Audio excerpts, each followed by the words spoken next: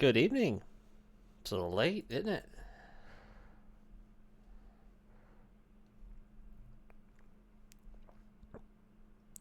It's another miserable day. It's definitely Friday. It's been a little, jeez, I hate how loud this is. I mean, I don't have a problem with it, but still, on my end, woo. You probably don't have to worry too much about it. Desktop, I have to go all the way in. It still doesn't seem like it's that bad, but for me, woo, it's loud. I don't know how to feel about that. Anyway, I'll keep it here for now. Um, yeah. So yeah, my inventory's over, so I'm back. I'm back for a bit, which is good. I only work one day next week, Monday, and then I'm off the rest of the week, and then a little bit beginning next week. So that'll be something interesting. I will try to get through this game. I got a couple other games that I want to play around with. I believe the original Valkyrie profile is finally there, and I can just download it and start playing that. That'll be pretty cool. I don't know. There's a couple other games like I was thinking maybe playing Fire Emblem Engage. I'm not sure. It's one of those things where I got a billion different things that are going on, and they take a little bit of precedence. I don't know though. We'll see.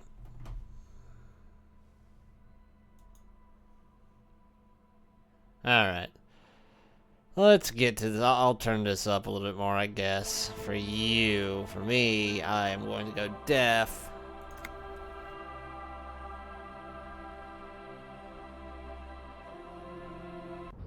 It's picking up on my my microphone quite a bit too.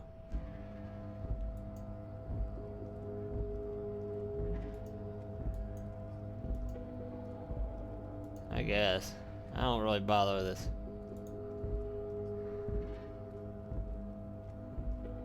Man, that weird ringing is annoying.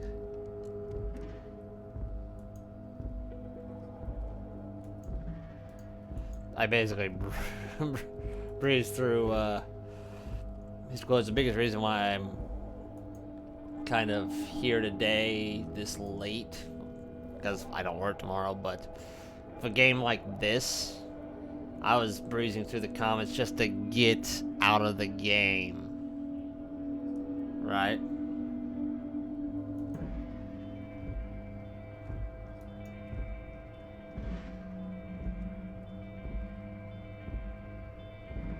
And I lost a little bit of exposition. Don't get me wrong, I don't think he was going to say anything valuable, but it does bother me a little bit. I couldn't quick save it or couldn't just have him like shut up for a few minutes. I had to basically run through it because I had to pick up my girlfriend, but now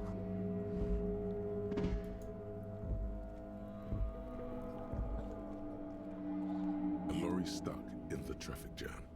This big, heavy Grad-made machine is well kept for such an old machine. The windows are clear. They've been recently washed. You can see a lorryman's cabin with personal belongings, stickers, insignia. The driver has adorned his space with a substantial collection of peculiar paraphernalia.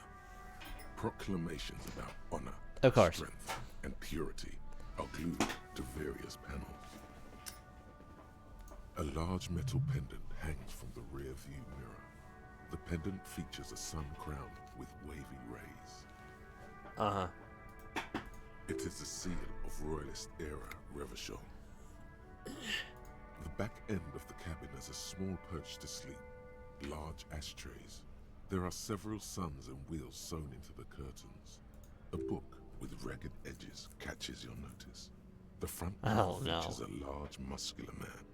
The title reads, Man from Eamdal in the Lost City of the Pygmies. Not this again. I don't know if Eamdal is. Racist nationalist paraphernalia. Not unusual in this part of town. This is our guy.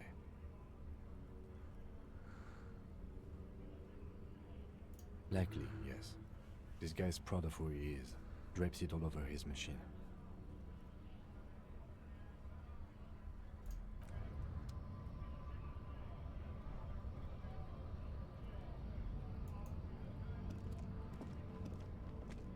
Avec, of course.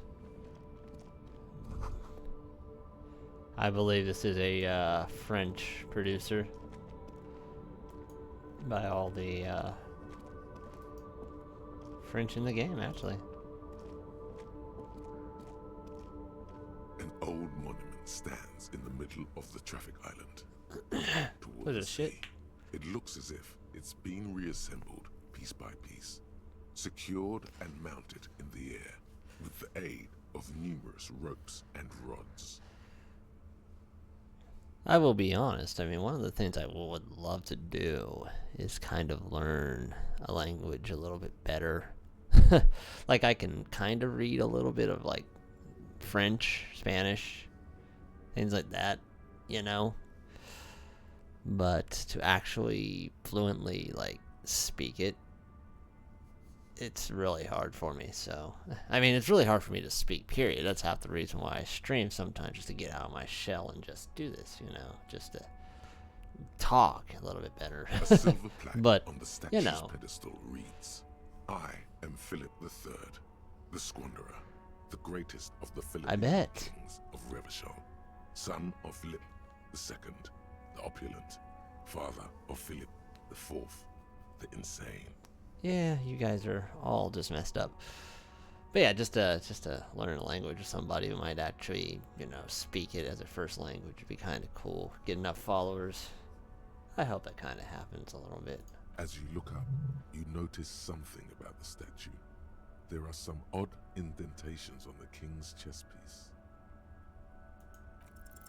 Even by the standards of the Philippian kings, old sumptuous Philip was known for his profligacy. Well, he blew through the whole national treasury, Sounds like starting the the type. decline of one of the penultimate century's greatest superpowers, the suzerain of Revachol. Mm-hmm. His own maladministration foreshadowed the fall of the monarchy. During the anti-centennial revolution, an end to his family line and the monarchy on the Insulindian Isola.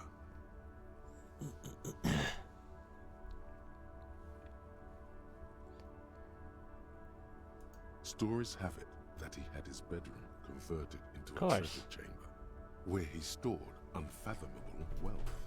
Krugerrands, bars of gold, ornate weaponry, armor, and various chalices. He called it the Sol Aurum. It was obscene. There were whispers he slept on a huge pile of gold-dipped feathers, like some obese dragon, instead of a bed, like a normal person. Yeah, no wonder everything went to shit. But wait, you haven't even heard about his fabled cocaine addiction. Okay, this isn't, you know, this isn't... Oh... I don't want You to see, say it. old Philippe wasn't just good at squandering the national treasury on gold and ceremonial weaponry. He was also a prodigious snorter of nose candy. That's what the revolutionaries said 150 years later, right before they How emptied legendary. out the royal mausoleum and dumped His Majesty's mortal remains in the Insulindian Bay. His Majesty's courtiers said it helped him connect with the Oh, no, higher there. realms. Cocaine Yeah, thank you. beneath the cold waters of the Insulindian Bay, thrown there by the revolutionaries after they cleaned out the royal mausoleum. The original was blown apart by communards, then further damaged during the landing of the coalition's airships during the turn-of-the-century revolution, when Martinez was leveled. Most historians think the coalition's hasty landing may have ultimately saved the statue. If the communards had more time, they would have reduced it up to even finer pieces. Oh. Some years ago, a group of liberal, artistically inclined individuals, designers mostly, thought it would be ironic to restore the statue of the most wasteful ruler of Riverdale in the poorest part of the city. Irony. The statue is supposed to capture the moment it was blown apart, like an instant frozen in time, a rare butterfly trapped in amber, floating on a sea of shit. People in Martinez tend to disagree, as do many prominent art critics and thought leaders with more nuanced social awareness. I don't care. Than young ironists. Philip III, the Squanderer, however, with his bronze face up in the air, doesn't seem concerned about what the hoi polloi think of him in death. No shit. Not that he ever did in life either. Something with great kinetic energy seems to have impacted the cuirass around where the heart is. Bullet? Yay. Someone shot him in the heart. Interesting. Okay, I can't see it, but I take your word for it. Well, Martinez is riddled with bullet holes. This place saw a lot of action during the revolution, but the statue is recently renovated, so maybe a joke? Target practice or a political statement?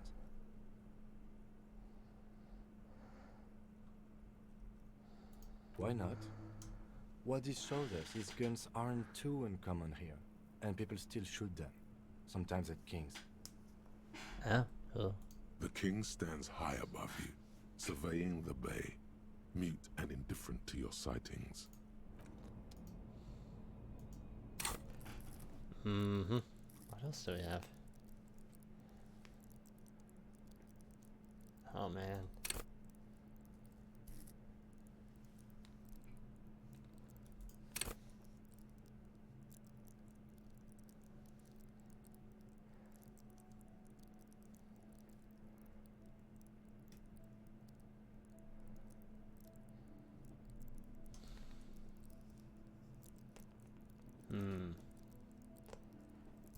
Some of these paintings. Visual calculus. That seems a little weird. Like, you know. A pretty decor. Pretty decor, whatever. You know what I mean.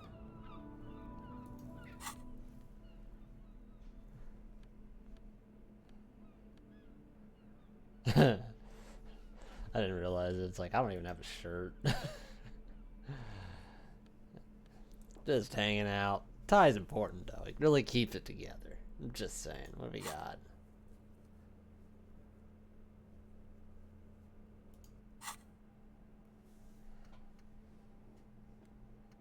Sure.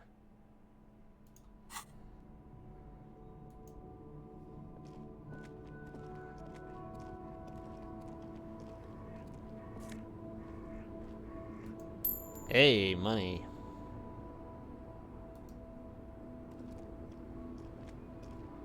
The small, wrinkled woman does not greet you. She nods along to something on her radio. A photograph is clutched in her hands, and there is a warm smile on her face. Want to ruin her day? The photo, an ambrotype from the turn of the century, as golden as her smile. No response. Wherever this woman is, your words fail to reach her. Wait. She's just a distracted old woman. Better to leave her alone. Fine.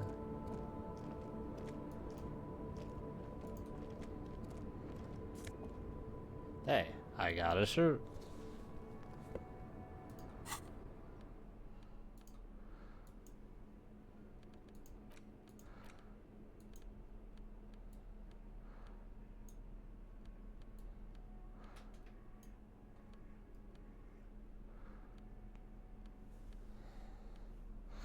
I mean, I'm sending it now, huh?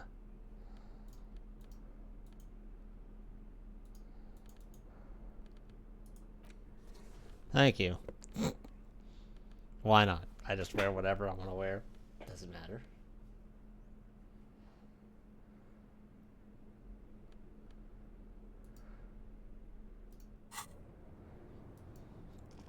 Not so cold anymore.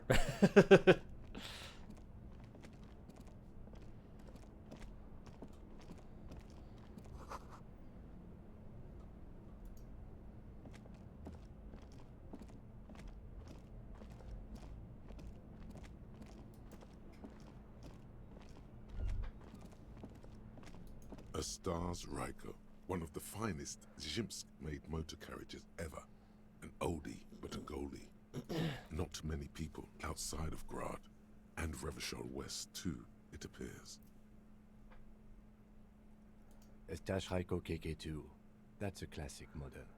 Never thought I'd see another one repainted after what happened last time. No, only that the motor carriage is typically baby blue. The colors of Sigismund the Great, an Oh, of ancient course. Zhimsk ruler. His banners were famously zephyr and white. The colors of the Stars Ryko.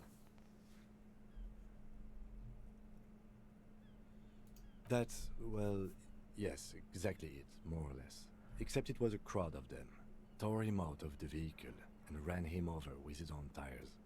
They said it was an honor killing, Hussar style. The James community protested the trial, flying the colors. 5,000 came to protest. Correction. 4,395. The fourth largest public protest of a criminal trial in Revachol.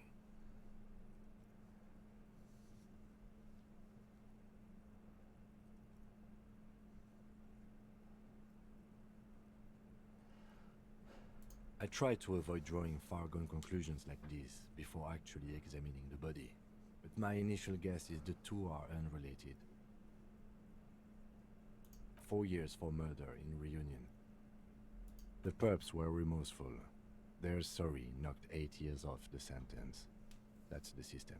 No, of course. 4 years and not 8. Okay. The prisons in the greater Revachol Industrial Harbor are already full.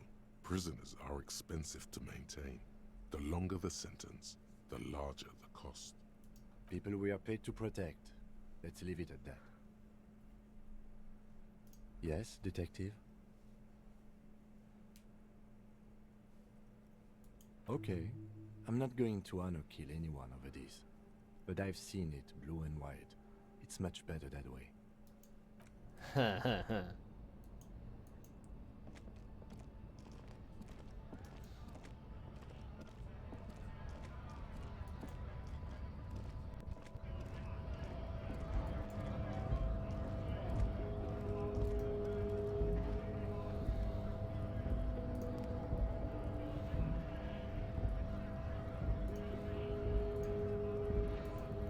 Let's see what we got here.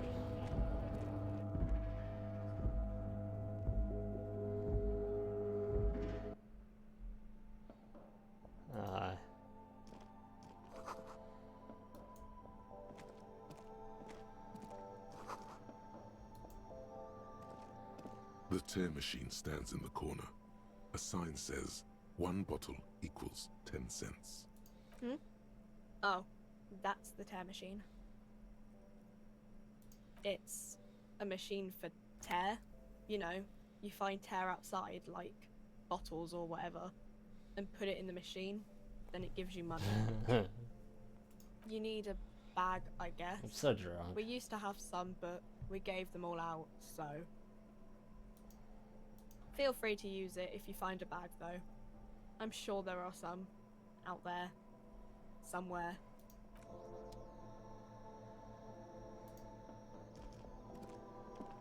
You see several packaged raincoats fill a low shelf beneath a display of croissants and juice bottles. The raincoats are transparent, except for the big Fritta slogan on the back. 3 T's. The packages are small, discreet, sloppily stacked, making them easier to take unnoticed. No need to worry about knocking over a display.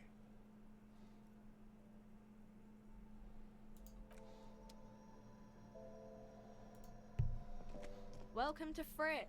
Feel free to look around or something. Everything is out on the shelves. What's that magazine she's reading? You mean this? This is Pop Stars. It's got, like, famous people in it. It's not for sale. Looks like it also has something called Police de la Mode, featured on page 34. This speaks to you.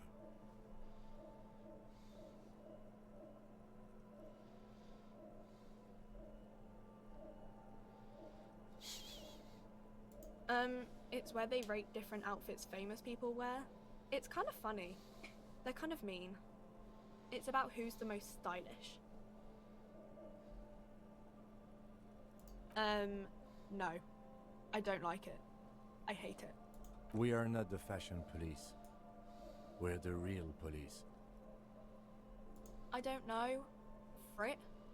What? See, same thing as me. I think they think that the extra T makes it funkier. It doesn't. The story goes that normal Fritta, with 2 T's, a men's workwear shop in Vredefort, was already taken. So when Fritta Retail Inc. grew into a multinational corporation, they had to add an extra letter to avoid trademark infringement. That's how it works, right? Obviously. Okay. I'm not really supposed to be chatting to anyone, but I don't really know anything. I mean, I know it's there, but I haven't seen it, so I don't know really long. I don't know. No need to worry. It's just standard procedure for us to ask around. If you hear anything, let us know, okay? Okay. Not really. No. I didn't know him at all. Uh-huh.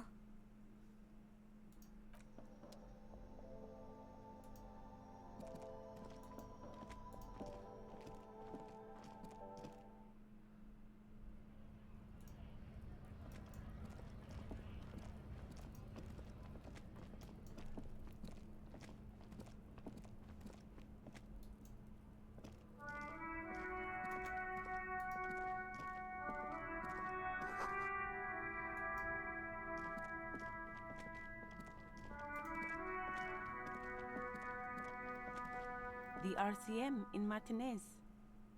What can I help you with? We don't see a lot of police around here, that's all. Of course. What can I help you with? Excuse me? Oh, well, I didn't write it there. I'm just sitting here. Okay. Me? I am just a gardener. I am working. I have a greenhouse in the yard there. Well, as you probably know, there's a corpse hanging from a tree there. It smells pretty bad, so I have to take breaks. It's still working even. Don't worry, miss. We are here to clean it up. You can get to work soon. Mm-hmm. Thank you. My head is about to explode from all the salts I've had to inhale. Salts? Ammonium salts. Perhaps useful for later. Since the street sign's messed up? Okay. What do you need? It's there. In the yard, right through the hole in the fence.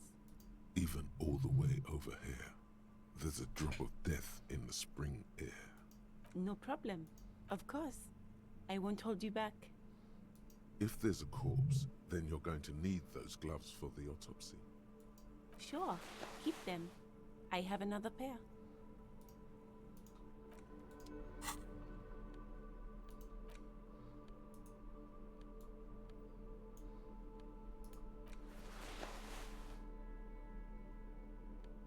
Oh, okay.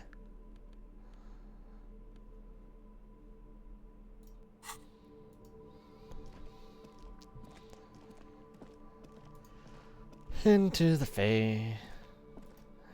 Into the fence. Oh, okay.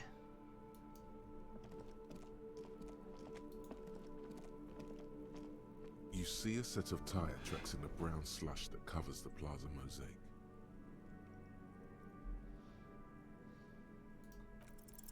The tire tracks were left here by an unknown event that took place some days ago.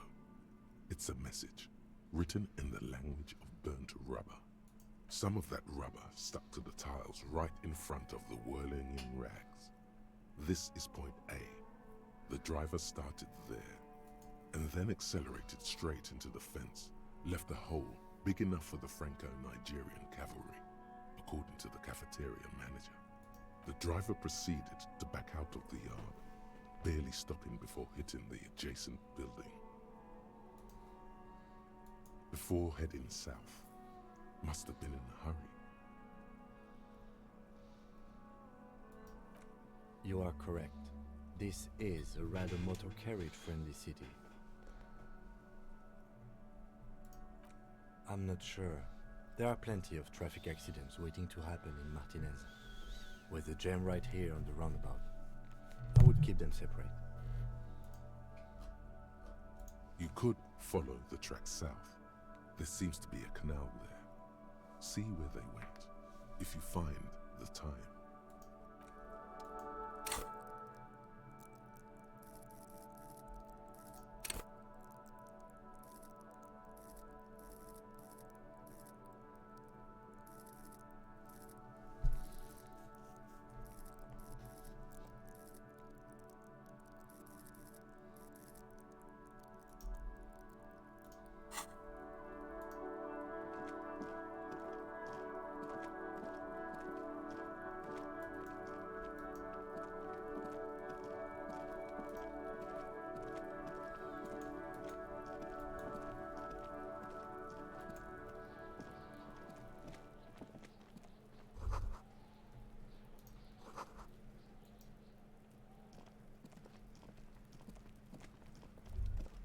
Kuno's got this.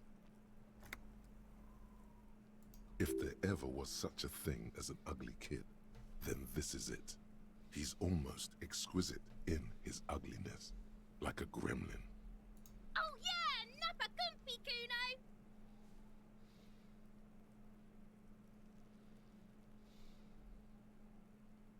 Right in the dick, Kuno! Get him right in the dick!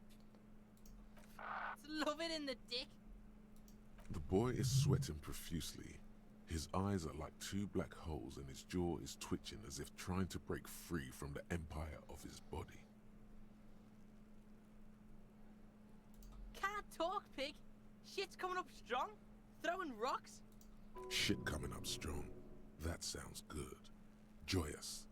You should hang out with this kid and see what that juicy shit is all about. I mean drugs. The kid's on drugs. Yeah, Kuno! Ride the lightning, Kuno! Kuno's riding it, see? The rake, Kuno! You should throw the rake at him, Kuno! The fuck does Kuno know what a rake is? Kuno's not a gardener.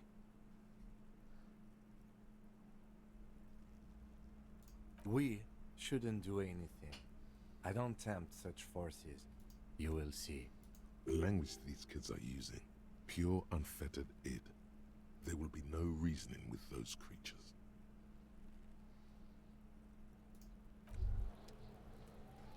Hey. Psst. Yes, you. Word on the street is you're ready to start building communism again. Yes, you're ready to start building communism again. Okay, why not? Whatever. They built it before. Hasn't really worked out yet. But neither has love. Should we just stop building love, too? Good. We need tender men like you building gargantuan communism. Where's this coming Word from? on the street is it's going to be 10,000 times larger than any communism previously attempted by human beings. Is that right? You keep saying things like, down with the bourgeoisie, eat the Did I? rich, sodomize the landowners, impale all people who have more than 25 real in their pockets, literally murder all human beings regardless of their political beliefs. That kind of stuff.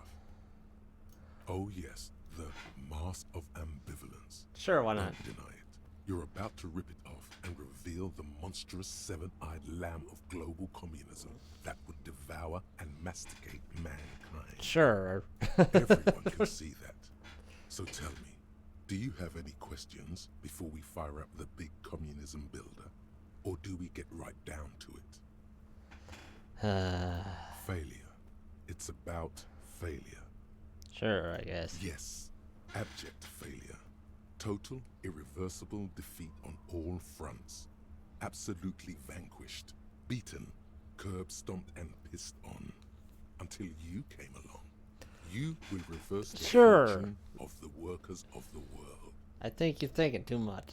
You alone, against every living thing, against every human alive. 800 trillion real in the hands of an impossibly well-organized ruling class. Towering city blocks of bankmen who have the ears of prime ministers. Million-headed armies of nations and the love of your own mother. Okay. You against the atom, the charm and the spin, where the whole world failed. Matter failed to bend to human will. Human will failed to get out of bed and tie its laces. You alone, single-handedly, will rebuild the dreams of the working class. You are the last communist. I don't think that's going to be a Tom Cruise movie. Now get to work, comrade. Oh yeah, get the firing squads and the animal wagons ready.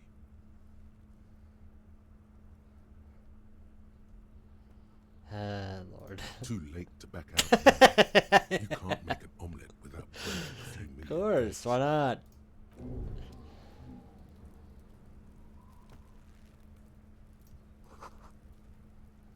Whatever. The corpse looks at you with bulging white eyes. The face around them does not look human. It's swollen and ready to burst. His lips are fish-like and his tongue like a ball gag in his mouth. You seem to be holding your breath. A cargo belt twists his neck at an unnatural angle. The body below appears stiff. It's letting out an ungodly rot. The smell... Active decay. It's okay to throw up, officer. No one is judging. He's about to blow! Cop's gonna blow, Kuno!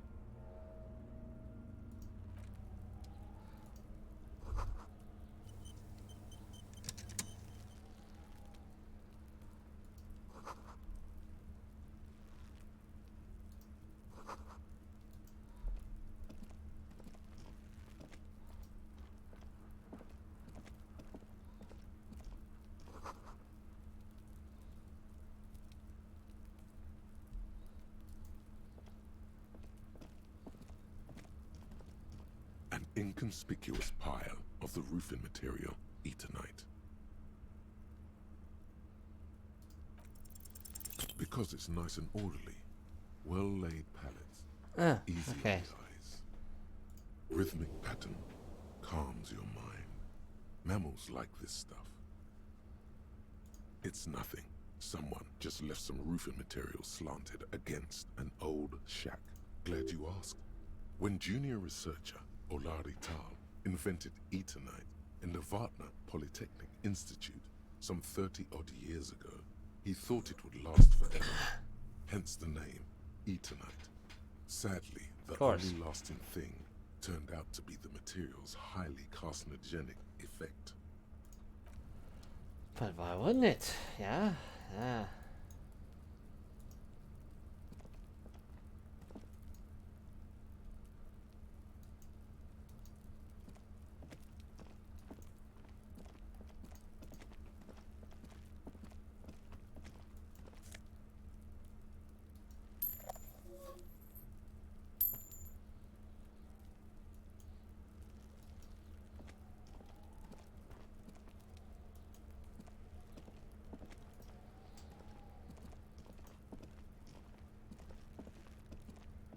This trash container is locked. The sliding lid has a padlock that says, whirling in rags. Well, it is a container. Maybe you're prioritizing it. I mean, I do like containers. We could try using a pry bar. There's one in my motor carriage, or we could ask for a key from the manager of the Whirling in Rags. He probably has one. He might also have information. This is better than the pry bar idea. Kuno, the pig's getting pretty close to me. Come to snuff my shit out, I think. Looks like it's time for me to go, Kuno. Pig's come to take me in. I'm going away for a long, long time, Kuno. Going away for life. What's on there? Fuck are you trying to pull, pig?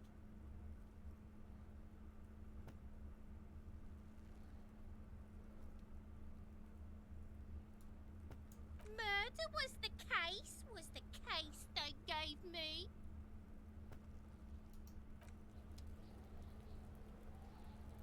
I'll die before I squeal, pig. I come from the woods, good Davidu. You don't want to go there with me. You don't want to see what I've seen. Are you sure? Don't be traumatizing here. Get the fuck out of here. Oh, yeah? I'll die before I squeal. What's this kid shit? Fucking mind games. I'd rather die than squeal. Get the fuck out of here, face. So it's a girl. Interesting. I'll die before I squeal, pig.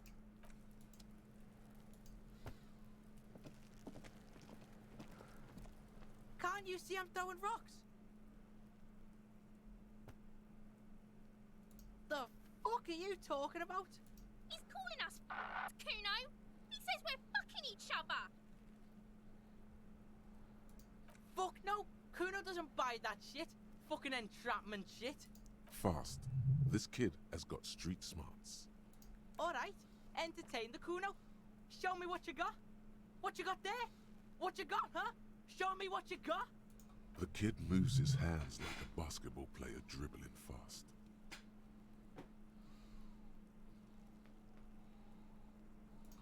Kuno's Kuno, pig. It's always Kuno, never I. Clearly the kid's using the third-person perspective as a shield. Kuno doesn't do that smart shit. Don't throw that book shit at Kuno. Kuno knows you're lying. Trying to get Kuno hooked on the book. Watch out, Kuno. He's trying to fiddle you. He's gonna put his hands on you. Help! Pig's got Kuno. Help! Rape! Help! He's got the Kuno, help! Everyone can hear. You need to get the hell out of here before. Help! He's digging his dick out! Escalate, Kuno. His dick is out. You're afraid. Pigs in here, Kuno! Somebody, please! How did we get here? How did this happen? This makes no sense. There may still be a way out. Just appeal to his reason. Help! Miss, he's flashing Kuno! He's showing his genitals! If you don't help Kuno now, it'll be too late! Well, whatever. Look. For emphasis, a ghost is saying this. A shit-eating psychopath. I know you wanted to hit me. You got that? I'm gonna fuck that. Relax. He can't read your mind. He doesn't know you were thinking that. There's a dead body, remember? That's what you were doing here. You're a cop on a case.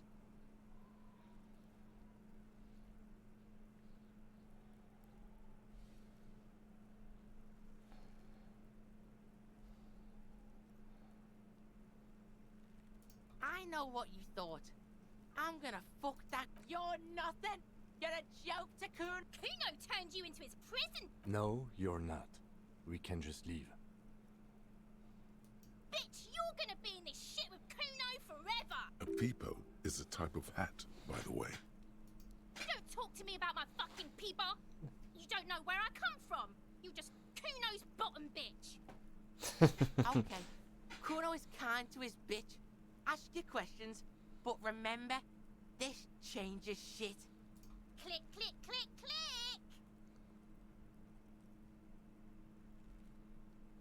Kuno doesn't fucking. Yeah, I know you don't. Let's go do some other things. You can keep on throwing rock on the body. I don't really care. Kinda did want to punch him, but that's alright.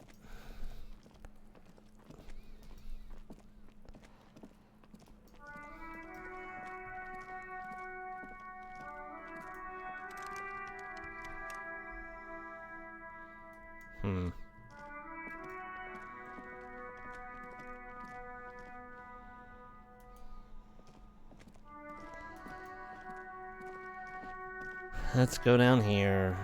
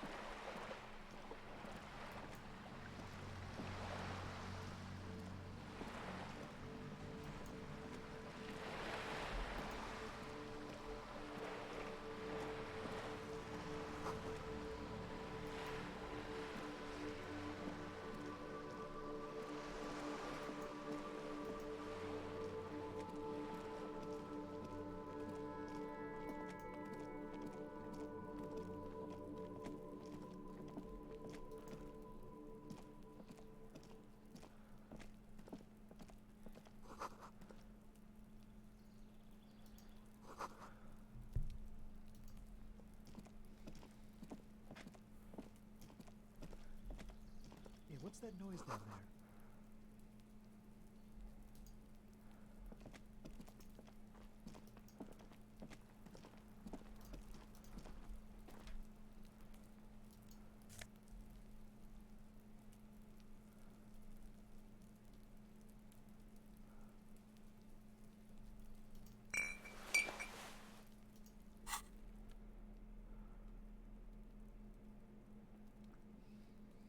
Hmm.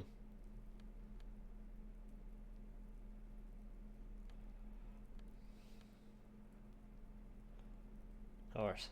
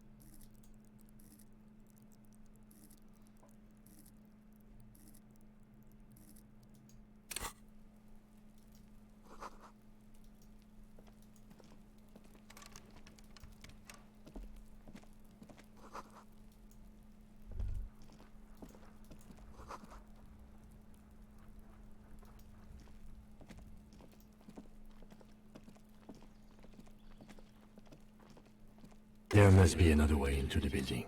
That is It's loud. been a week and now they show up? You see a young man on a balcony nursing a cigarette. His eyes have been following you for a while. Not looking for any trouble, officer. It's the voice of someone who has something to hide, my liege.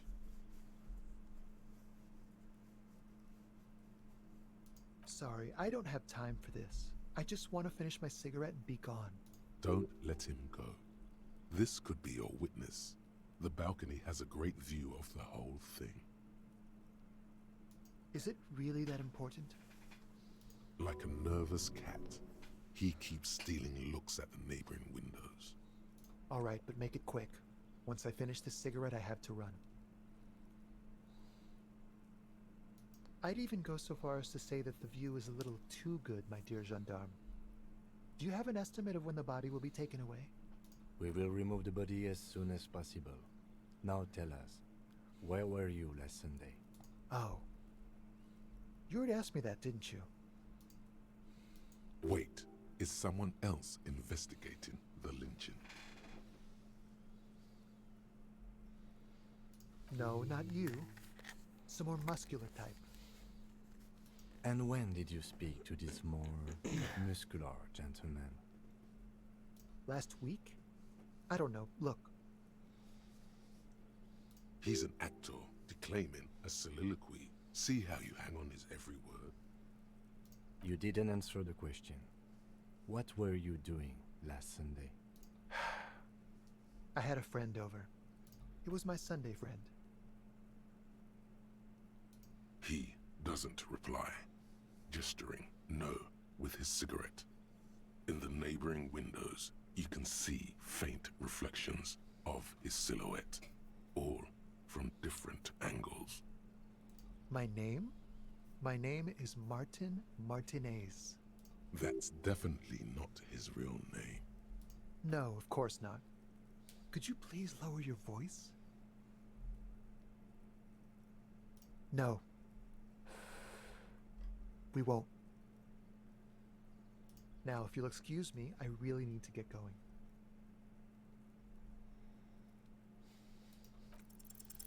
This isn't the place or time for questions. Who knows who might be watching from the distance, hidden behind the curtains? For a moment, the man on the balcony seems almost vulnerable. Something moves in the depths of his feline eyes. Compassion and a hint of understanding. I am sorry, but I really don't have the information you're looking for. But, hold on, what's that? For a split second, his hand lingers, as though gesturing towards a stone placed right next to the front door. It's a sign. Good luck with the investigation.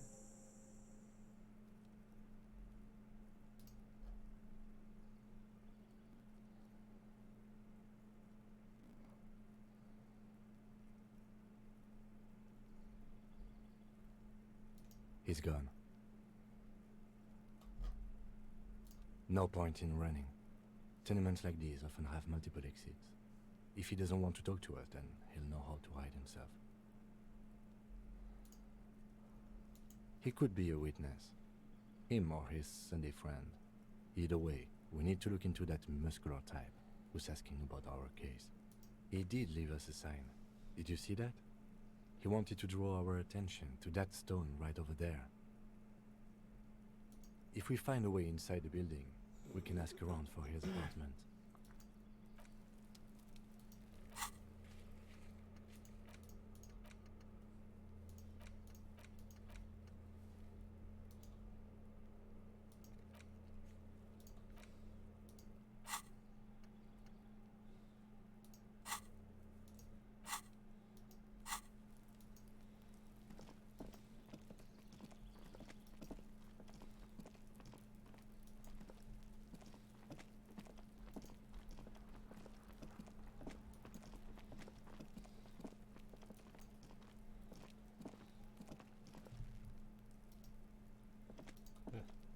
Are you trying to sneak up on me?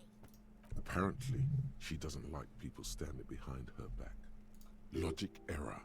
She is not sleeping right now. Pig's come to take me out. Trying to snuff me out. Don't get fucking clever with me, pig. You think you're so clever. Trying to sneak up on...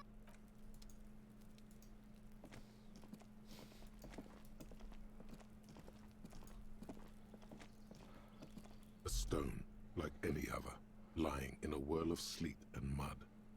Maybe there's something under it. There's a key beneath it, rusty from the dirt. This must be for the front door. Pity doesn't have the apartment number on it. This building has many apartments and the man can be in any of them. We'll just have to go in and see.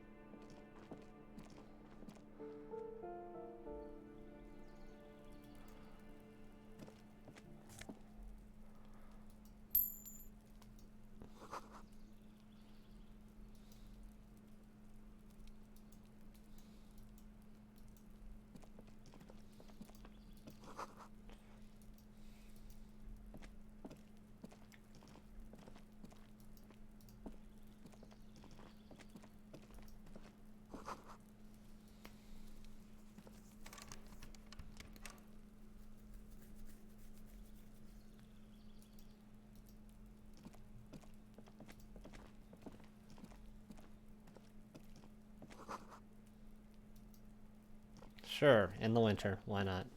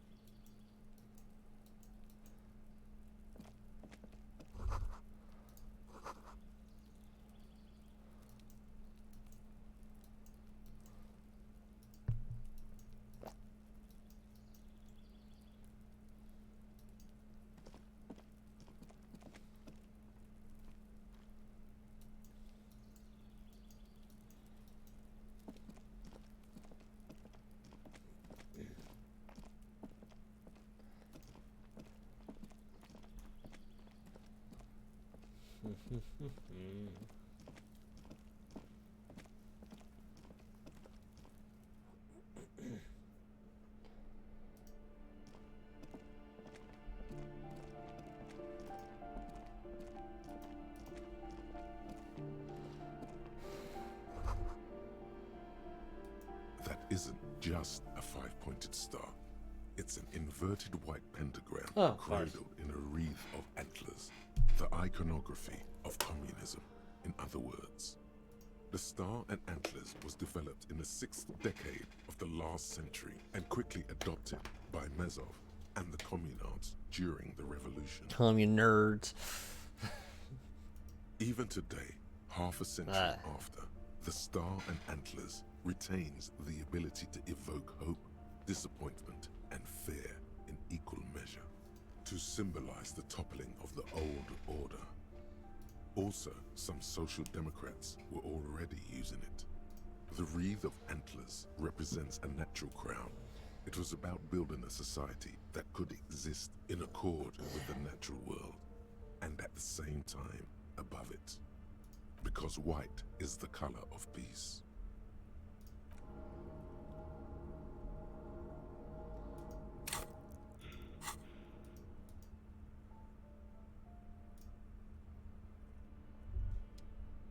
Despair creeps into you, getting fat on your weakness.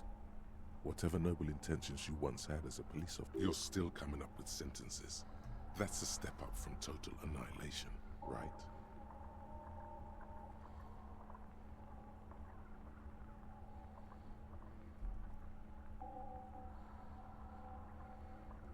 Fuck me? Please leave the rage you have for after we finish the investigation. Nothing you can say would make you feel any better now. Cop gives up the detective genre for...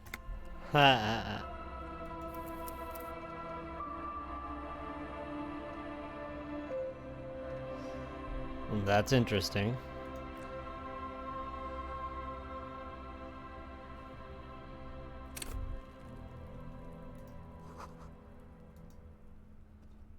I guess I don't have to do that anymore.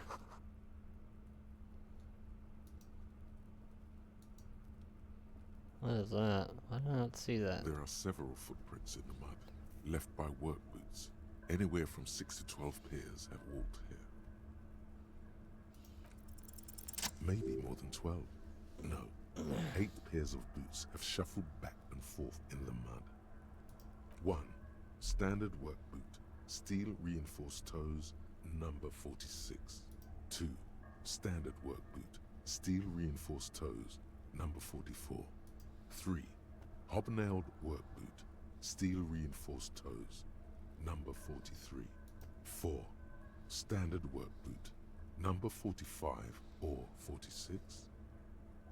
5. Another standard work boot, steel reinforced toes, number 44. 6. An aberration, light as air, even pace, same make of boot, but number 41. Impossible to tell. Could also have been an adolescent. The gait is undeveloped. 7. The glowing outline of a standard work boot, number 46. But the imprints are twice as deep as the others. The weight exceeds 200 kilograms. 8. And yet another standard work boot, number 44. There's an aberration in the pattern of the sole, however. The right sole is smoother, more worn. How many?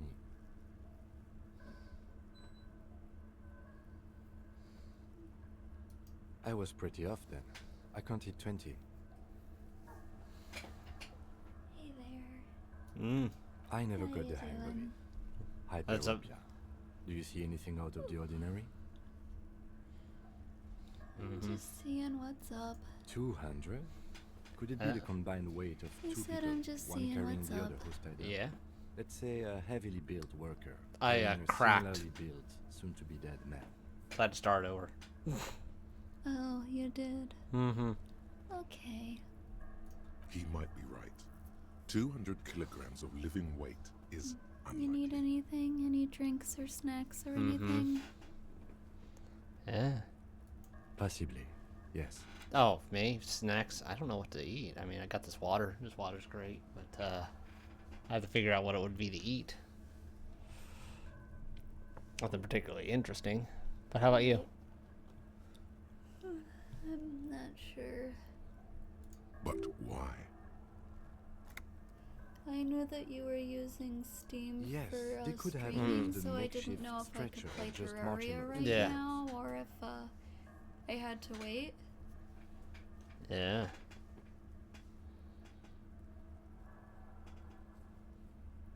Even That was easier the to other carry on the reason street I Yeah. was in here to or between ask. two men. Anyway, it's for future was that? consideration. Oh, I said What I else knew can you you were see? using Steam to do your. Yeah, I was. This is Steam. Sorry. Yeah, so I didn't know if I could play Terraria or if I had to wait. I don't know. I've never. It probably would kick me off my thing if that happened. I don't know. I A didn't woman know or a either. kid? Understood. So Anything that's else? why I didn't try. Yeah. Interesting. Let's name That's it the alright though, I Otso. can just knit. It's fine. You can always knit here if you want. Someone operating a workbench with a It pedal? is a bit warmer Like a in joiner here. at the harbor. Mm-hmm. Or maybe a drummer? Alright, I'll Yeah. bring my knitting in No, here. it's not. Forget I said it. We Uh-huh. are not looking for a drummer. Perhaps it could be a driver. A driver would wear out the right shoe before the left. The accelerator is on the right. We should keep our eyes open around the traffic jam. See whether anyone strikes out as a potential suspect. Seems prudent, no? Mm-hmm. A week, maybe? 7 days would fit the time frame provided to us by the caller, who reported the hanging. It is not impossible. I pulled last week's forecast for coastal Havashon. 7 days below freezing. The day before, the day of his hanging, was the last warm day. Correct again. Sub-zero temperatures would preserve the tracks in a good state. The commotion here could have taken place a week ago. What do I think? A mob of people brought something heavy to the tree. One of them was carrying the victim. They shuffled around, especially under the tree. Then, after hoisting him up, they stood in a semicircle facing his direction. At first glance, this appears to be a lynching. Indeed, they all stood in a row here and looked at the tree. Yes, everything fits so well. Carried him over, hoisted him up, watched him hang. This is easy. The lieutenant's eyes narrow. He's thinking to himself. Either way. What else?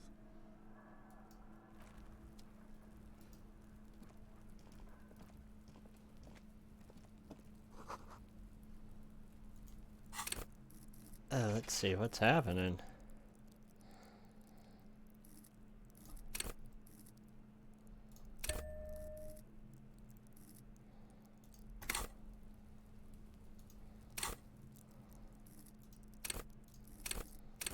Alright, that's cool.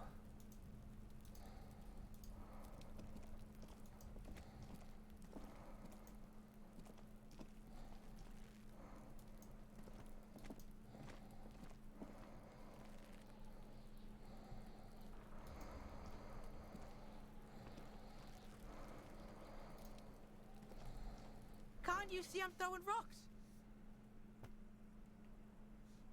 Alright, entertain the Kuno. The kid moves his hands like a basketball player dribbling fast. Shitload pig. What's your question? Don't tell the pig shit, Kuno. This is where you quickly ask him questions. Real cop questions like a cop.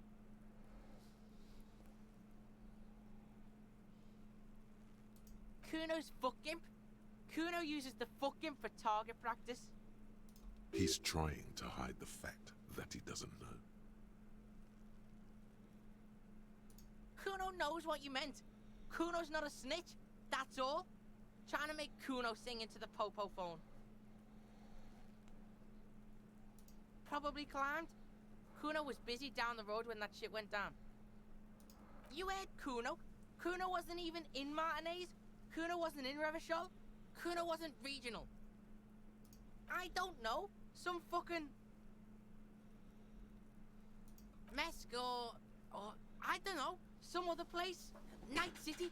Kuno was in fucking Night City. There is no Night City anywhere. That sounds like the name of a city in some pulp science fiction novel.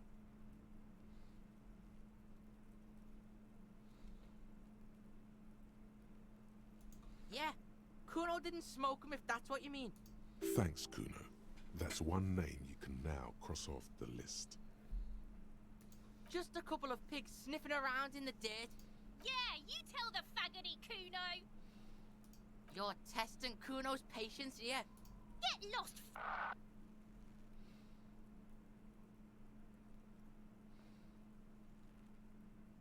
Kuno doesn't fucking care.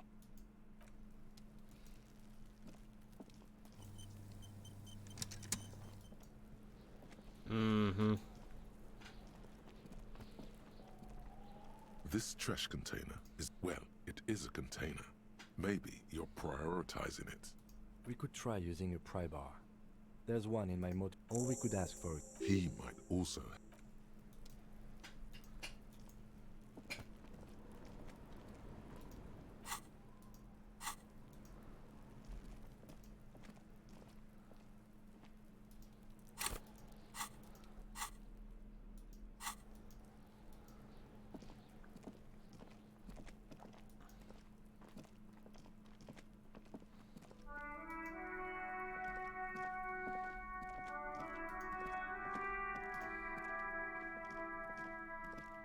The tracks are as they have ever been. A bit more worn, perhaps.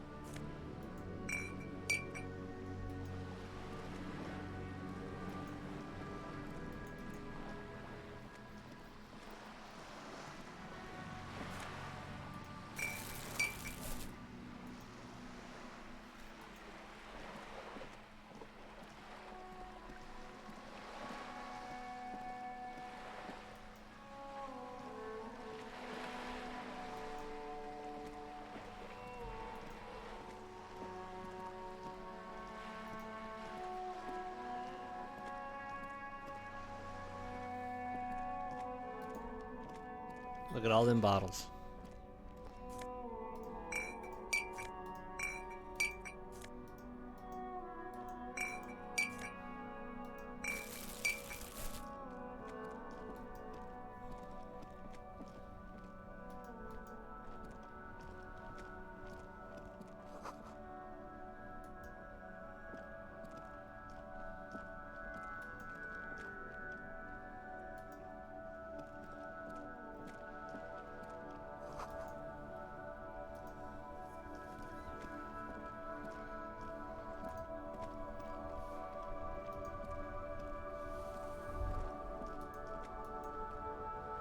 Yes?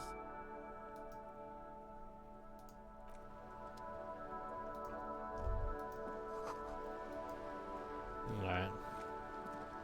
Have you no shame? Whining about your back every time you bring out the measuring tape. René, you're a man with a fork in a world of soup. Please, let's just try to enjoy the game, alright? I'm trying to, but you keep breaking my concentration. You're old. I can see that. We're both old. Now stop grabbing your ass like it's a girl. These manly men are playing balls. This is a ball game. Grab a ball and play it. Don't ask questions.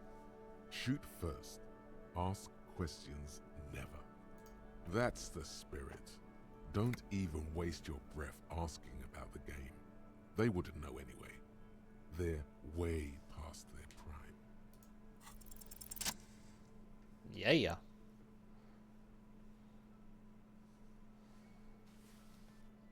With the gloves. You are immediately surprised by the ball's lack of weight. No matter, you'll make it work. The cold metal ball is surprisingly smooth against your neck. It has a pattern on it, probably a sponsored ball. Yours would only be covered with bumps of learning and scars of victory. Already your muscles are adjusting to the weight, the nervous system calibrating, until you and the ball have merged into a single entity. The man ball is ready. A chilly breeze ruffles your hair as you stand there, feet firmly planted. All sounds, smells, even the wind, everything fades until the only thing left is the union of man and ball. An embodiment of pure motion, a fine-tuned locomotor running at maximum efficiency. Behold the fear and confusion reflecting in the eyes of the two feeble geezers. They are in awe of your superiority. You Okay. are a god to them.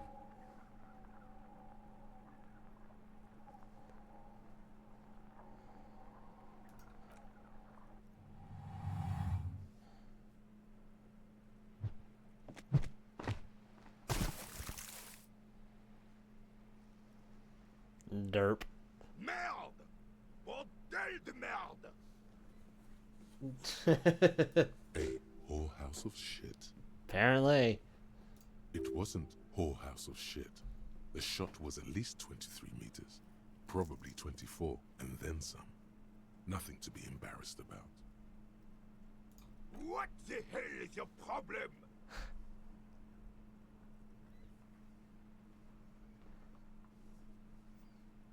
I don't care if you are a cop. You do not just ruin someone's game. It's so goddamn disrespectful. You vandalized our game, son. We can't play pétanque with 5 bull. No, you don't. Our pétanque game is ruined. We want our bull back. Take it easy, René. This is just a misunderstanding, isn't it, officer? No harm done. Of course there's harm done, you orange slug. You owe us a goddamn bull. Good. Mistakes are forgiven, when men at least try to right their wrongs. I believe you will try. Now why did you approach us? Yes, why did you? It's unlikely to know anything about the Because murder. I want to be the ball. You never know. He might know something. This is a good vantage point.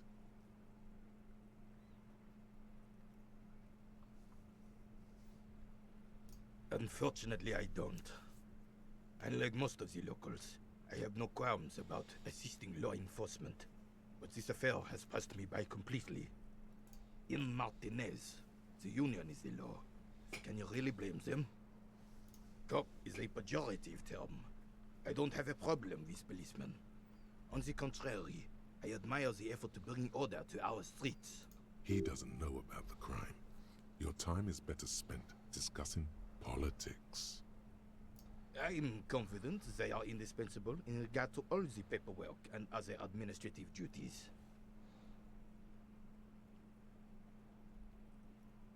But you must agree that nature, in her infinite wisdom, has made men more fit to perform certain, more challenging tasks, don't you? I don't know.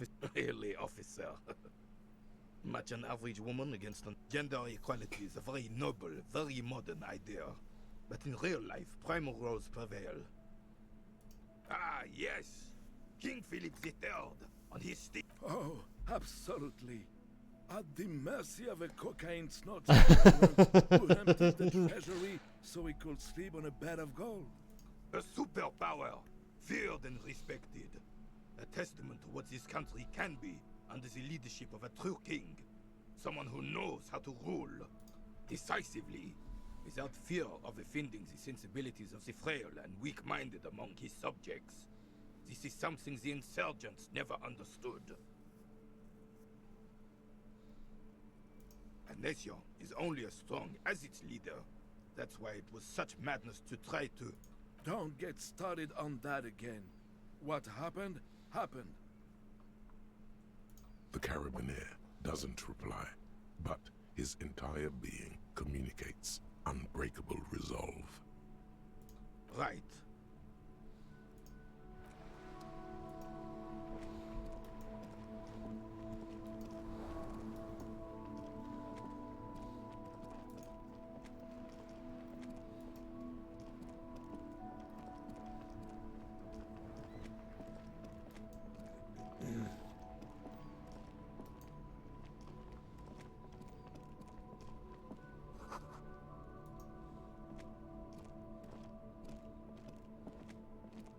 There are clothes inside.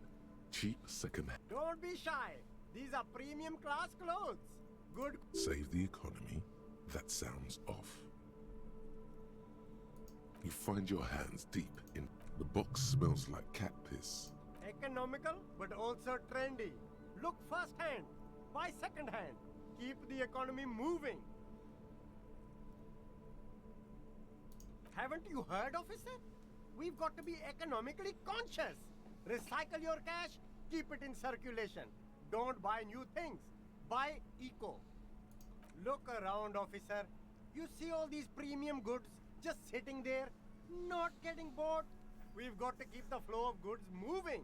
Is this really the economy we want to leave to our children?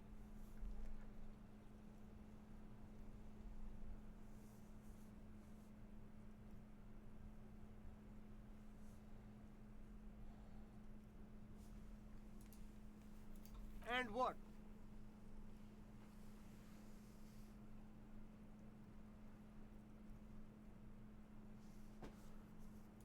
That doesn't matter. All that matters is the box. Something cold grazes your hand. Synthetic and sleek. A Good choice, officer. Mega sporty. And it's only $4.50 for you, sir. No.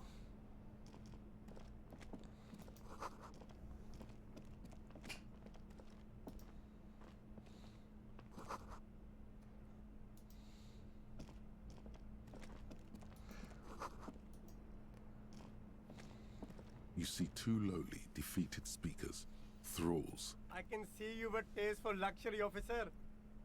a pair of Faun Ultras. Those sneakers, mister. Those sneakers are the latest Faun sneakers. Super air, super fine, super cool. Only? That's madness. Faun Ultra. We're the future. You remember the slogan from some magazine? There's a pile of cheap sunglasses. You like sunglasses, officer? I've got the latest styles. Abort. These are hideous. What's more, they... Damn, officer! You look like a mega secret spy!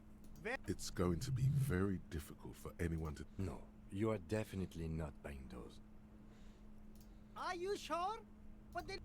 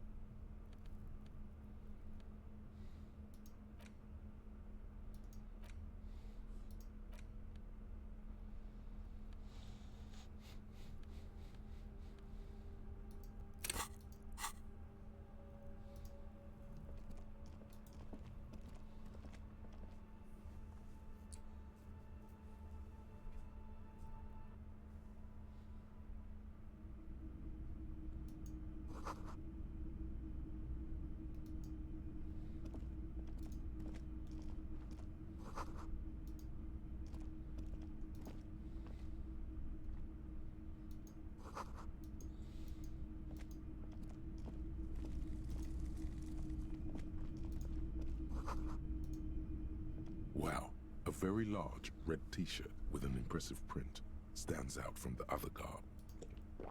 Oh yeah, the print depicts a muscled man striding toward you, a giant sword in each hand, encircled by burning embers. Behind him is a cluster of cabins engulfed in flames. Beneath him are the words, Heimdall burning. The antlers on the hood of the man's cloak and his piercing blue eyes are familiar. 2 real. That's dirt cheap. You should.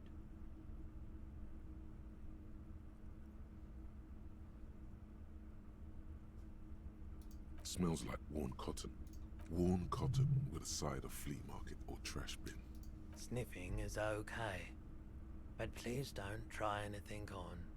It's the man from Heimdall. Walking away from his burning village. Yes. Huh?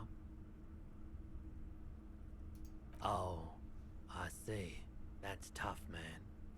I feel the same way sometimes. The man from Heimdall is the hero of a series of popular books based on a fictional version of Kotla.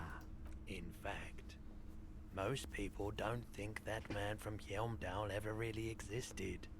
But they are wrong. Heimdall isn't a real place. Neither is the man a real man, of course.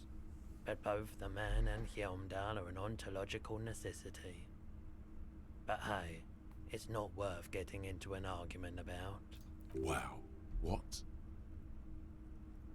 I mean, even if the man from Heimdall didn't exist before the adventure novels, the stories have made it so that he has. It's simple, really. How high are you? Okay. You sound skeptical. It's not that complicated. All that's required is a more robust understanding of cause and effect. Besides, I've been to Kotla, though not quite as far north as the Heimdall, and watched northern lights travel across the sky.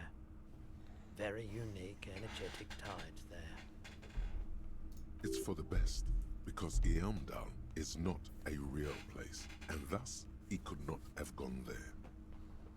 His theory isn't exactly incoherent, but its logic does suggest some unusual neural activity. Interesting.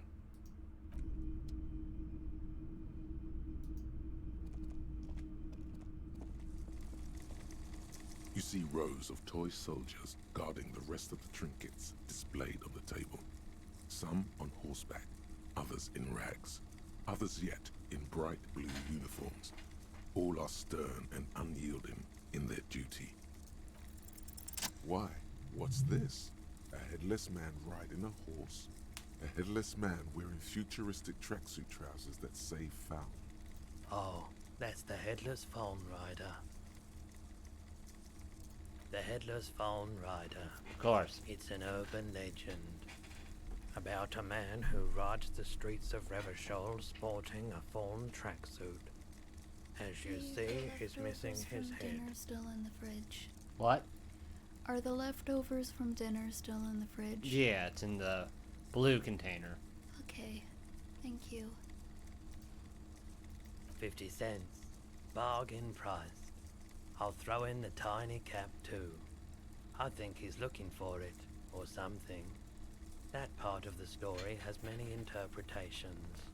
He lost his cap when he lost his head. Perhaps he's looking for the head. Did I mention that this figurine is supposed to be lucky? Always carry it with you.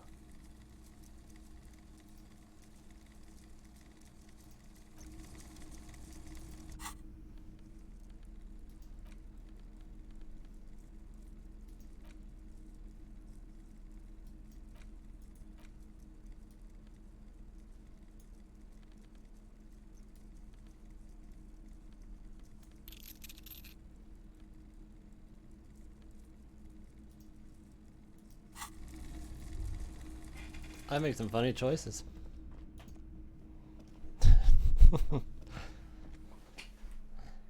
Yeah.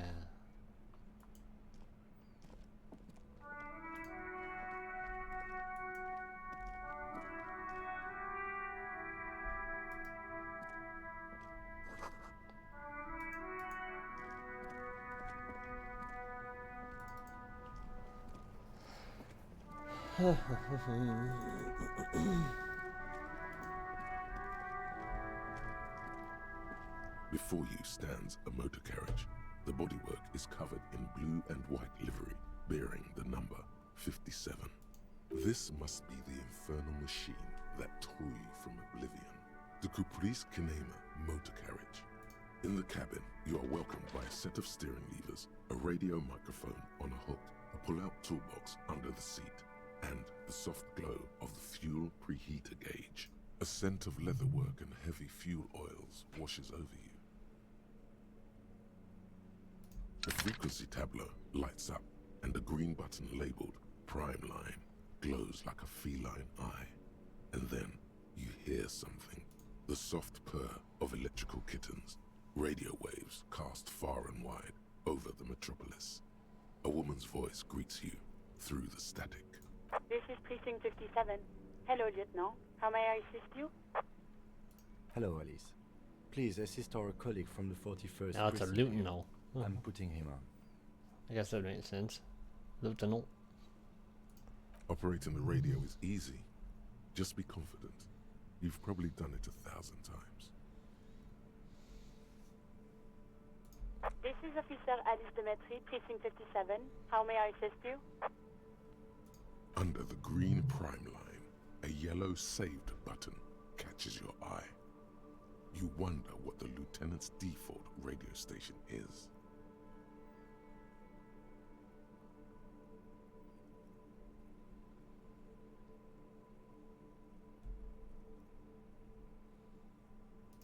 Just a second, officer.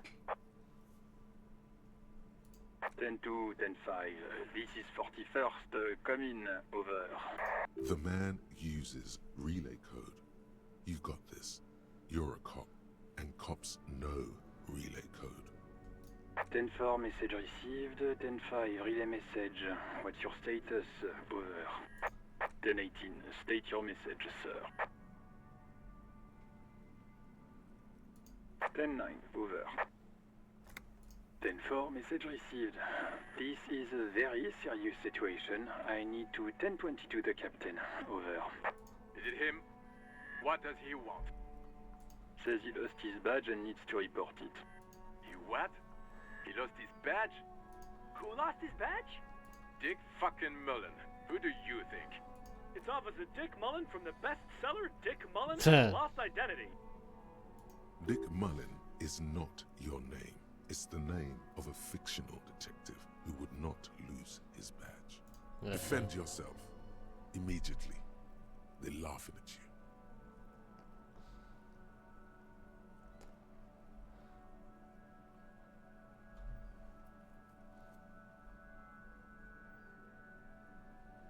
Stanford, I hear you, officer.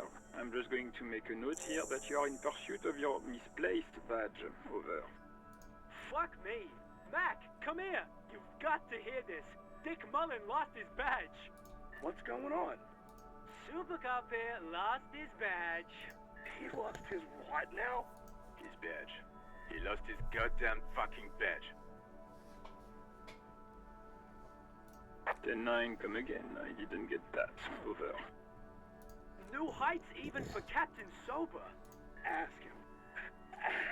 Ask him if he's lost his gun, too. Sergeant Orson wants to know if you lost your gun too. Over. Check your pockets. Check your holy fuck. What it is, do.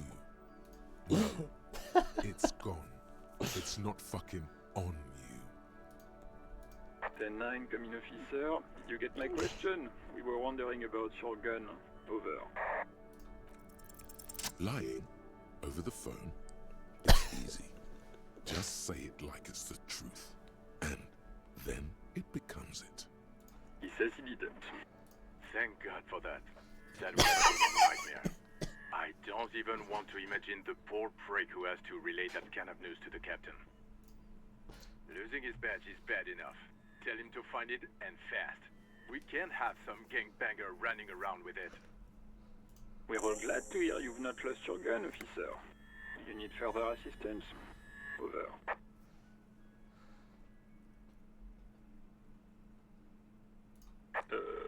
Okay, 10-4, sir. I hear you. Relay your question. Over. Wait. Before you say anything stupid, think it through. You're going to be looking at a straitjacket if you tell everyone you lost your memory. Be smart about this. Ask if he's there alone. 10-4, sir. I'm not hearing your question. 10. Excuse me, sir. Over. No, sir, I haven't. You're not really keen on mentioning your home life, so I've always assumed things weren't that good on that front. Over. Understood, sir. Over. Roger that. 10-10. Over and out. A metallic drawer slides out from under the seat. Take what you need, officer. It's going to be a long case. I'm not protective of my tools, like some men are.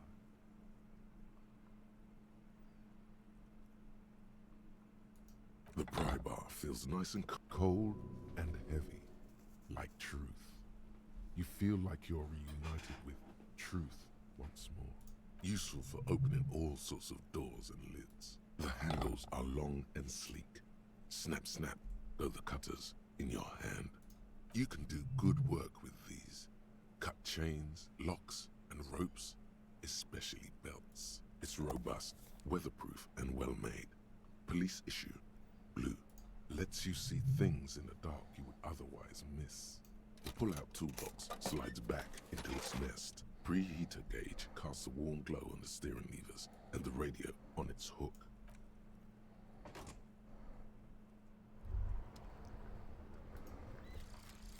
Hobocop.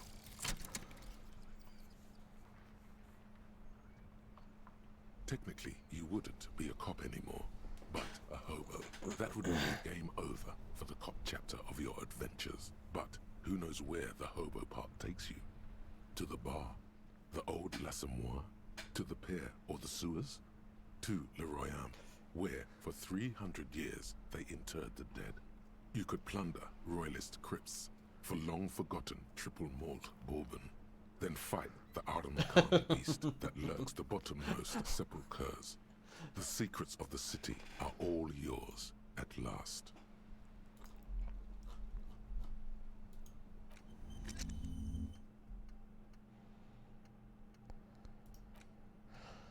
Oh, brother.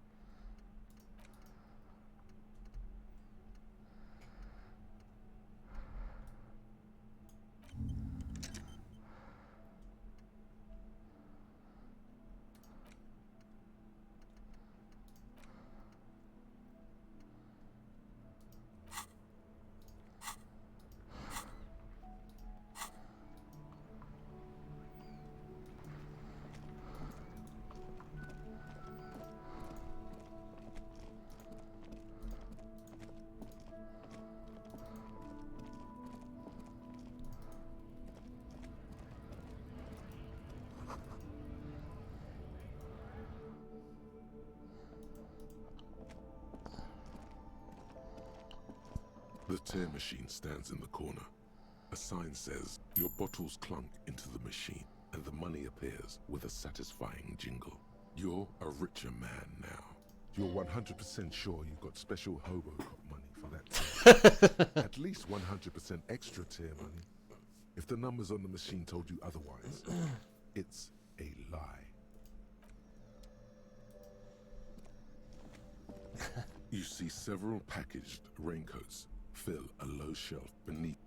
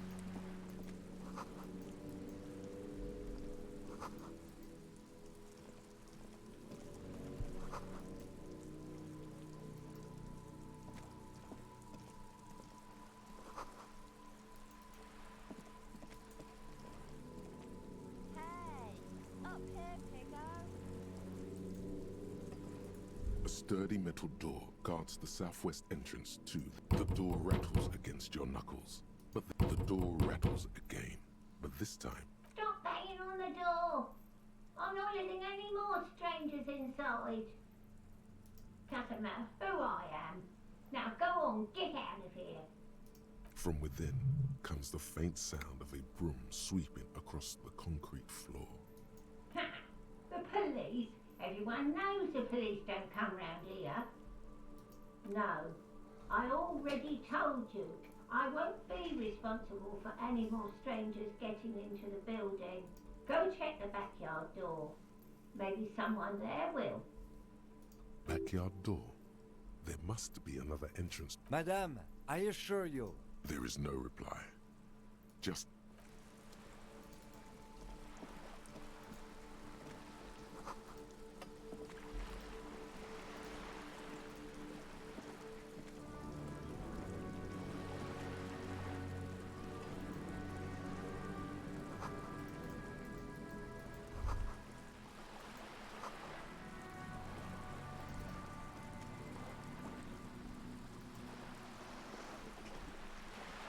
a striking woman leans against the cabin top of her sailing boat, smiling as you approach.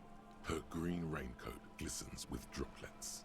A silk scarf is tied around her throat. Good afternoon, officers. I'm Joyce. Joyce L. Messier.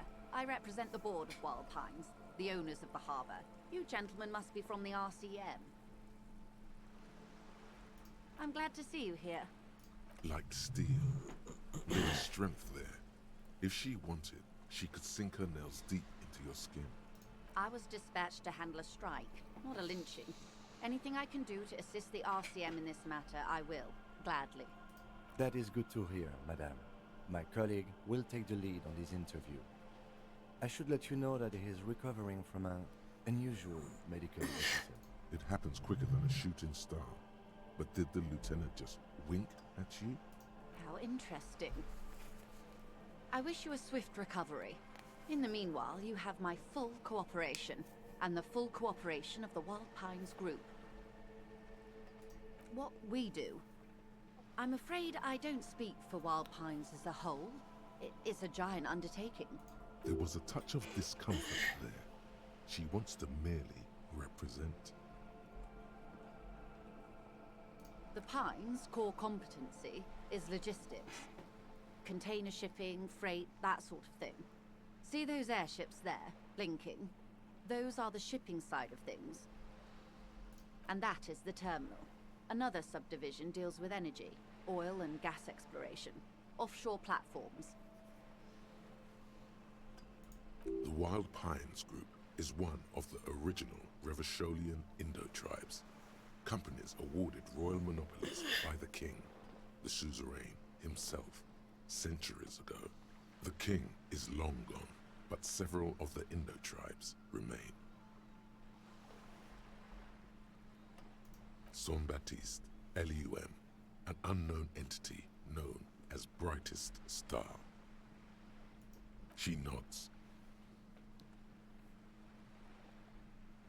Quite a few things, I'm afraid. The information I'm to share with you includes sensitive trade secrets. For the sake of my employer, I have to ask for your names and badge numbers. Of course, ma'am. We should have introduced ourselves. I am Lieutenant Kitsuragi from Precinct 57. And this is my colleague from Precinct 41. I'm afraid he doesn't have his badge. How curious. Why is that, Detective? I see.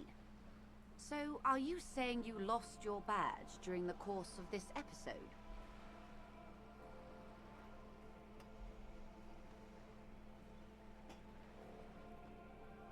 Oh dear. Some kind of encephalopathic amnesia. I don't even know how to respond. Did I? I do believe you, naive as that may sound. I simply can't imagine what you gain by faking such a condition. Good for you. As I said, ma'am, his technique may be very unconventional, but he is an officer of the RCM. Of course, I sympathize, but I'm afraid I simply can't share anything more until I've seen that badge. She's a professional negotiator. She should be open to some sort of mutually beneficial arrangement. Of course. But before we do, officers, let me be perfectly clear. The situation is extremely volatile. The sooner we can speak about this lynching business, the better for all of us. Everything. Right up to, but not including, trade secrets. I believe the official title is Senior Labor Negotiator. In practice, I'm a grocery clerk. I relay the union's demands to Wild Pines and return with Wild Pines' counteroffer. And how are the talks going? They're not. That's the problem. The union stopped all negotiations a week ago, after that awful lynching took place. Wait, she just admitted that the lynching and the strike are connected. Now they won't even let me into the harbor. There's a 2-meter 20 racist behemoth blocking the gates. Yes, Jean-Luc Measurehead.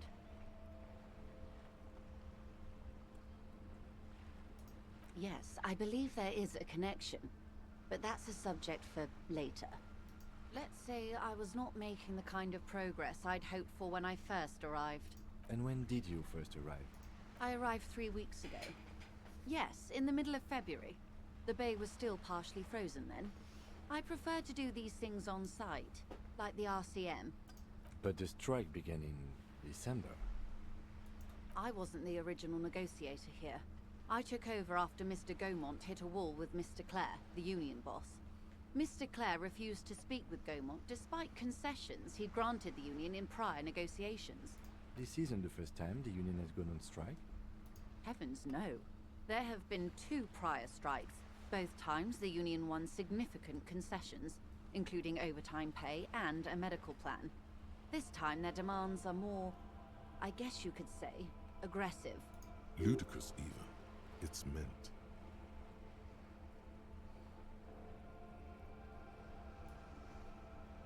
There are leaflets everywhere, and banners. What did they say again? Oh yes, every worker, a member of the board. Most of the workers probably don't know what that means.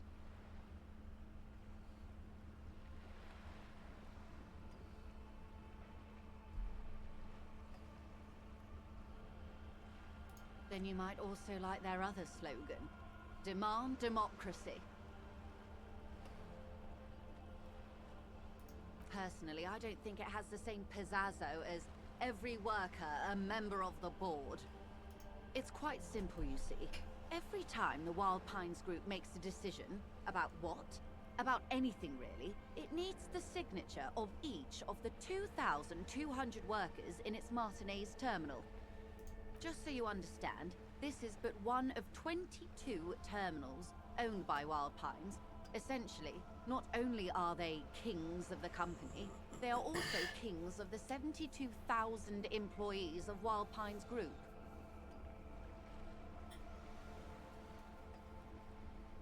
I'm not sure.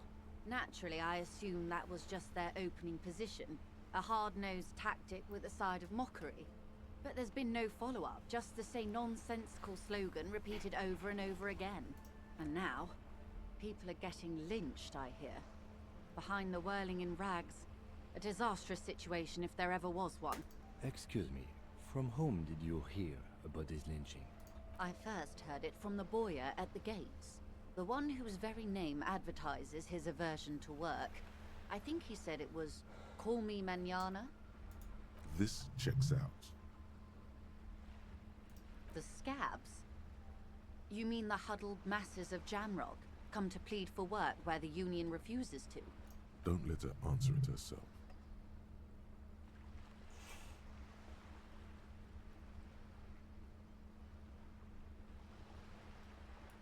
If these strikebreakers were organized by Wild Pines or its affiliates, then it would be a company secret. I could not share it with you. Not yet, at least. It's implied. She's open to discussing this matter with you at a later occasion. Of course. Of course, Detective.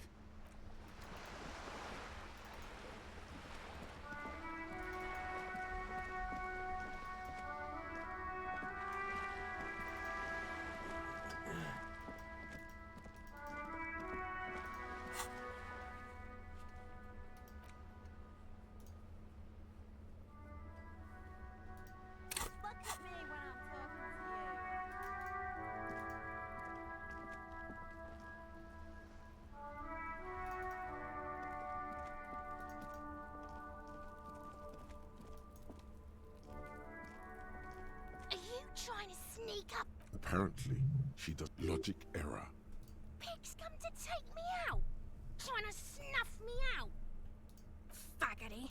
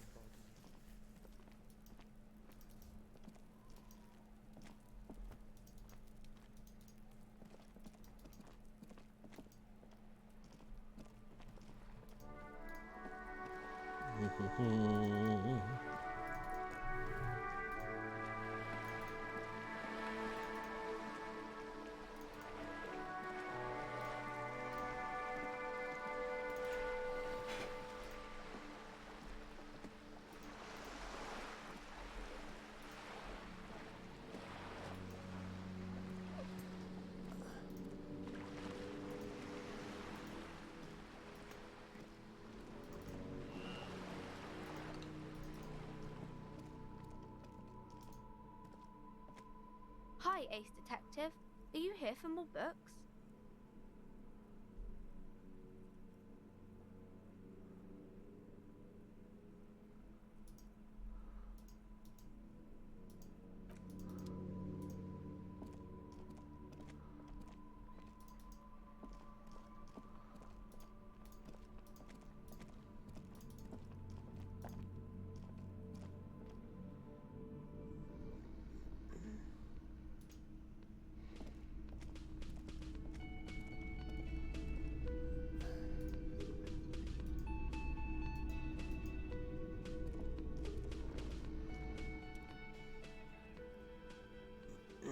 A colourful piece of plastic is dangling from his carabiner. On the counter, rolled out of his open hand, you see a blister pack of headache medicine.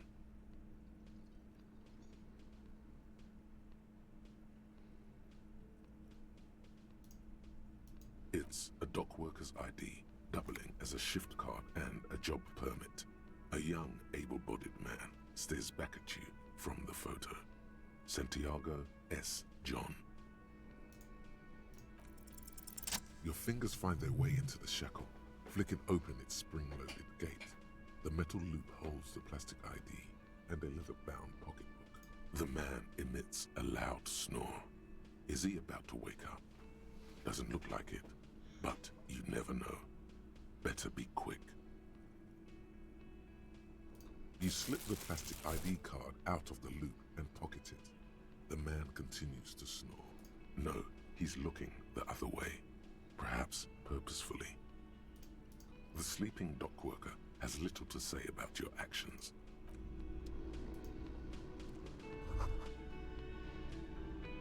That sugary black rum stain on the counter makes you teary-eyed with joy. It's almost touching how syrupy and sticky it is. How long have you been up already? Attaboy. It's coming back to you. You had your mesolimbic reward pathway worried there, not thinking about drinking all that time. It was like you weren't yourself. Maybe you haven't turned out well for your drinking. Have you thought about that? Get a goddamn rum and lemonade to yourself, boy. Or better yet, lick that stain off the counter. What happened, man? You used to be cool. Really? Go get your boring normal person drink then. Get your drink on and your act together. Find booze and drink it. Sure, why not? I just wanted the freaking bottle.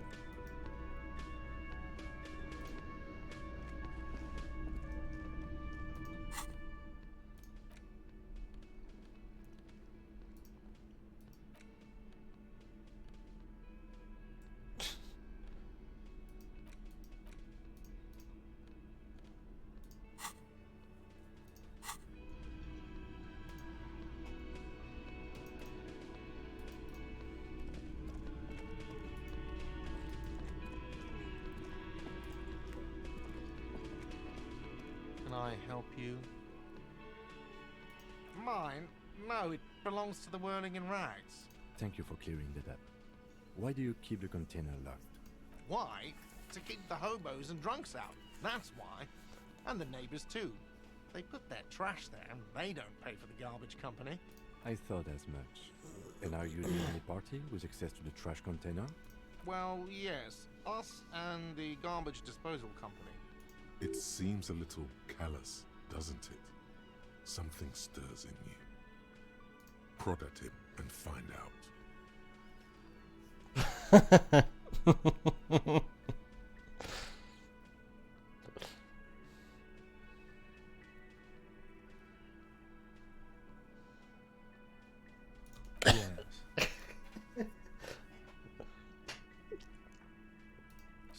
I'm sorry the RCM is having financial trouble, but it's not this establishment's problem. Callous? What are you? Kras Mazov? Almost all establishments in Revachol keep their trash locked. The whirling in rags is not special in that regard. Krasmazov, nom de guerre, was an economist and a historical materialist. He was a leading figure on the Grad side of the Centennial Revolution, where he headed the 9-day government. Mazov is considered the father of scientific communism. Whatever. Mazovian thought, or Mazovianism. He killed himself. What are we talking about? Was this not about the trash container?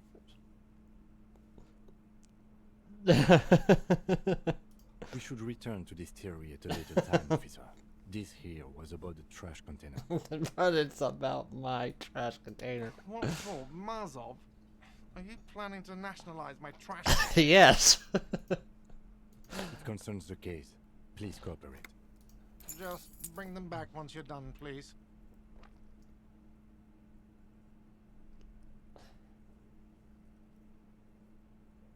Absolutely out of the question. Absolutely in Exactly. the question. First we find a sad banger. Then we sing this place to shit. Your body is ready, sire. You know it.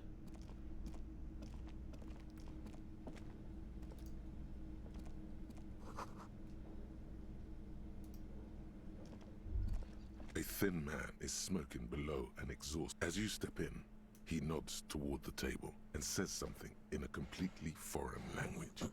The only words you can make out are Goranci and Kubek. Okay, it's definitely not his name.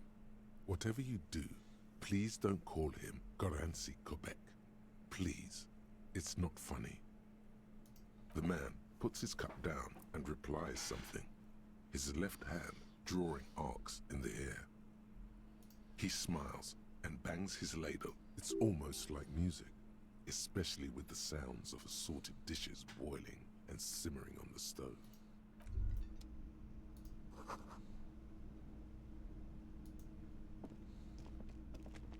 You see a heavy steel door with a prominent dimple lock. It's painted blue. You do? It's a door in the back of the kitchen. Why do you care where it leads? The winch, outside, in the backyard. Remember? No? Your fingers do. Well, if there was a winch, I suppose we could look into it. As a side investigation. If you say so, Gart is the person to ask about this. The cafeteria manager.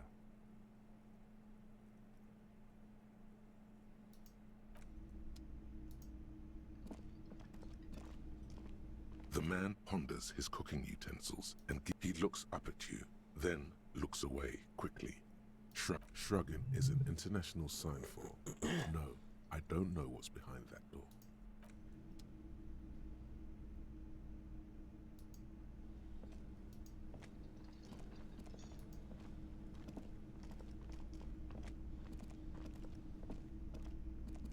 Can I help you?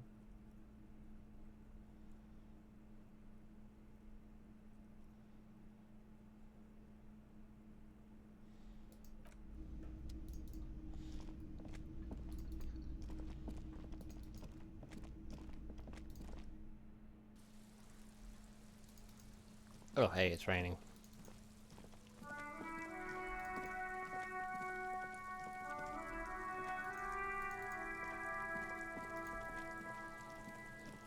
This trash container is locked. The sliding lid has a padlock with a well-oiled crack. Don't. Maybe you shouldn't. Maybe you shouldn't. Of course you should. This is your time to shine, Hobocop. Dive into that dumpster for extra content. Yes. The smell of rotten food rises to greet you. You see soggy cartons, dirty rags, and organic waste. You know how it rolls. We're just in time. This hasn't been emptied for over a week. For extra content, yes. Wow. An Armistice caliber 50 knock cannon. Half wrapped in paper tissues. So shiny. No idea. It's a giant rifle, and it's very expensive. Not as expensive as that fat string of pearls snaking around the rotten banana peels, however. And is that Cordon Electric's preamp with Electra F2 tube? It is. That catches quite a price. We're talking 12,000. Easy. That's too bad, because none of those things are actually in there. There's just food waste and crisp wrappings.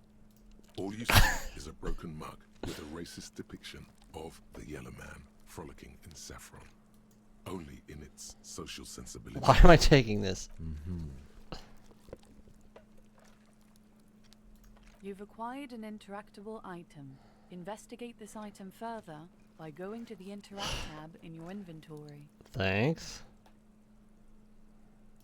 Among the threadbare kitchen towels, something catches your eye. As the legs of the slime-covered jeans begin to The victim's clothes? Cadaverine odor is faint. If these belong to the deceased, they were removed when he was still in the early stages of decay. Drop them in here, officer. Guitar marked blue jeans. Pockets empty or emptied. He wore them with a belt, too. A white belt. The loops appear stretched, but the belt is missing. That's it. Do you see anything else in there? Something slimy catches your eye. A drab, long-sleeved shirt, olive-colored, appears from the... This is a military-type overgarment. No label or serial number. This is the kind of rib-knit shirt that's worn over light armor to conceal it in an urban scenario. Anything more? The rest of the rags are just kitchen variety. All right. We should go to Gart again and ask if he knows who put the clothes in the trash. It could be as simple as someone from the hostel cleaning the yard. Or that one. I'd advise against confronting that force. Not really. All we know is the victim's clothes are in the trash. The lid was locked and is established. The fuck's he on about? Kids? You hear that, Kuno? He thinks you're an infant or something. See? The lieutenant nods, then looks back into the trash container. You see milk and egg rest with one broken egg in it. You've done this before. The movements are recorded in your elbows, the methodology in your fingers. I know. Been through it. No, searching for evidence in the trash. Good practice for dumpster diving. Oh, of course. A box falls into pieces in your hands. Batiste Soleil cereal. There are plastic pasta packages below, and turbo noodles. Nothing of note, however. It's just organic waste, cold and slimy on your hands. Apple and potato peels, mostly. Unidentified sludge, and the occasional chicken bone thrown in for good measure. But hey, what's this? A blue piece of plastic sticks out from the apple peels. Something larger. A clipboard. A blue plastic clipboard with moist papers hanging from it. They look badly damaged, but you can still make out forms and notes, written in a man's handwriting. Officer, is that your paperwork? It is. Look, the plastic has the RCM street grid on it. You've even got an autopsy form in there. If you don't mind me asking, how did this get in the trash?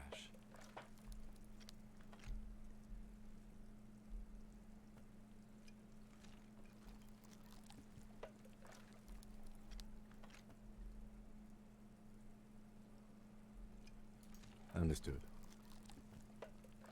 The container sounds a muffled gong.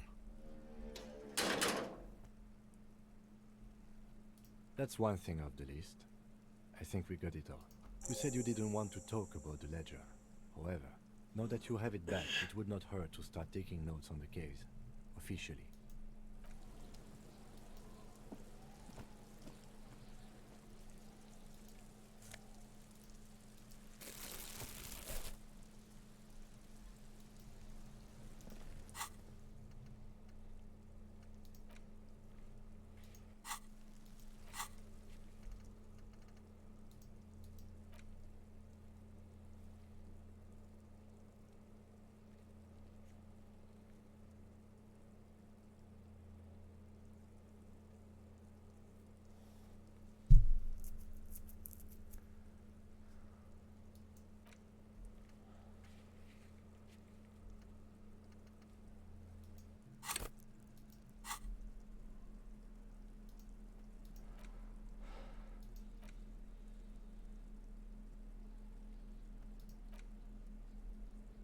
It's the ledger you found in the trash. A pitiful cabbage of white and yellow papers hanging from plastic board, barely held together by a metal clip. This sad display is made complete by the faint smell of urinal cleaner. How do you spell that? There's a piece of toilet paper, or is it cleaning tissue? No, it's toilet paper, desperately sticking to the back of the blue plastic clipboard. It's a metaphor for you. Thanks. It's just toilet paper sticking to the back of the plastic clipboard. You can take it off if you want. If you want it to be kitchen tissue, it can be kitchen tissue. It's not though. It's toilet paper. Thanks. Still wet, the toilet paper, I mean kitchen tissue, sorry, peels off the plastic easily. All you have to do is shake it off your finger and voila, the ledger now looks marginally better. The acidic stench of rotting food is rubbed off on the cellulose. It now forms the base of the experience. This base surrounded by a faint air of spoiled meat, Why the not? stuff of death itself, and then sprinkled liberally with the citrus zest of the cleaner. You know, like the bits they put into public piss bowls, probably called Fermi Discrete, or Axel, or something. At some point in its journey, the ledger has seen the inside of a public toilet. Remember when I said the smell of the upstairs bathroom was so rank they should have sent a poet to describe it? Why, yes it is, among many other things. This cleaning tablet is used by the whirling in rags. Perhaps that's where the ledger was dropped in the toilet. Of course. The lieutenant observes you, raising and lowering the toilet water mass under your nose, trying to get a good whiff. A good analytical whiff. Excuse me, I just have to ask again. How did it get in the trash?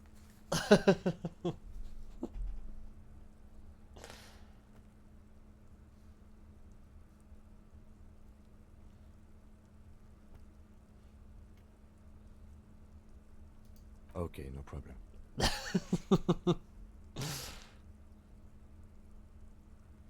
An aluminium block runs the width of the board, biting down on the paperwork. Its crocodile teeth are the only thing keeping the papers together. A regular pencil, the tip worn down to nothing, has been attached to the clip. The surface is interrupted by a silvery sticker. It's rectangular, sparkling with iridescence. You don't know how you didn't notice it before. Looks like an official mark, made to be low visibility outside the right circumstances. What? That thing. It's a halogen watermark. We use it for adding information to RCM property. Any capable light with the right wavelength will do. All RCM vehicles have headlights designed to reveal halogen watermarks. Mine too. This means you can read the watermarks if you just turn the lights on. It depends. Aside from an anti-counterfeiting stamp, mine has my station number and a... Maybe yours will have how many cases you've solved. Okay. While a bunch of sodden papers sag from the clipboard in your hand. They're not exactly white. They're yellowed in patches by sunlight and alcohol, and covered in dense blue handwriting. Ink escapes into watercolor patterns, reaching its tendrils across entire pages.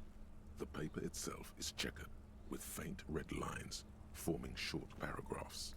Once in a while, there's a red stamp that exclaims, "Case files commit to paper."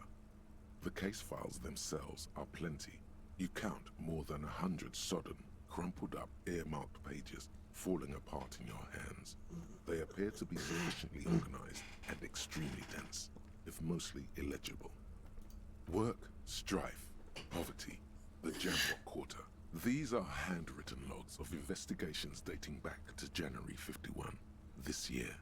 The exact number is hard to estimate, due to missing pages and an odd naming convention. But there are at least 20, maybe 30 cases, undertaken, not completed, mind you. It's the middle of March. You have attempted 2 cases a week on average. What do you mean? Is that all?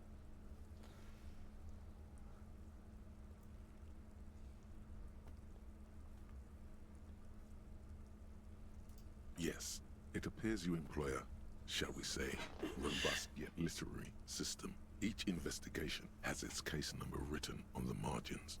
Yet, still more tellingly, most are accompanied by a name. A title, one might say even. One that draws inspiration from snoop fiction and vespertine cop show staples. Yes, all caps. One is called The Next World Mural. Another, The Square Bullet Hole Murders. Another yet, The Unsolvable Case. Others appear more light-hearted. The guys on a couch in an unexpected location, and the murder at the Uka Parlor. Even the rare article-free collapsing tenement. Murder features prominently throughout. It's going to take an effort to piece these case files together, but it can be done. Once you're done inspecting them up close, the notebook is annual. It says 51 on what remains of its cover. A molten strap of cardboard. Everything prior to this must have belonged to a previous volume. In short, there was more. Huh? 2 complex cases to undertake is a lot, yes. You really have to push yourself. I would not suggest it, lest you start making mistakes. 2? That's a lot. I didn't mean to say you are making mistakes, by the way. That was presumptuous of me. That's okay. We all do, sooner or later. Like a fan of gills, the checkered papers dry in your hand. The handwriting is extremely dense, if mostly illegible. You mean the alphanumeric? Officer, precinct, time of arrival at the scene? Oh, you mean the titular? Yes, well, so do I. In our defense, almost everyone in the RCM does. It's a holdover from the early days of the RCM, right after the revolution, when the organization had little idea how to do things. It persists in an unofficial capacity. Officers use these titles to refer to their work among themselves. Again, in your defense, I seem to have named one the man with the hole in his head. That was a real person. His death was real. Still, I named it that, to amuse myself. I pray his loved ones never find out. Rail spiked through the head. Oh, normal day. He died. It was a workplace accident. Of course. There is, for precisely one more. 15 pages near the end remain untouched by the damage. The checkered grid forms a structure of passages, breaking the case into subtasks to accomplish. Once all the tasks are accomplished, the case is complete. Sadly, the ledger only comes with an old, worn-down lead pencil. It's unfitting of this monumental event. Yeah. The ledger only comes with an old, worn-down lead pencil. It will do, barely. But the lieutenant looks at his blue notebook. 2 fat, shiny pens hang from the binder, like large-caliber bullets on an ammo belt.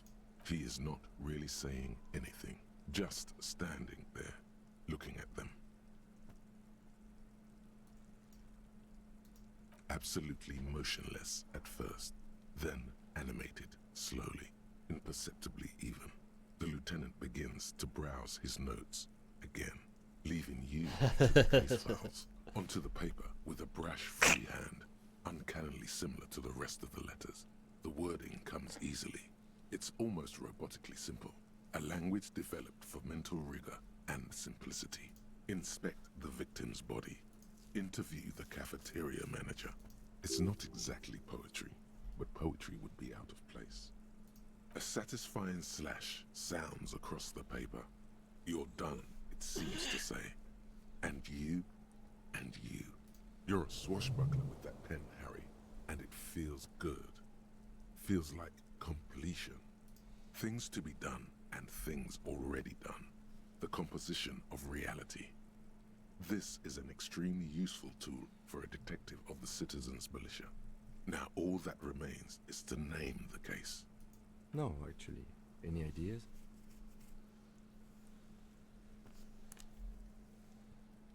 Ah, yes.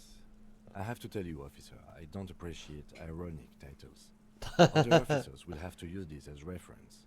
If it's idiot or cockfinger, they're not going to get it. They're going to think an idiot and a cockfinger were on this case. So, do you have something less funny? I don't know. What the hell does this have to do with the Furies? I see it. Furies? Yes, well, I don't know. I have to be honest, I'm not experiencing the internal strife that it refers to. And also, could you make it less poetic somehow? Just a normal case name, you know? Think, what would that be? A good normal name. Yes, yes. You know what that normal name is. But it's so plain. I know. Anything else, please. Okay, okay. It's a good name, but it has one problem. This case has nothing to do with the setting sun. At all. It has nothing to do with that, so... something more concrete, perhaps?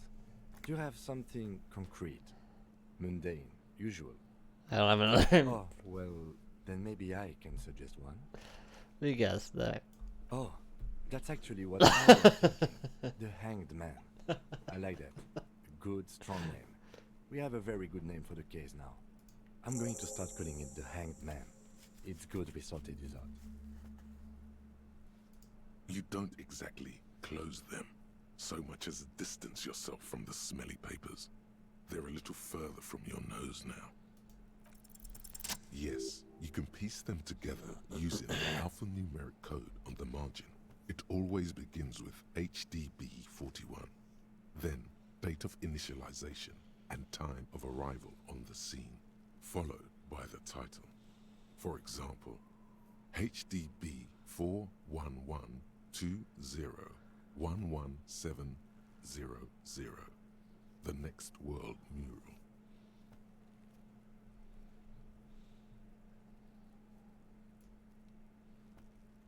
Why, yes, your precinct number is 41.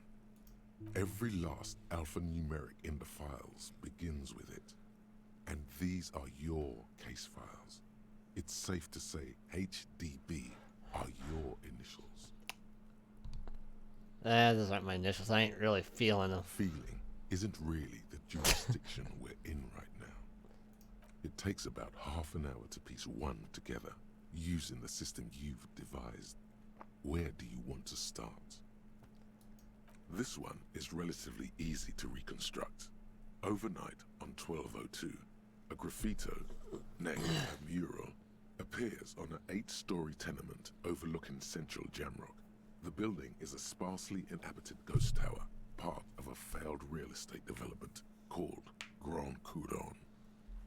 Cause of failure, rent too high. The mural is enormous. 2 silhouettes, true love is possible. People call it that thing, and the graffito crew is easy to track down. Only the bell lectures have the literage of industrial paint to cover the surface. One of the graffito artists is rumored to be rich. They take responsibility for the execution, but not the design. The crew agrees to clean up after themselves. However, your partner, JV, is against the removal, citing public support for conservation. This leads to a debate in Precinct 41, which then spreads to the streets of Jamrock, ending in the 9,000 people subjected to the mural's message, all of Lakeside, Central Jamrock, and Villalobos, plus half of the eminent domain, participate in the vote. Although the case begins with what appears to be a lot of rambling on the streets as to how juvenile and stupid the mural is, given a choice between 2 options. A staggering 78% of voters choose to keep it. Turns out the opposition were a loud minority, and that love truly is possible in the next world for new people, and it is too late for us.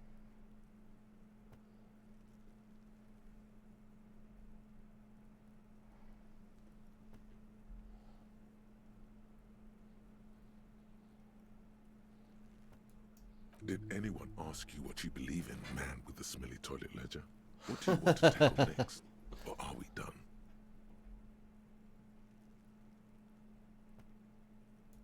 Not much has changed in the meanwhile. A bunch of sodden papers still sags from the clipboard. In the back, you see thin, translucent copy paper. Some neon yellow, some bright red, all covered in boxes, like marching armies. These look like official forms, waiting to be filled out. Then rip them from the binder and hand them out, according to type of form. 3. The topmost are misconduct fines, the middle ones are station calls, and the bottommost are field autopsy forms. Each is easy enough to make sense of. You don't have to be an intellectual giant to do police work. A monetary penalization ranging, but they appear pleasantly vague. These are quite sinister in turn. They get all in a print, a dozen pages of thin copy paper, bright red in color of the irises, predation marks, condition of sexual organs. Yes, all that remains now is to fill those forms and hand them to people. Fines for wrongdoers. Interview. The rest of the stinking celluloid, it's made of dark blue plastic, hard enough to beat someone to submission with. The edges are rounded, however. The U4 size board feels thick and heavy in your hand. Something rattles inside, ever so lightly. Is there a hidden compartment? And something small inside? Light, made of paper or cardboard? Dried flowers, perhaps? Permeables. It's not hidden per se. The compartment is made for the plastic shimmers like lapis lazuli, but it is not see-through. You cannot see to its center. With your hands, U4-sized pages hang from the clip screwed to the top of the board. The two sides of the board appear slightly misaligned, like a drawer that's come off its slides. If you bend the plastic on your knee slowly, the slides snap back into place. It should be possible to just, without resistance or sound, the two panels move against each other. The compartment is now open. 2 ticket stubs and a handmade postcard. Wow, that seems a little rude. Thin wax paper has been glued to a piece of cardboard. Sounds like leaves rustling when you pick it up. It smells of chewing gum. A touch of cinnamon, the end of summer. You think the label says Tutti Frutti. Familiar handwriting lines the inside of the card. Looped, round letters in a woman's hand. A young woman in her 20s. There is care, effort, and a smile, you think. Although that is not something you can read from someone's handwriting. Harry, it begins. You're already reading. I wanted to write you a letter so you can read it when you wake up. Maybe it will make you happy. Your hand shakes, holding the card. Every morning when I step out and you're asleep behind me, it says, I find a little piece. Every step I take, it grows. By the time I reach the fuel station, it has filled me entirely. You jam the compartment shut. It's hard to breathe. The air in your lungs feels sour somehow. The drawer is locked. Blue ink drips from the white pages in your hand.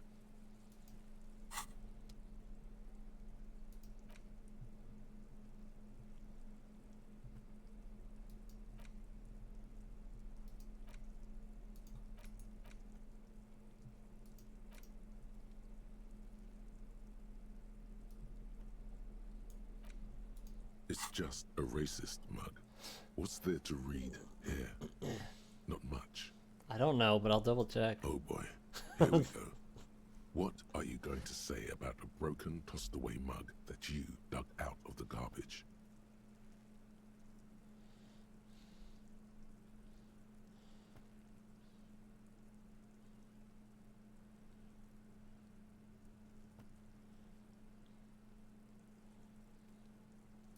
If you want to earn some change by guilting people, go for it.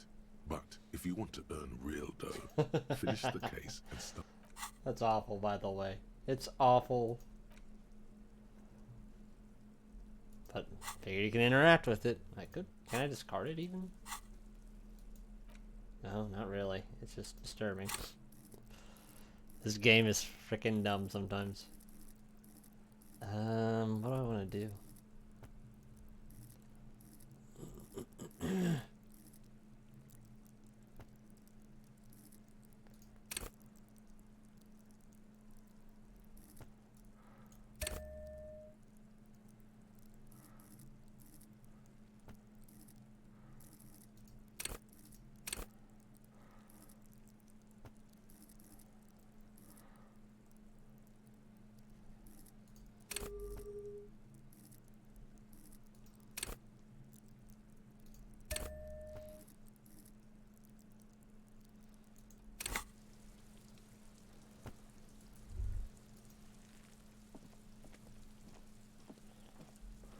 There he still is, looking right through you with his white eyes. The body...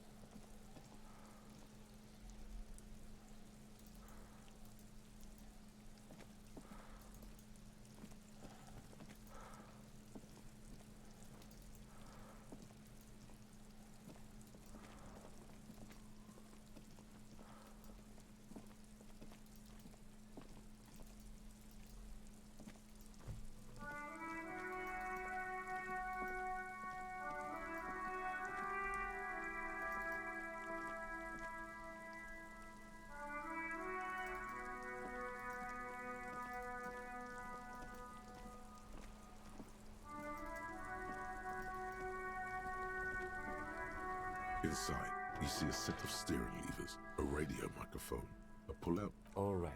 Ready? I turn, you press start. It's next to the preheater. The dashboard lights up with orange glow.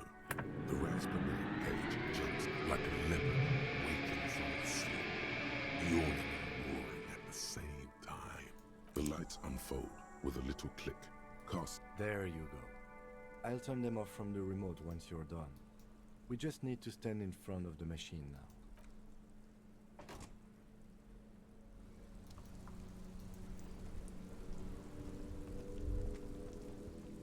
As you hold your ledger's clip under the headlamp, an iridescent hologram appears. A street grid and the veins of a great river. A familiar sensation washes over you. There she is. Revachol West. Around the borders of the watermark are dozens, no, hundreds of micro-perforations. There are many of them, and they are divided into 3 separate rows. The first row has 18 dots. The next is the longest. It runs all the way around the border, and then some. There are so many, it's hard to count. More than 150, at least. Maybe even 200. The last row has 3 perforations. That's it. Those are perforations. They represent your record as an officer of the RCM. They are your statistics, as it were. I should have guessed you'd keep a record. Officers often do. Let's take a look. Alpha male officers who are proud of their numbers often do. It's meant. Son, here is where we score your life performance. You better hope it's good. The first row represents your years of service. 18 years. Okay, not bad at all. What did you do before you volunteered?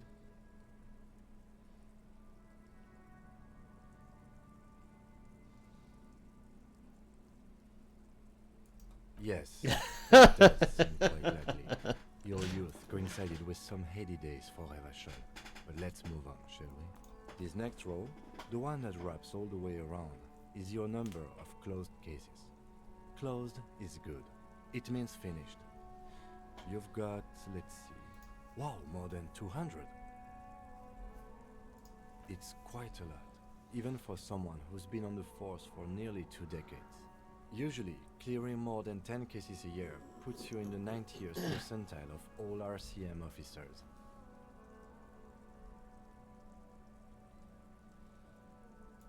Right. Those are your confirmed kills. You've got precisely 3 perforations there. For an RCM officer, especially Precinct 41, which is in the Jamrock quarter, it's rather tame. I mean that in a good way. There are certain officers who treat their kills like some kind of ghoulish game. If they do happen to solve a case, it's usually by accident. But it seems as though you are, or at least were, one of the good ones. So we have that to be thankful for. Yes.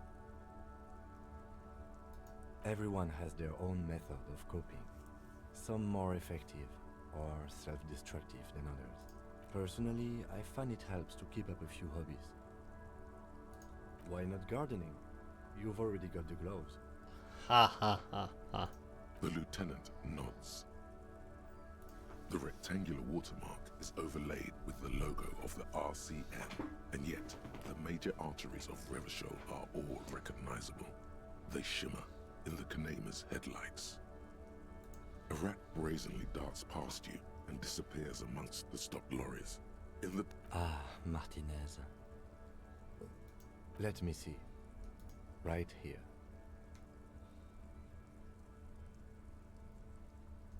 Oh yes. Coal City. Le Royaume. The burnt-out quarter. Right. I'll go turn off the lights. You can now see your statistics on your journal page, to the right of the task description.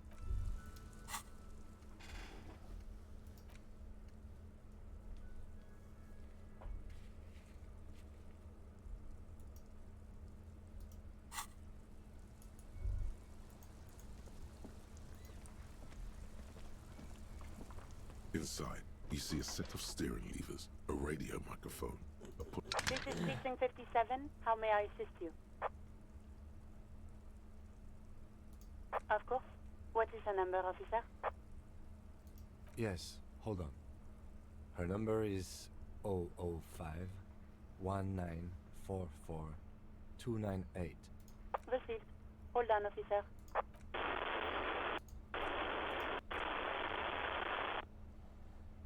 Give it a minute. She might be busy at the moment. Takes a bit to get to the phone.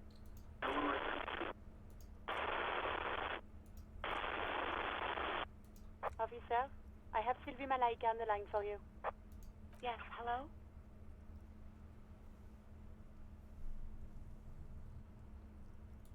Oh, right. Hello, officer. What can I do for you?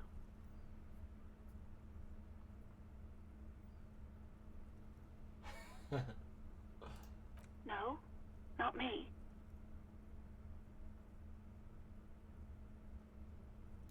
No, sorry. I don't. People don't have the money to have the cables put in again. They use the Union's phone, or the one on the coast.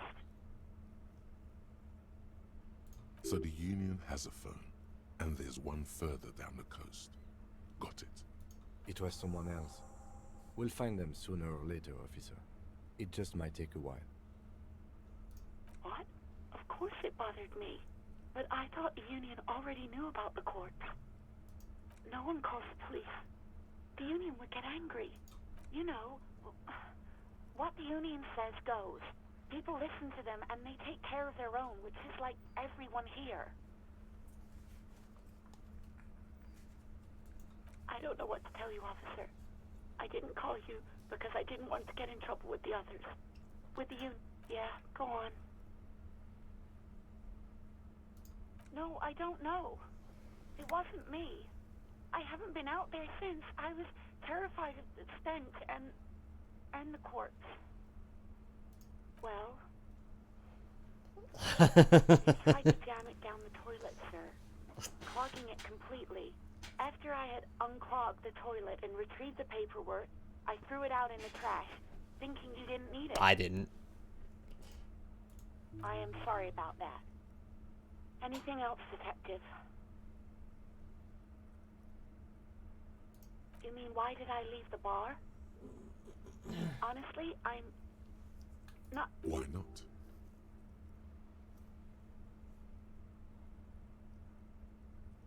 What? No, why would you even think that?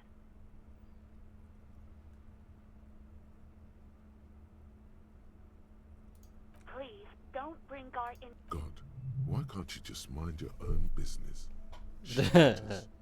I already said I don't want to talk about this. You're messing everything up again.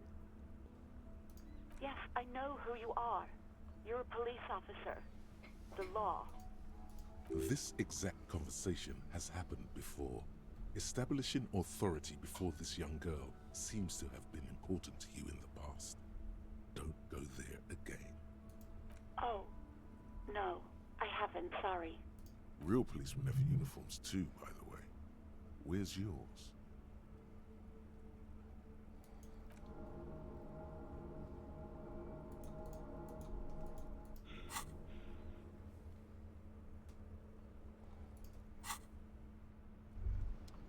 Despair creeps into you. Getting Like fat I knew on your that. weakness. What? You're still coming up with sentences. That's a step up from total annihilation, right?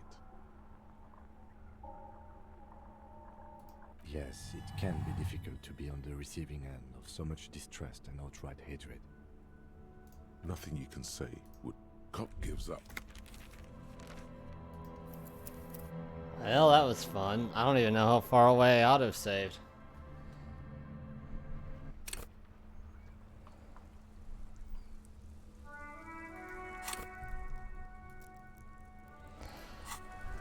Oh, brother. Yeah, it's just way too far into it. I don't know.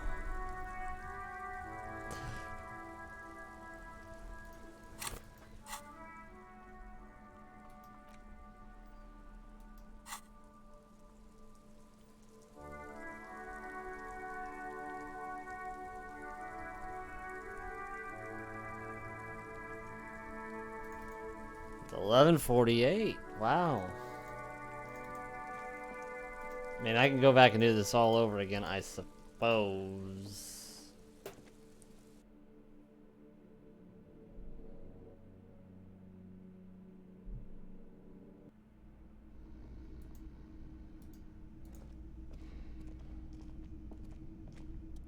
A colorful on the counter rolled out of his open hand. You see a blister pack. It's a dock worker's ID, doubling as a ship. Your fingers find their way in. The man emits a loud snore. Is he about to wake up? You slip the plastic ID card. The sleeping dock worker has... That sugary black rum stain. Oh, excuse me. Do you have something better to do than lust for sweet syrupy?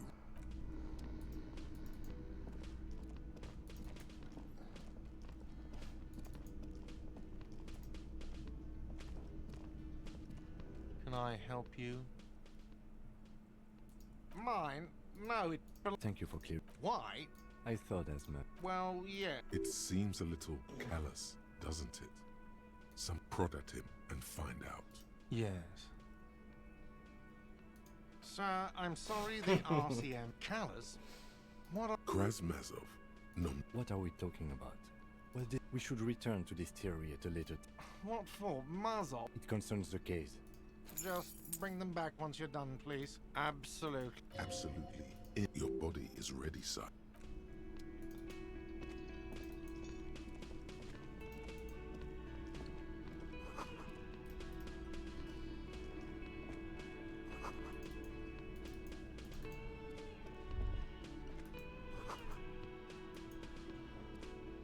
A thin man is as you step. Okay, it's the man puts his cup down. He smiles. It's almost like you see a heavy steel door with a prominent dimpled lock. You do? The winch outside. If you say so. The man ponders his. He looks up, shrugging his into.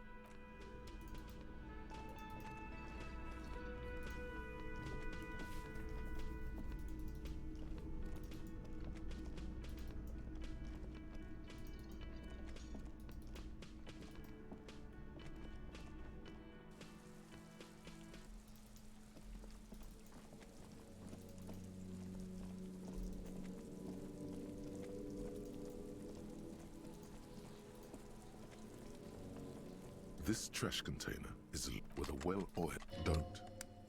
Maybe you shouldn't. Just the feeling. Oh, the smell of rotten food rises to greet you. You see soggy cartons, dirty rags, and organic waste. We're just in time. This hasn't been emptied for over a week. Wow. An Armistice caliber is a giant rock. And is that Cordon Electric's preamp with it? No, you won't. Because none of those things are real. They're not actually in there. The garbage stinks in front. Among the has the lead. The victim's clothes, drop them in here. Guitar marked blue. The belt is missing. Something slight. A drab long. This is a military. The rest of the rag. All right. We should go to Gart again and ask if he knows who put the clothes in. Not really. The fuck's you? See? The lieutenant nods. Then it's just... What's this? A blue piece of something large. Officer, is that? Yes, it is. Look, if you don't mind me asking, how did this? Understood. You see, you've done. A box falls into pieces in your hands. The container sounds a muffled gong. I gotta go fast. That's one thing off the list. You said you didn't want to talk about the ledger.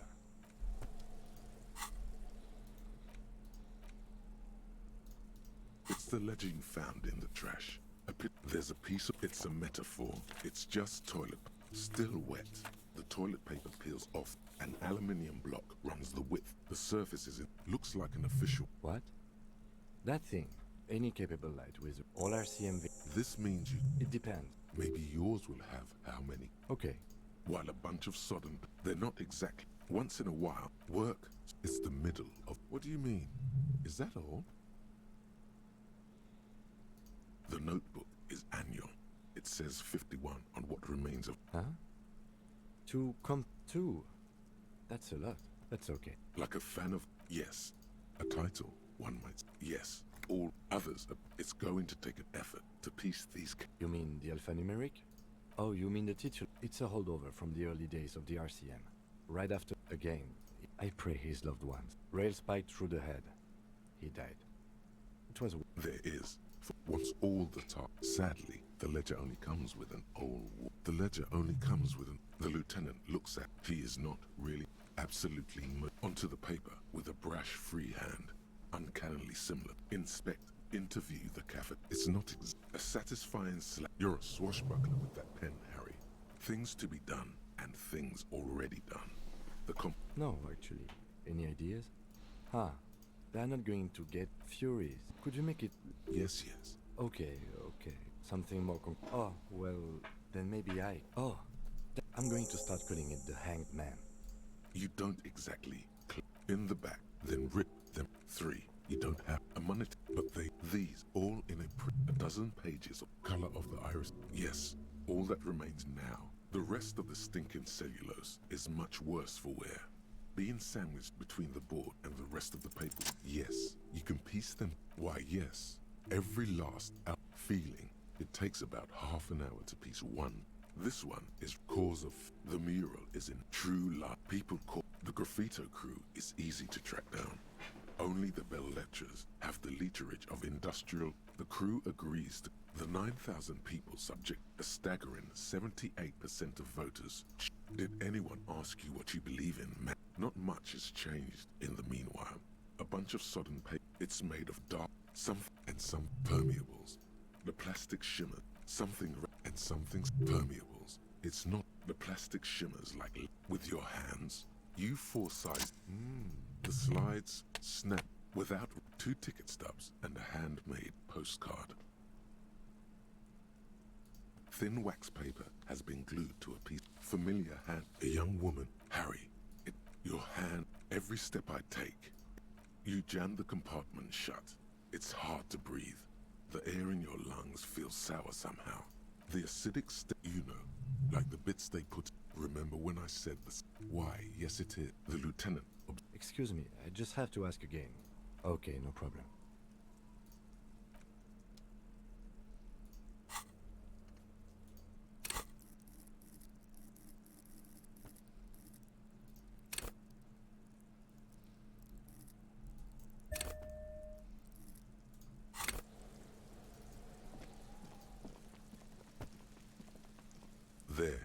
still is, looking right through you.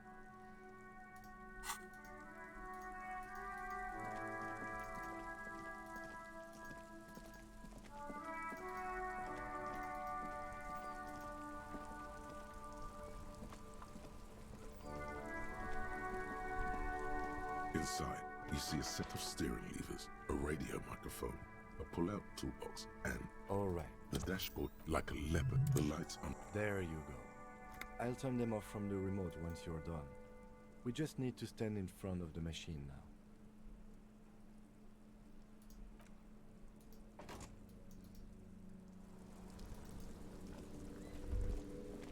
As you hold your ledger's clip under the head. There she is. Around the borders of the water, the rectangular watermark is a rat. Ah, Martin. Let me see. Right here. Oh, yes. There are many of them. The first row has 80. Not bad. The next, there are so. The last row, that's it. Those are Alpha male, son. The first row represents your years of service. Yes, this next row, wow, more than 200. It's quite a lot, even for someone who's been on the force for nearly 2 decades. Usually, right, those are your confirmed kills. You've got precisely 3 perforations. For an RCM, there are certain, but it seems as though you are, or at least, yes, everyone. Personally, I find it hard. Why not guard it? The lieutenant. Right. You can now see your statistics.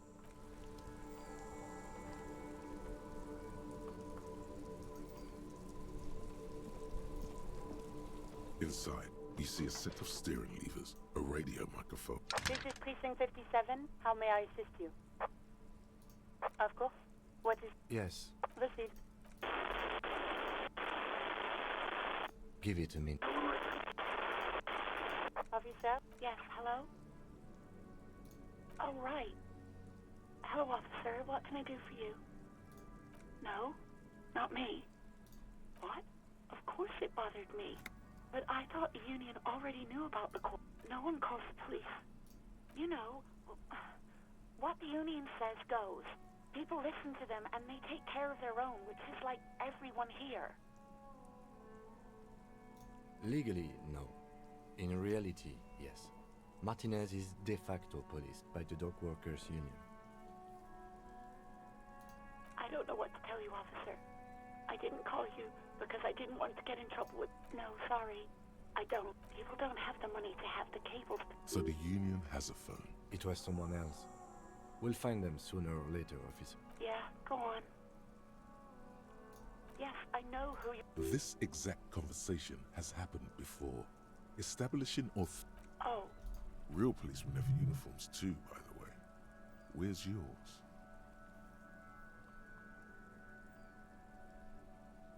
He's in plain clothes, voluntarily. It's different from not knowing where your uniform is.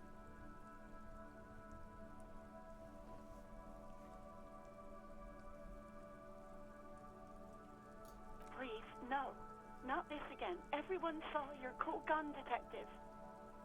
You were trying to impress some people with it. Everyone was eating and...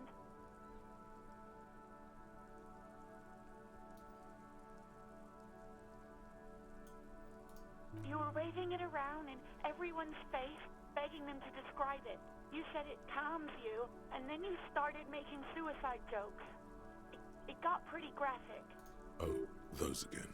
I have been trying to wean them. Apparently.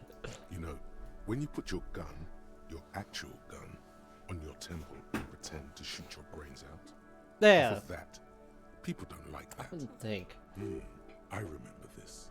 You were screaming things like, "My brains are all over the wall, painting them red. I won't be seeing it, 'cause these are my brains. I can't see without my brains." Very nice visuals there. No idea. All I know is next you were waving around money instead, saying things like big bucks cannot lie and guns can't buy money, but money can always buy guns. It almost looked like you pawned it.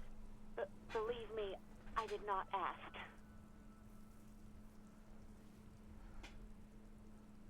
Well, I am sorry about that.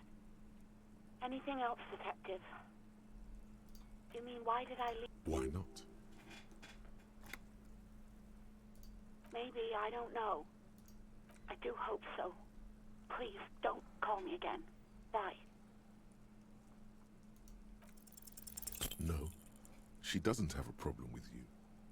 It must be someone else she's angry about. Some other guy. Like Gart. Trust me, you wouldn't want to be the guy here. You know how it is. Yak, yak, nag, nag. No, you're the guy. You're Lieutenant Love, matchmaker extraordinaire. Help the poor girl out, lest she turns into a spinster.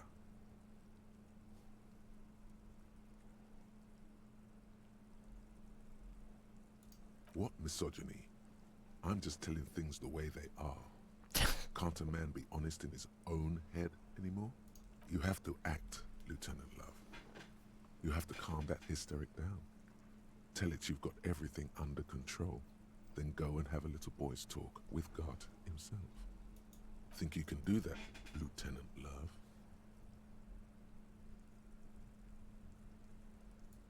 No. What?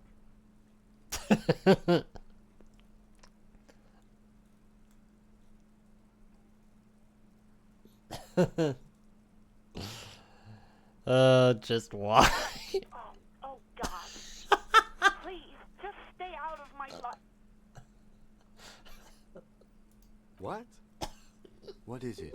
Paul was dominated by the other party. Anything else, officer? No. It's on. The love quest is on. Too late, everyone. It's on. Take it to God now. Oh, Lord. Oh. 57, over and out. In the cabin, you see a set of steering levers, a radio on a hook, a pull-out.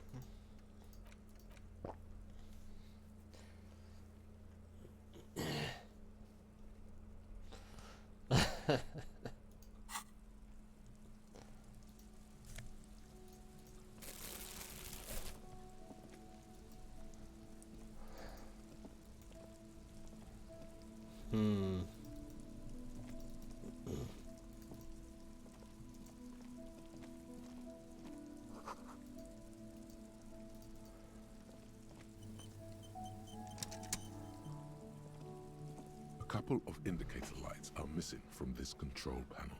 Loose wires dangle from the now vacant holes. In the middle is a lever. Beneath it, a small metal plaque. This panel usually closes the waterlock, turning it into a bridge that lets you cross the canal. But there's a crashed salmon and butter sign in the way. Pulling the lever probably won't do anything. You pull the lever all the way up until the metal clicks against the contact pins. You hear a soft clunk. Then, nothing happens. Push it harder. Nothing happens. A cold gust of wind blowing in from the sea interrupts the silence of the situation.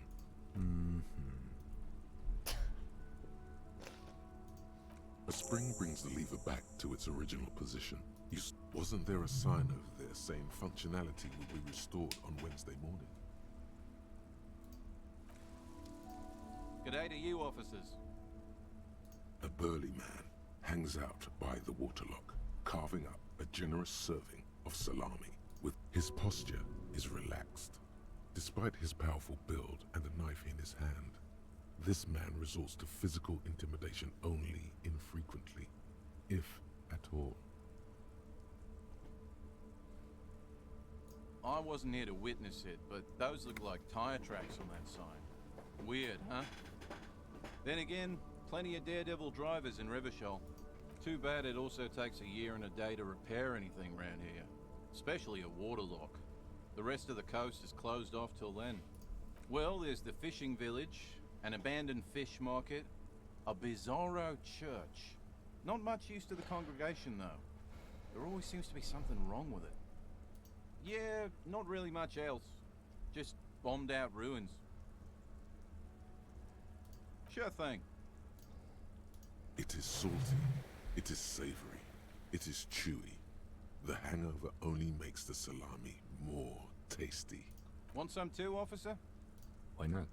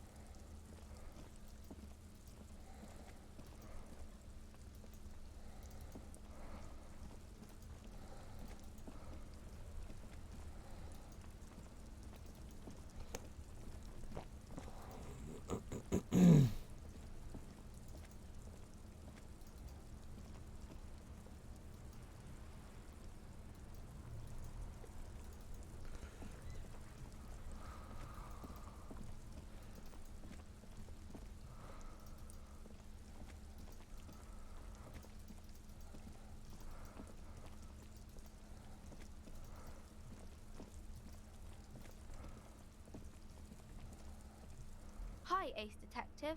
Are you here for more books?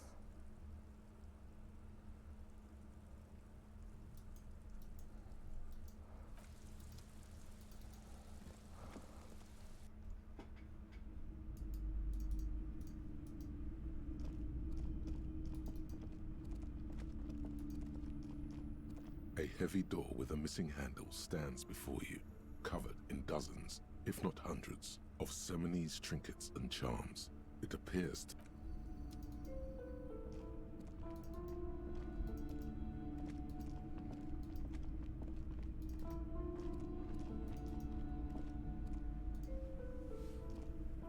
Hello again, esteemed officer, and welcome to Crime, Romance, and Biographies of Famous People.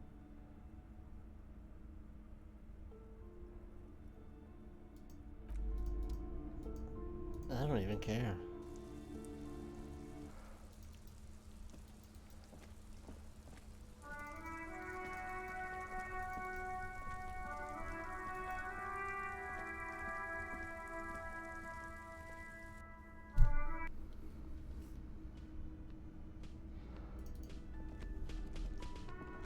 Hello again, sweetie.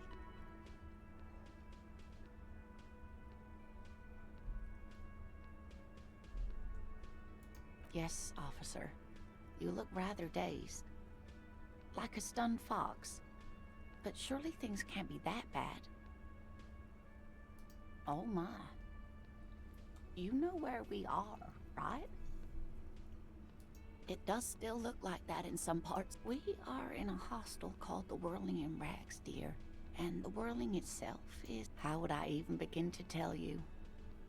I haven't seen very... Speaking of history, you know what year it is, yes? That's right, dear. How splendid. Here, take this pen. Knowledge should always be rewarded. Her relief is palpable. She was getting pretty worried about you there, but now she relaxes her shoulders. I can tell that this is taxing for you, so I'll just ask one more question. What regime are we living under? What mode of government?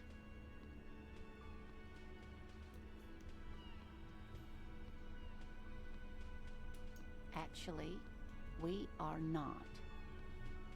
You could say that about almost any other nation, but not Revachol. Try it one more time, officer. Oh, sweetie. It's really not. Revachol is a zone of control led by an alliance of foreign powers called the Coalition. But they still have cops. Oh dear, this is troubling. You really are. But we should stop for today, sweetie. She's scared now. She's realized you really are brain damaged. A defeat, I'm afraid. The people of this archipelago tried to build something new, something different. The rest of the world didn't like it, so they came and ended it. This was 40. It has something to do with everything. I really don't know how to explain it better. Someone more educated in... No, I'm not an encyclopedia. Of course. Then I don't know. Someone rich, maybe? Well... That's a good point. This doesn't look like...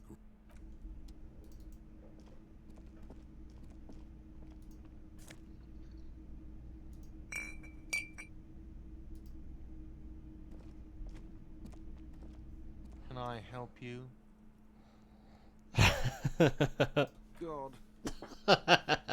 Oh, but he should be. Lay it on him.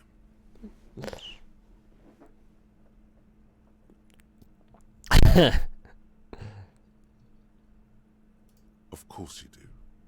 This was your plan all along. Oh my gosh. This is wonderful. It is. It's wonderful. What? What does that mean? Cock carousel?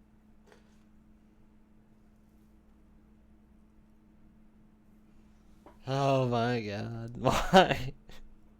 Does it mean you talked to her? What else did she say about me? What else do you need? The man leans his hands on the counter. She broke the bird, you know. The great skewer. I found it on the ground. I should have known. It was her way of telling me to piss off. I should stuff it up. Or you broke the bird. It can also be that. I think Sylvie even. Yes, the bird is connected to this. It's a symbol of hope, and she broke it. Why is this a thing?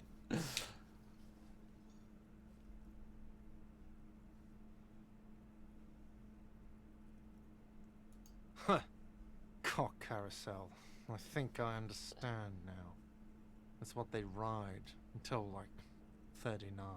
They ride the cock carousel until the clock Why? runs out. Here, have the rest. Now let me have a drink and think about this shit for a moment on my own. And there we have it. Isn't that beautiful? Another situation fixed by Dr. Love. No, it's not. But I guess I got something.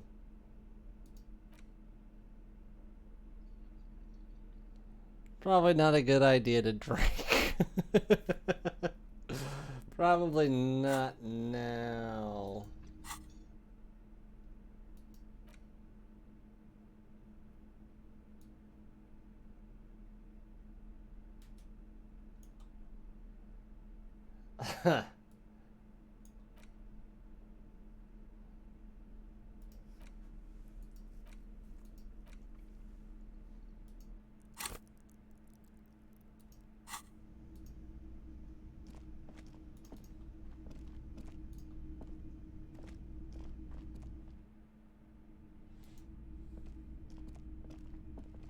The door is closed. Still nothing. The lieutenant gives you a quick glance. This door can only be opened with...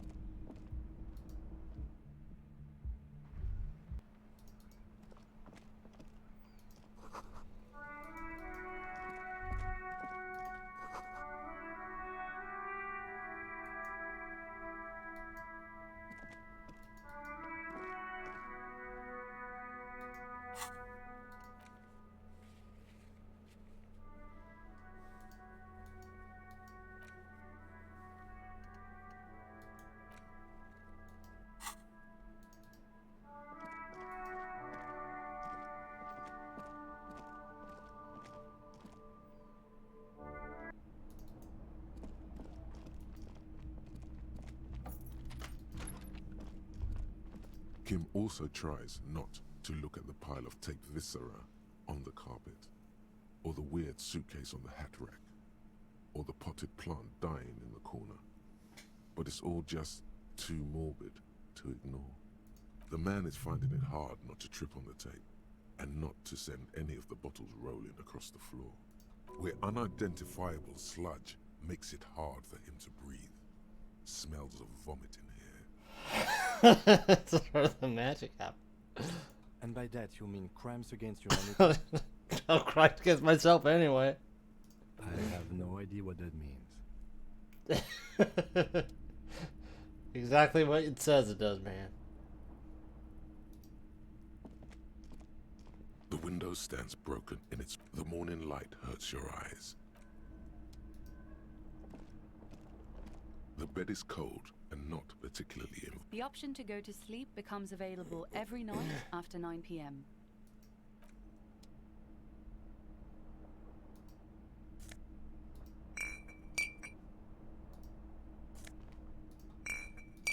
I'm picking it up.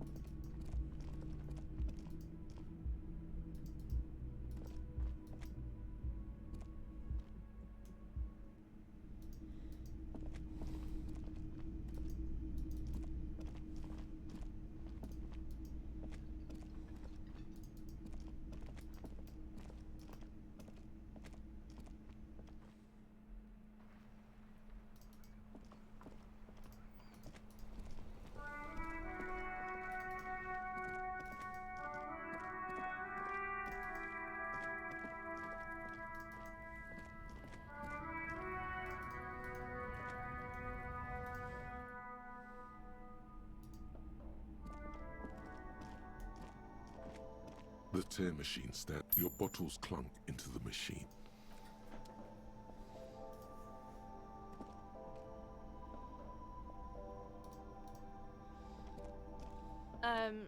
Is this about the question? Reality? She is like a student unexpectedly called upon by a teacher. Can she answer the classroom question? I don't really know anything. I mean, I'm 15. Yeah, that's why I'm working my arse off in Frit. So I guess, like, that's economic. I don't know. What about it?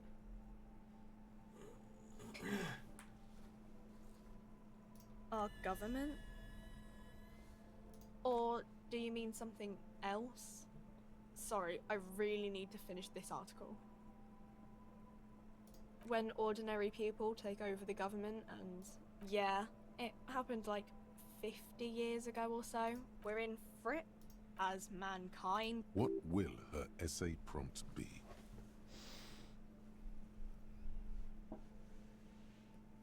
In a good place. I mean, science is doing great, and this radio computer thing seems to be kinda big. I don't know. Look at the clock.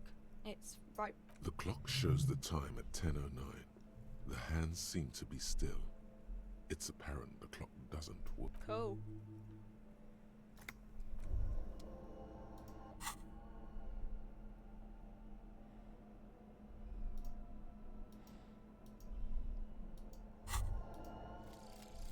Mazovian socio-economics.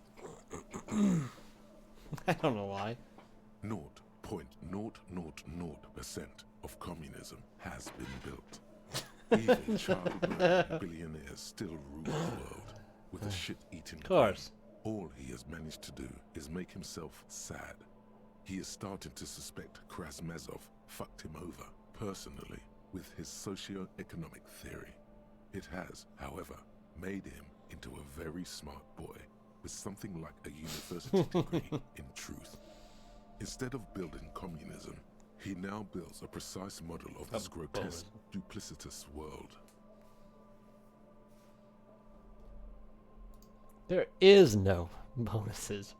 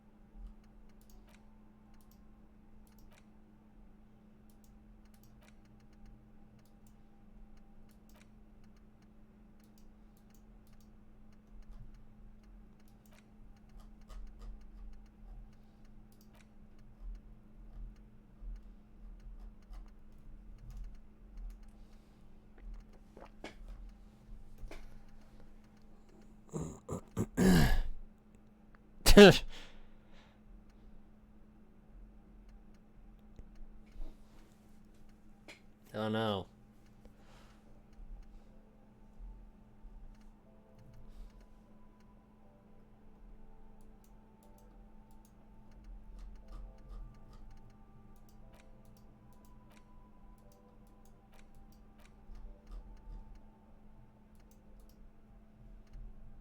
Alright. Is this about the questions again? Because I don't really know anything.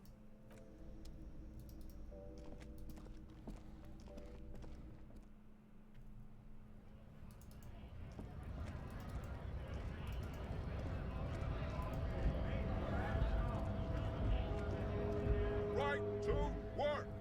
Right to work! Shame on... Not before you get in there and get your ass whooped. Learn by failure, I always say. He might have some advice, but you've got to at least try to fight Measurehead first. Return if you fail.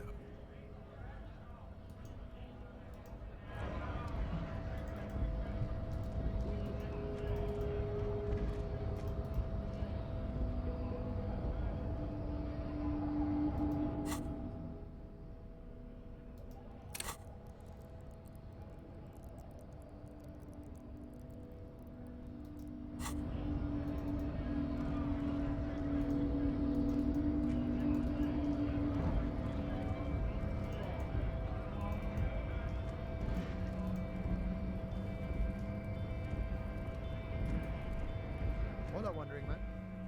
How can I help you? The man looks at the colorful piece of plastic. But that's not you, officer. He can't know that. Maybe you're just younger on the photo. From back when you were not a cop, but a heavy-set, dark-skinned dock worker named Santiago John? Yes. Highly unlikely. I've known John for several years now. Also, you told me you're a cop, remember? How did you get his shift card? Oh, John's been out drinking himself blind again. He should watch his step, that John. Can I have the card? No, it will prove useful still. Believe your thieving fingers. Oh, is my friend in some sort of trouble? Who knew? Sorry, busy surveying the situation. Wiretapping, telescopic batons, future, or calling in tactical air support. You guys have air support, right? Because we don't. We don't have air support. I get it. All right, I may have some advice for you on how to deal with Jean-Luc there, out of solidarity Aye. with the RCM. It's low in technology, however. First, don't fight him, obviously. Second, get him to share his theory by being subordinate. Admit your lack of expertise. Basically, grovel. Goes alright for a little bit at least. You're welcome. Maybe that would work. We'll have to see.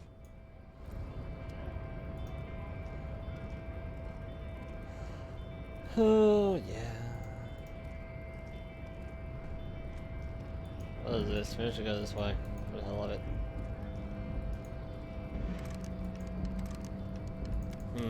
Nope. Just a little bit. I'm probably gonna call it here in a few minutes, though.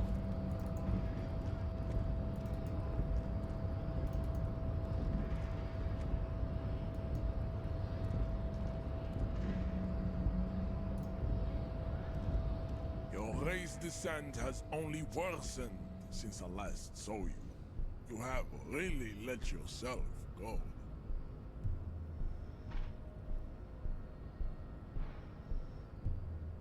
Sure, let's try it. Oh, that's cool. I don't have room for a third. I should.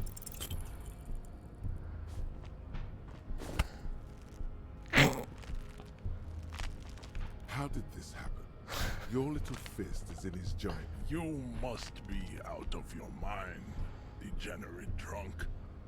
Say it. I am a degenerate alcoholic. Your fist cracks in his hand like a ripe. The words to the song have changed. Say. Your hand twists in his grip. Good. Now leave before you humiliate your homoerotic organization any further. Yeah, you definitely did a lot more than I would have. I only have the room for the 2 at the moment. I'd appreciate it if you didn't force us into situations where I may have to shoot random civilians. I'm not even sure the one bullet my chamber holds would even prick that hurt.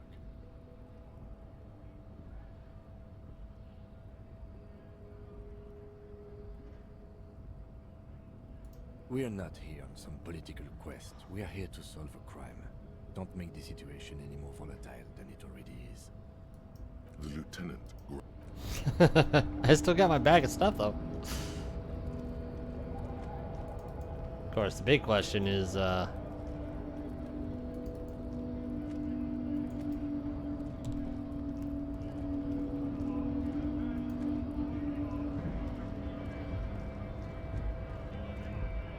didn't I just use the pry bar? Nice aggression with the native.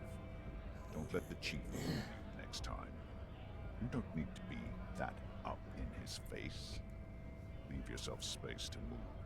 Not bad advice, actually. This might do the trick. Let's talk about our right to work. No, I'm not a fighter. I'm a worker.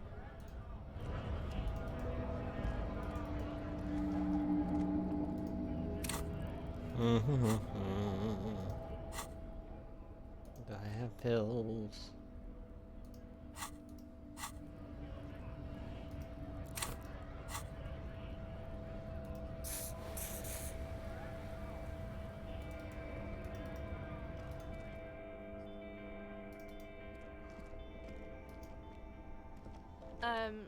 Is this about the questions again?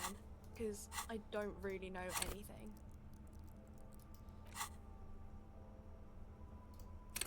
I don't know.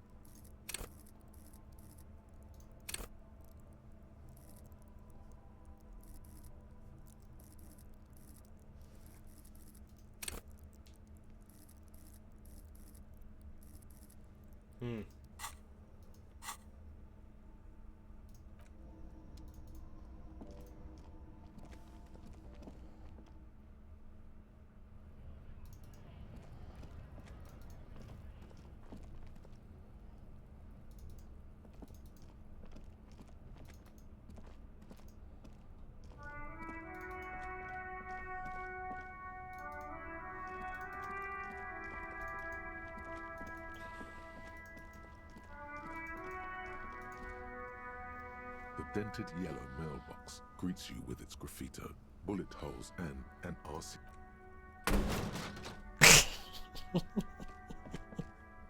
There is a hollow ring as you kick the bolts.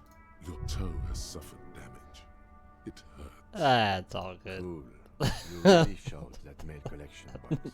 He does not actually think it's cool. If anything, the lieutenant feels sorry for the poor. I don't. I didn't mean to hit it again. There is a hollow ring as oh shit. you feel something in your chest, an unnatural pressure. It's spreading to your left arm. I didn't mean to hit it again. Yeah, screaming isn't happening on account of extreme shortness of breath. You're just making it worse. All you feel is pain. Cop suffers. I didn't mean to do that. Let's go back. I guess on the bright side, this is fine.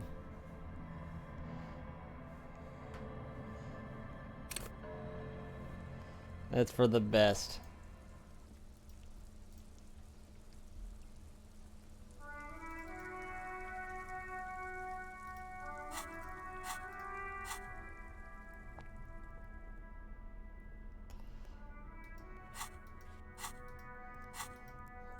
What was I doing? Oh yeah.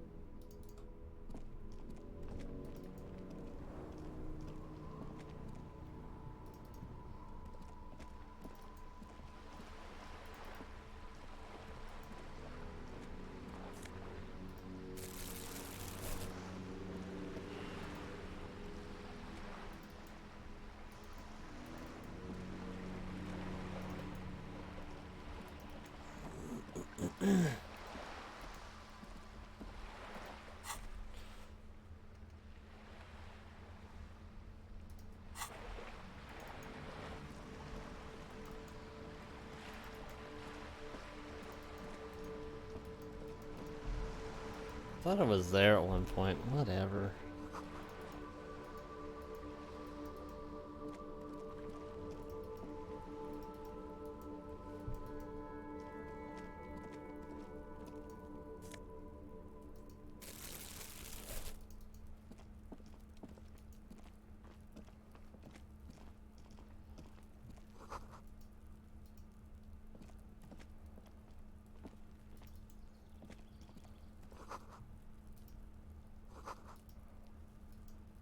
So much for a quiet smoke. There must be another way into the building. That was very loud again.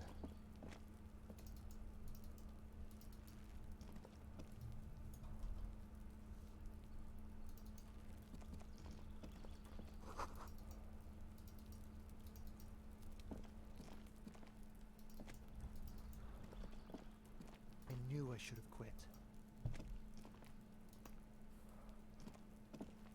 You see a young man. Not looking for any trouble. It's the voice of someone who has something to hide, my liege. Sorry, I don't have time. Don't let him go. This could be your witness. The balcony has a Is it really that important? like a nervous cat. He keeps stealing looks at the neighboring window. Alright, but make it quick. Once I finish this cigarette, I have to run.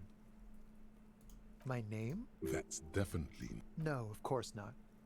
Could you please lower? I'd even go so far as to say that the view is a little... We will remove the body as soon as... Oh. Wait, is someone else investigating the lynching? No, not you two.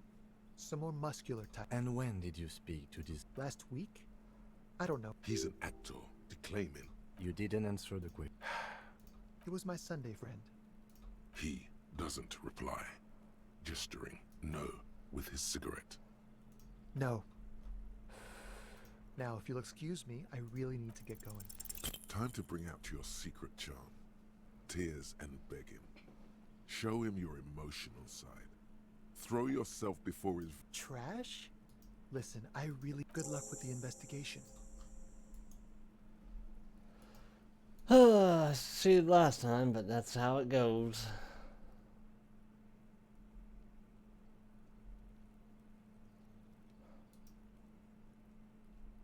He's gone. No point in running. Tenements like he could be a witness. There has to be a way of getting... A stone, like any... There's a key beneath it. Rusty, from... This must be for the front door. We'll just have to...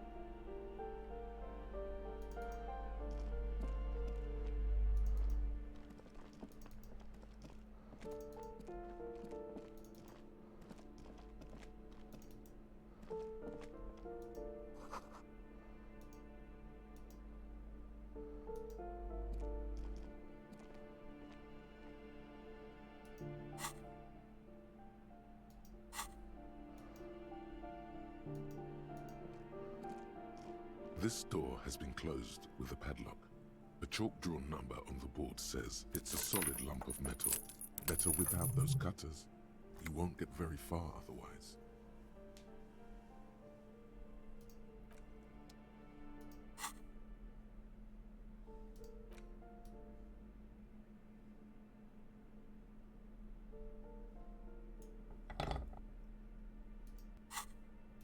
This door has been closed with a padlock.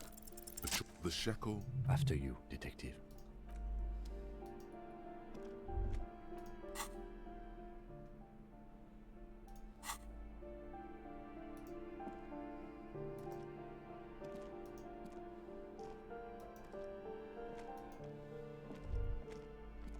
That isn't just a fight. The star and even today, half to symbolize some social demo. The wreath of antlers represents a net because white is the color of peace. Gone is the glory of hope. Only the scribblings of impoverished students remain in dirty hallways. You are the big communism builder now. It's you or no one.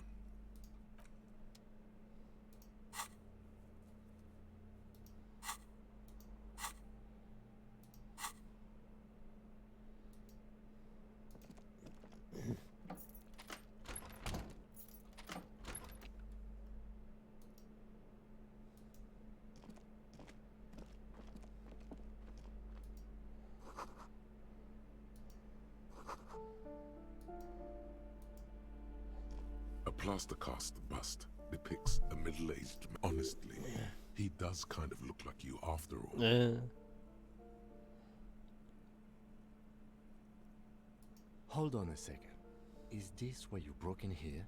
To find out whether you're Krasmazov? Except that Krasmazov is dead. He's been dead for 50 years now. Well, You both do seem to share an affinity for sideburns, but it seems like old Kras here didn't drink nearly as much as you. Ah, very well. Doesn't he have a birthmark right here? What about you? Alright, but here's the big thing. Krasmasov looks Samaran, and you don't. Okay, you win. Be Krasmasov then. I don't care. Why are you so hell-bent on proving that you're Krasmasov anyway?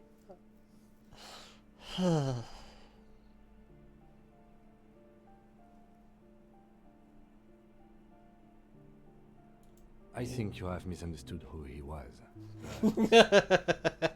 If you say so. Whoever lives here definitely shares your enthusiasm. There aren't many communists around, not after the revolution. Some youth still... The White Star, the photos on the wall. I think we have broken into the apartment of a young communard.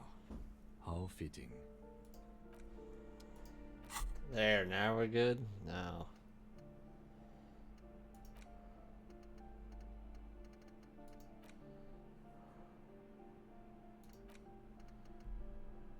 We almost there. Finish it off.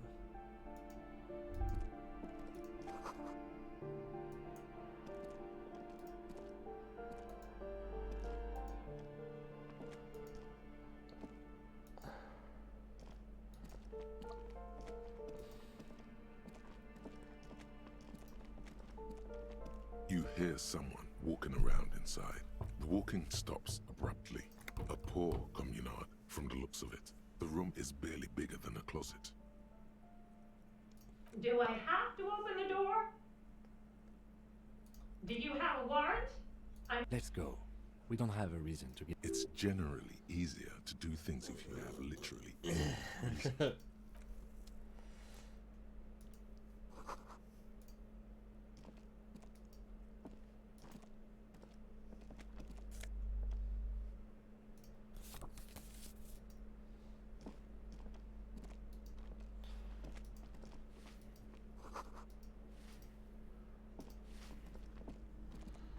Give me a moment. The cold never does any good for my bronchitis.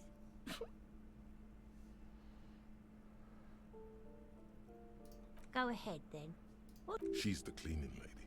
She knows the floor plan and the residence. Yes, yes. I know who you mean. The scrawny boy who's... Somewhere in the building, a child starts crying. What's he in trouble for? Talk? What was so funny about... He lives upstairs in room 28. Thank you. We should go check out his apartment on the balcony. See if he's home.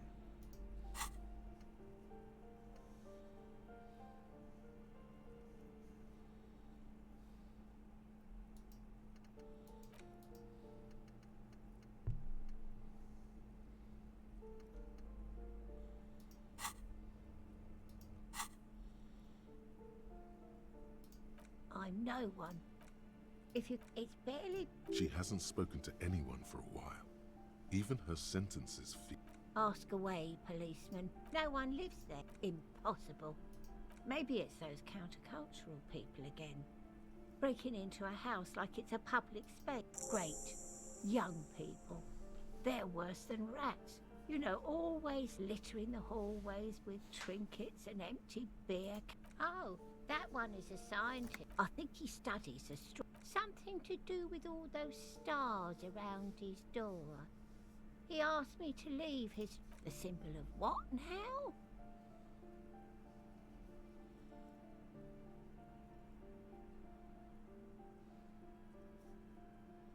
I don't believe in equality. Never seen it work. People come and go. They probably just moved or died. She mumbles some... Mazovian socio-economics. 0.000%.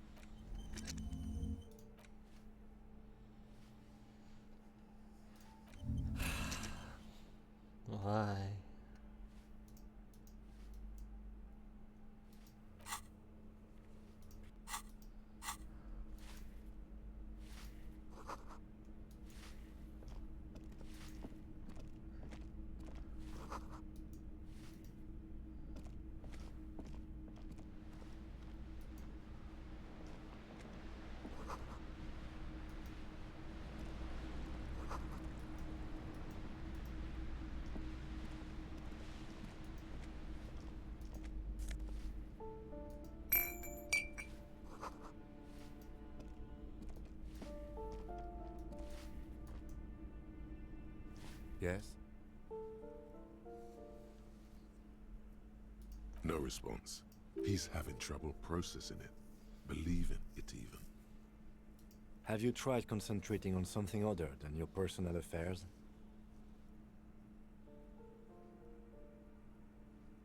Try work, the case at hand. It can work miracles. Focus on other... A moment passes.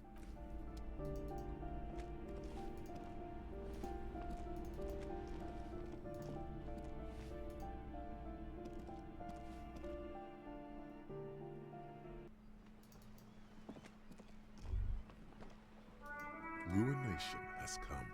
The broken arches betray the once grand history of this building. It towered over the harbor until it happened. A great force from the northeast fired into the city. Heavy artillery shelled. The tenement acted as a defensive wall against the worst of the shelling until it was destroyed, and they had a direct firing line. The waves of the Martinez Inlet rolled over. What didn't fall into the ocean was used as scrap. What wasn't used as scrap was thrown into the ocean. Those arches acted as support. Only 3 stories stand with 9 to 12. A fleet, the combined armies of Occident and Grad, with Mesk volunteers, a 5-nation army, hundreds of vessels. They massed airships further down in the Bay of Revachol. The artillery was so many are still there to this day. If you squint, you can just barely see. Coalition warship Archer can shoot 50. The Coalition. But that was a long time ago. I think we should move on. It's chilly up here.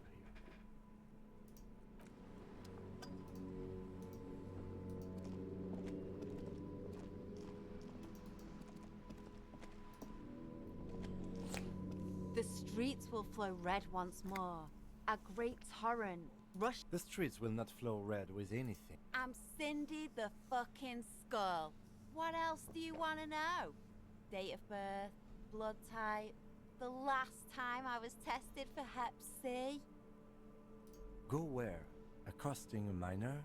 Listen to your partner, pigman. Keep your grubby hooves off little old ladies. That smell coming from her paint bucket. It's not paint, it's heavy fuel oil. Red-dyed heavy fuel oil is only used in government vehicles, or at least that's the idea.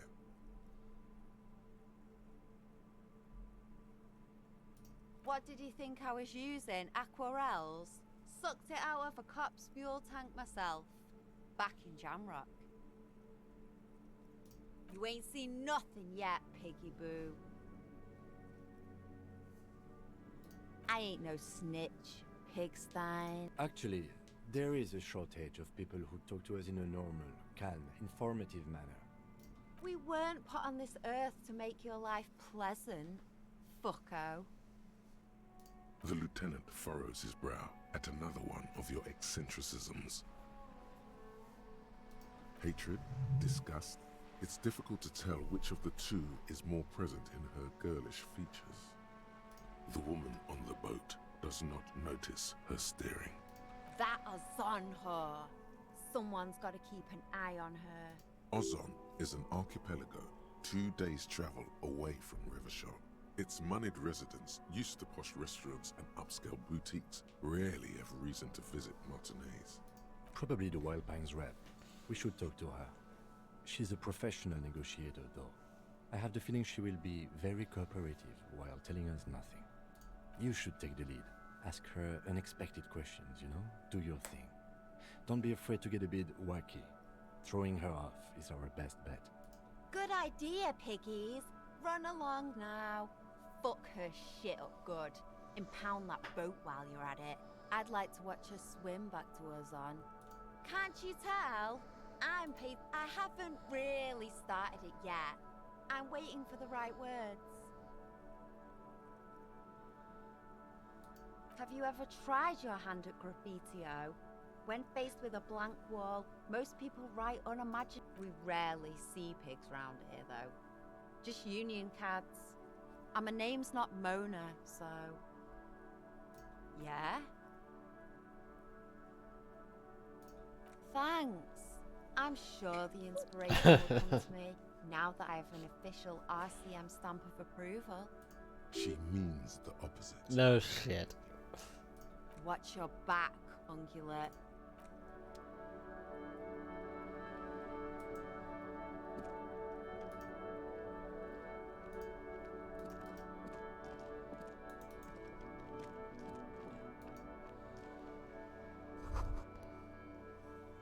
Oh, I've died a couple times.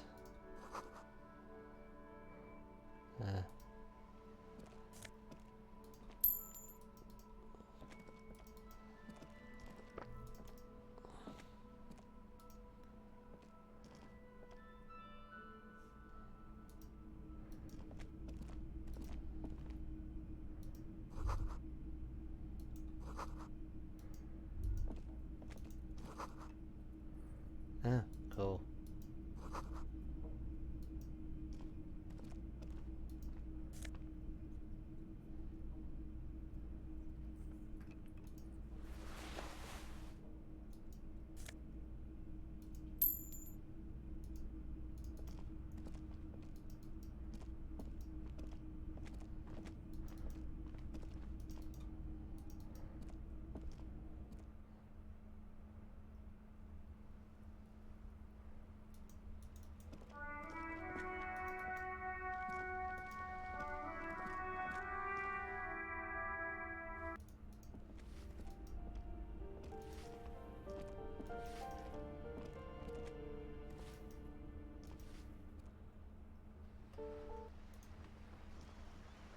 Okay, so I can get in there now.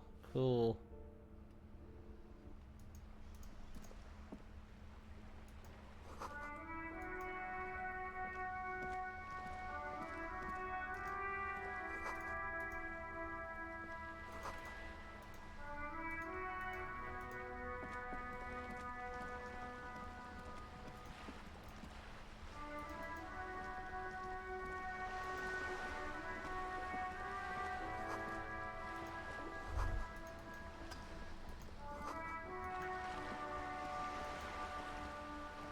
A striking woman. Good afternoon. Joyce L. Messier. I represent the board of Wild Pines, the owners of the harbour.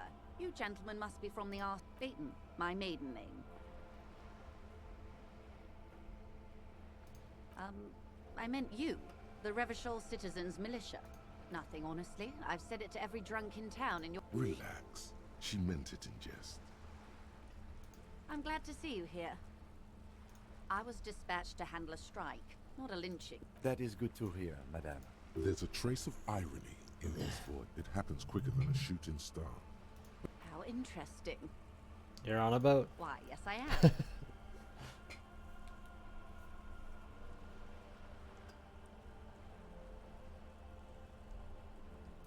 The boat? No. It is called Cor de Lady 19 because that is a pleasure craft.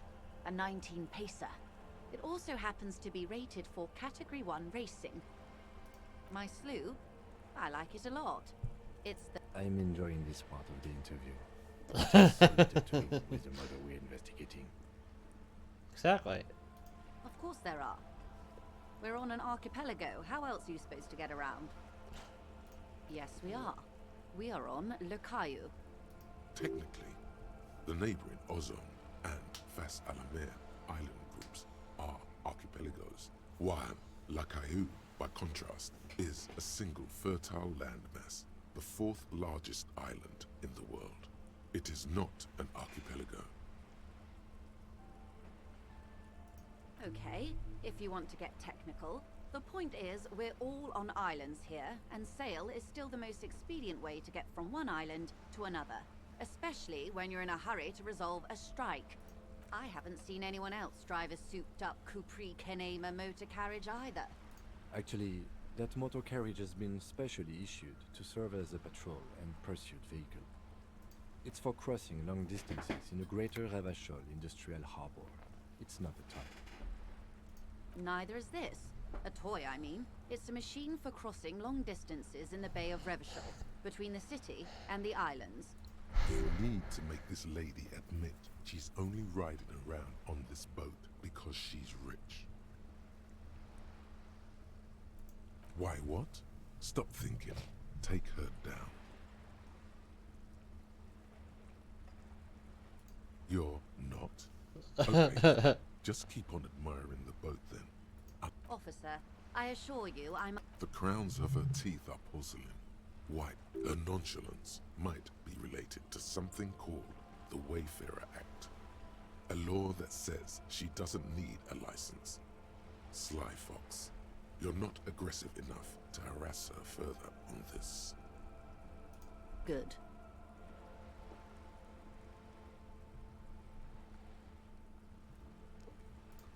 Is what you want to say, but it isn't that easy, is it? Look at that lady. Take a gander.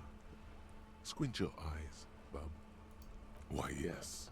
Tucked away under that sturdy green raincoat, almost rustic in its simplicity, a silk while dull orange pearls hang. These are the kind eyes of the rich man that seem to say everything is possible, within reason. Now look at you, you misery-clad simian, barely able to tie your own laces. Your armpits are lakes. A scythe of booze precedes you. Your hair sticks to your forehead. You're poor. Poor as balls. You can't ask this person for money. You're too. Shame? You haven't really been in the presence of gentlefolk either, have you? What shame is there to be felt in front of these dock workers, cops, and hotel clerks, but to belittle yourself in these eyes of Odinin? As I was saying, if there's any way I may be of assistance, please don't hesitate to ask. I am sorry. It just doesn't come out of your mouth. Surprisingly eloquent, really. The last one, not the first three. Mike, why'd you say that? That's garbage. You're a police officer.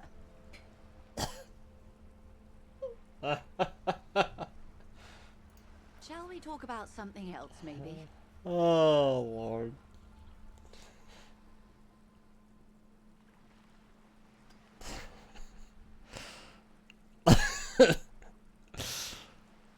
Quite a few things. The information I'm to share with you includes sensitive... Of course, ma'am. And this is my How curious.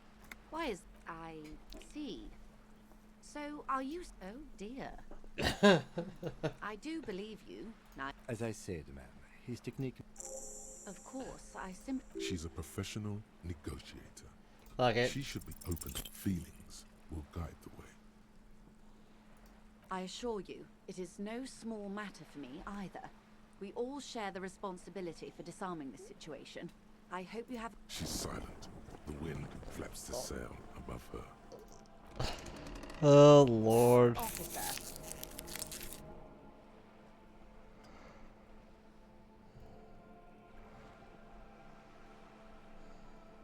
You know, I don't mean to sound cold, but if you want something... You're doing it, despite your own best... I'll be frank with you.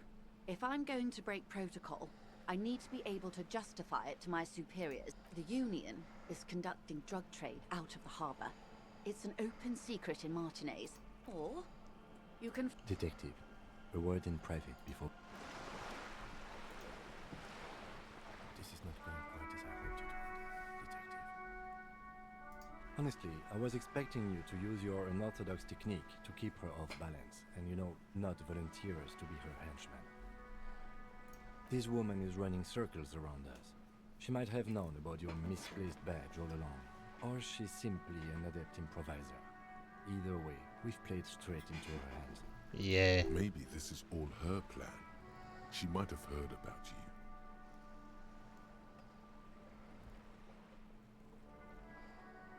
I wouldn't go that far.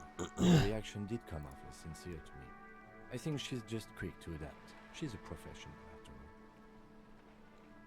No, if there is reasonable suspicion, we must investigate. Otherwise, she could claim we are siding with the Union, or that we are on their take. What I propose is, we ask her, then we investigate, briefly. But do not share the outcome of this investigation with her. We tell her it's done, and demand... Oh, that would be fantastic, but do we have the time? The world is lost. The situation might have changed drastically. By the time You could request a new one from the station. You're back. Good. What can I help you with? Everything. Right up to, but not including, trade secrets. First, you'd have to repeal the Emergencies Act of Trade in Aliments that gives me the right to silence. It's quite the good luck. It's only kept in place by the vested interests of half. What the man means is that the emergent... you'd be shooting yourself. But I am derailing us. You want... I believe the official... And how are the talks going? They're not. Wait, she just admitted that the lynching and the... Now they won't even let me into the harbour. There's a 2-meter-20 racist... Yes, Jean-Luc Measurehead. Yes, I believe there is a connection. Let's say I was not made... And when did you... I arrived 3 weeks... But the strike began in... I wasn't the original... This isn't the first... Heavens, no. Ludicrous even. It's meant. Mr. Clare told him to... Fuck off, midget. Gaumont is short of stature, you see. Keep in mind, this is a negotiator Mr. Clare has worked with before. Mr. Clare told him to... Fuck off, midget. Keep in mind, there are leaflets everywhere, and banners. What did they say again? Oh yeah, every work... Most of the workers probably don't know what that means. Then you might also like their other slogan. Demand democracy. Personally, I agree. It lacks the pizzazzo of... It's quite simple, you see. Just so you understand, this is but one of 22 terminals owned by Wild Pines. That may well be. It's not up to me to decide who is king, but I'm not sure. And now, people... Excuse me, from whom did you hear? I first heard it from the boyer at the gates. This checks out. No, wait. The chief negotiator heard it from a man at the gates. Surely the Wild Pines group has more effective channels of information. After all, 2,200 people are on strike. Everard Clare is a man of the utmost integrity. Of course not. Everard is fantastically corrupt. I imagine he... If you were to prick it with something sharp, you could see it oozing out. A knife, maybe? No, a rapier.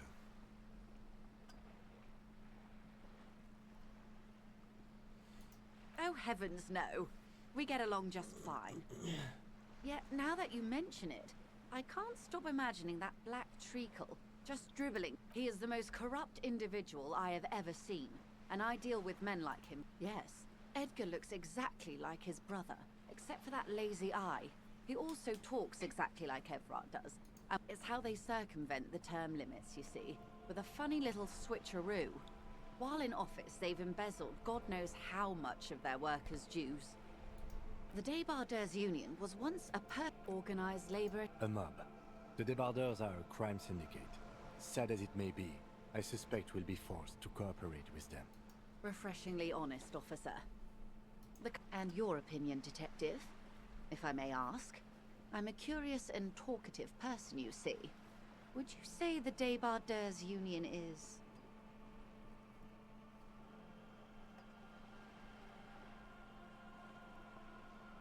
Why do you think so?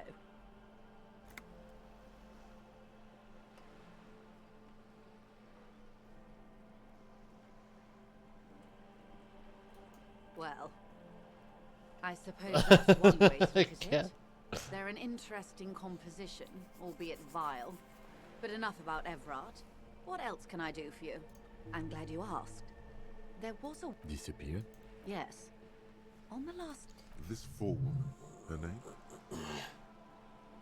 Sadly, the company records do not even give a name. She's just forewoman in private correspondence. Holly. I don't even know if it's a sir or given name, and I don't have access to the union's files. Indeed.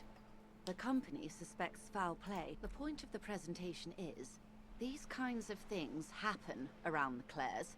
Watch out when you're dealing with him. Thank you for your concern, ma'am. We'll be just fine. The scab. Don't let her answer it herself.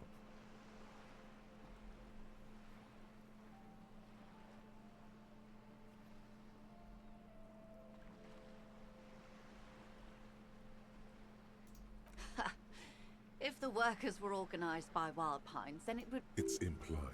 She's open. Of course. How else can I help? Of course, detective. It's clear you like the hard stuff, Brota.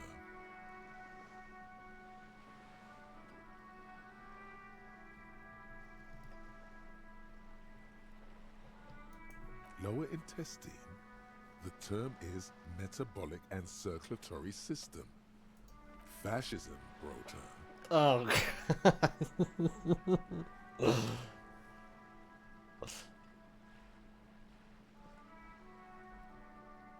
You're going to keep your vooz, right? Keep your vooz, Brota.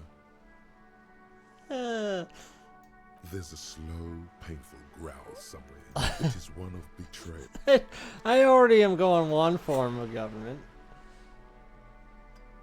Next time, maybe.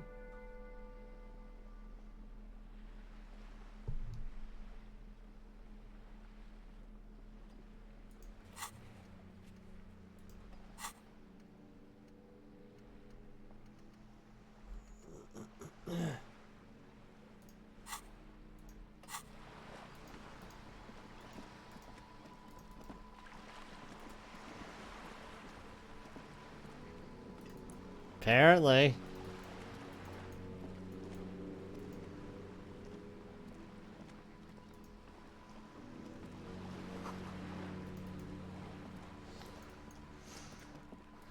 Maybe I'll get it the next time. Maybe. Or something.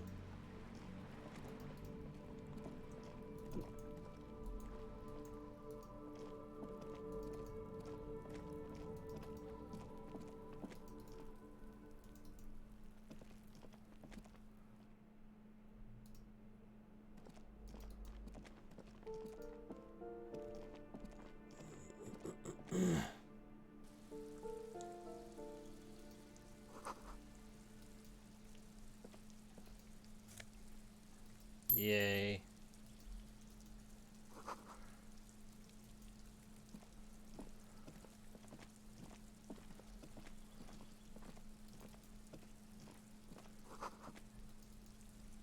That's what they all say.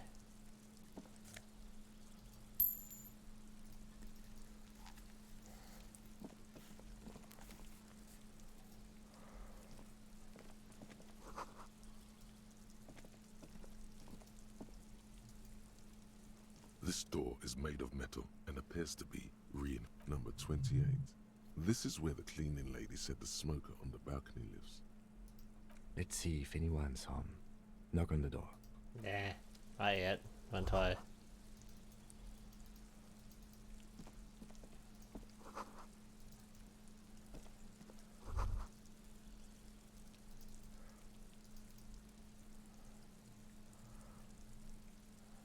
Pretty much.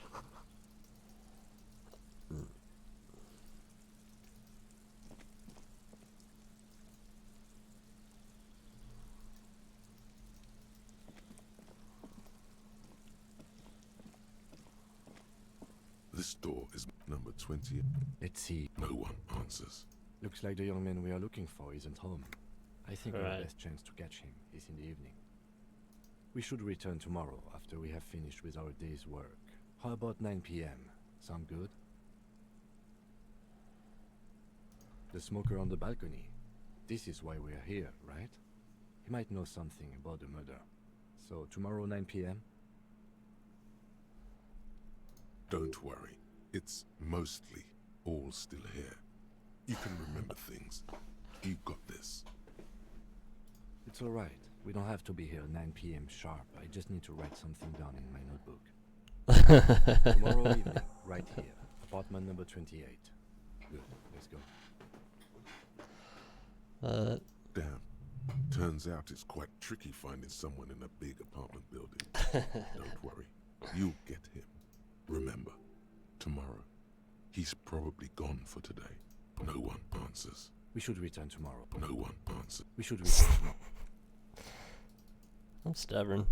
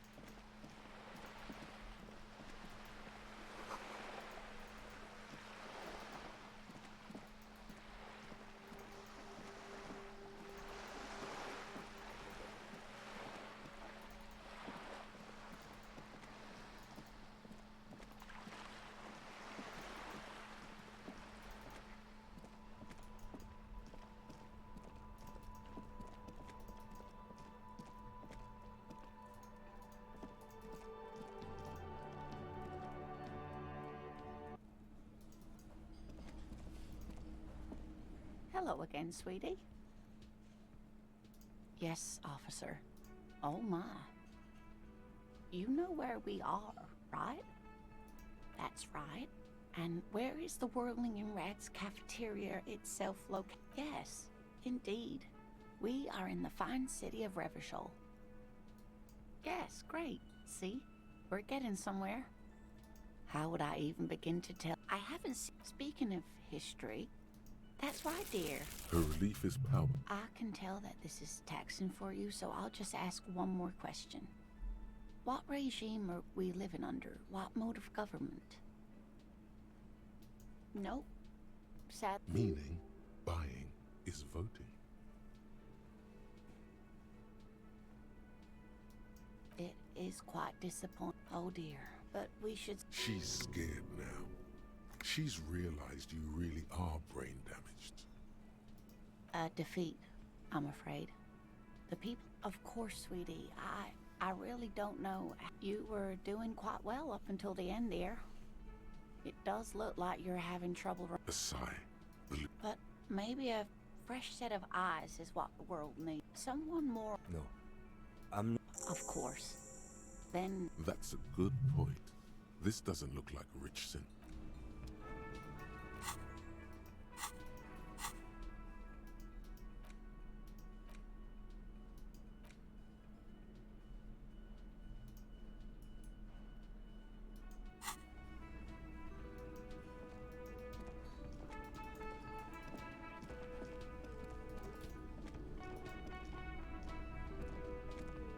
Can I help you?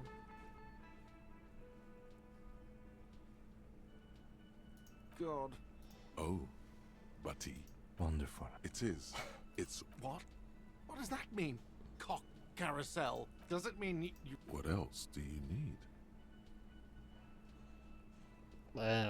He looks at you, spinning your... She broke the bird. I should have known. Or you broke the bird.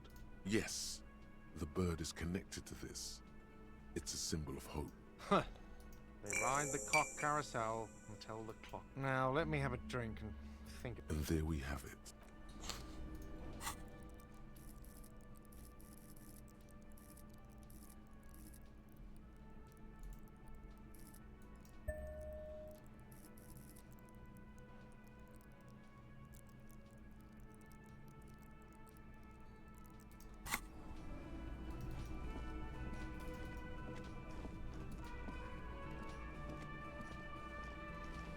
You see a heavy steel door, the cobalt blue surface, old cobalt paint, rough on the fingers. The door does not budge.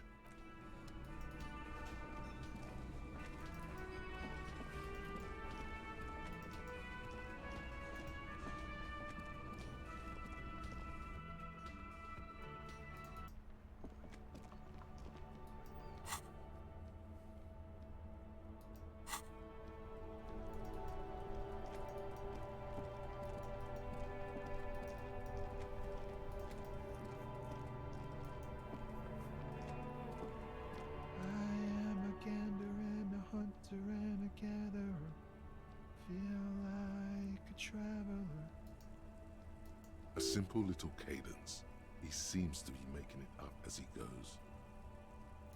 From another planet. Hey there. You sure are, my man. It's the jam, my man. The air from the east is thick with the smell of crude oils. It's a traffic jam for the ages. Harbor gates up the street are shut tight. No explanation given. Workers on strike, scabs agitating, all around clusterfuck.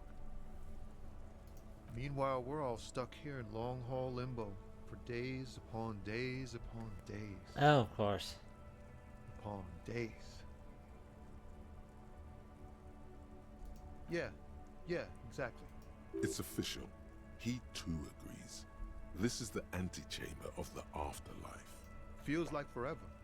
Like I was born on this here roundabout and this was all I ever knew. Just me and the metal and the tires, the oil and the fumes of mazout. Mazout is an antiquated term for heavy fuel oils. This man has a barely suppressed performative streak. Or He just likes unusual words. Or both. Yeah, imagine. It's been a whole week already. So tell me, what do you need?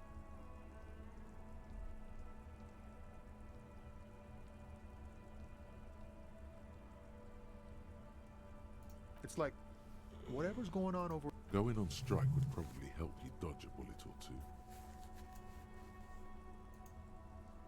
Maybe you should.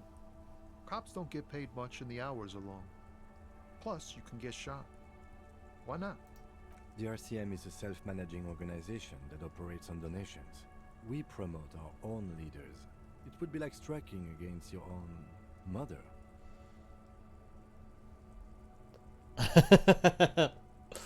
Okay, but do continue. You were asking about the strike? Some pretty wild stuff, I hear. Like a giant new power crane in half the company? I forget what exactly. Good on them, I guess. I've heard talk there's a company rep in town, too. Like, a strike negotiator type. They know what's up. They want to keep that money flowing in, my man. Ka-ching. He doesn't blame them, but he's not on their side. That's for sure. Anything else? Yeah, this ain't really my area of expertise.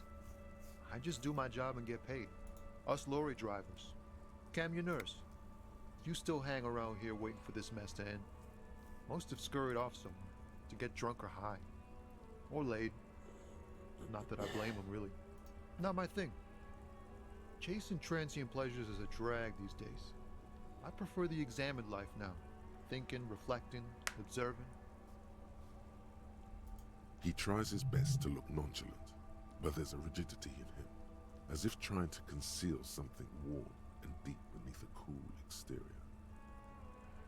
He ain't one of us drivers. I know that. All accounted for. Otherwise, I haven't really asked about that. Been wasting time right here. Keep him busy. It's easy to see he's telling the truth.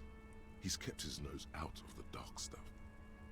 Analyzing the fundamental structural and psychological conditions of being stranded in the midst of a sea of motor lorries and their sad, despondent chauffeurs. A sense of surprise there ain't more bodies hanging from more trees.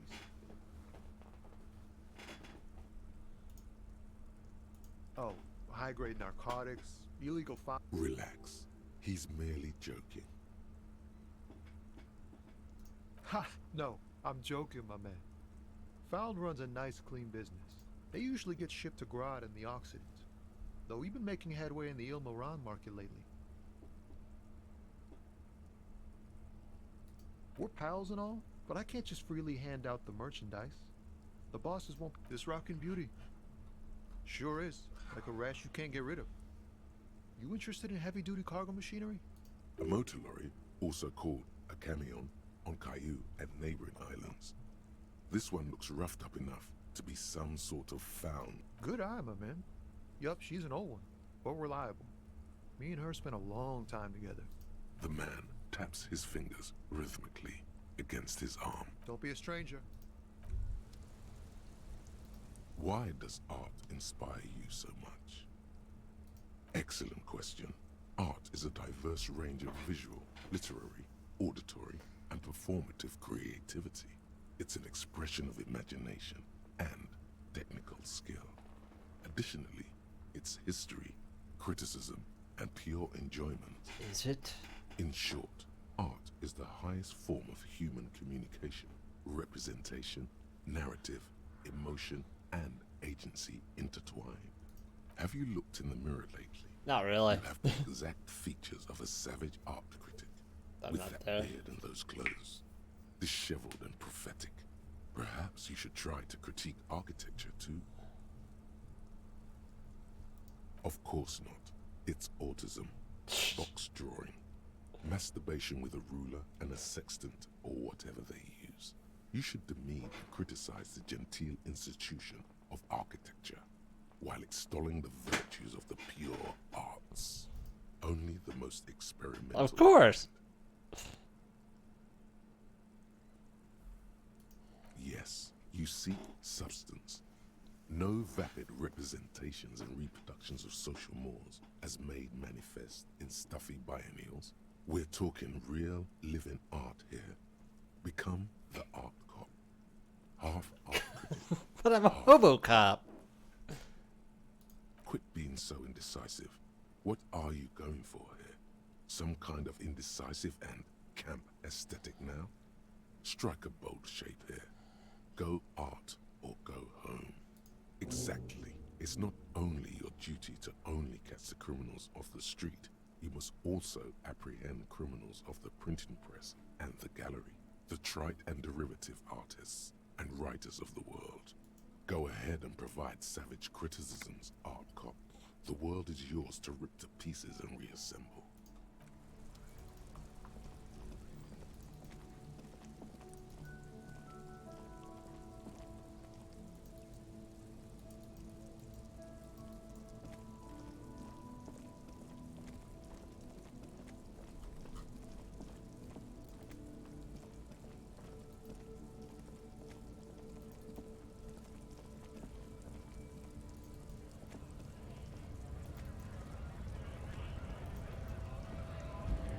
Right to work! Right to... Not before... He might have some advice.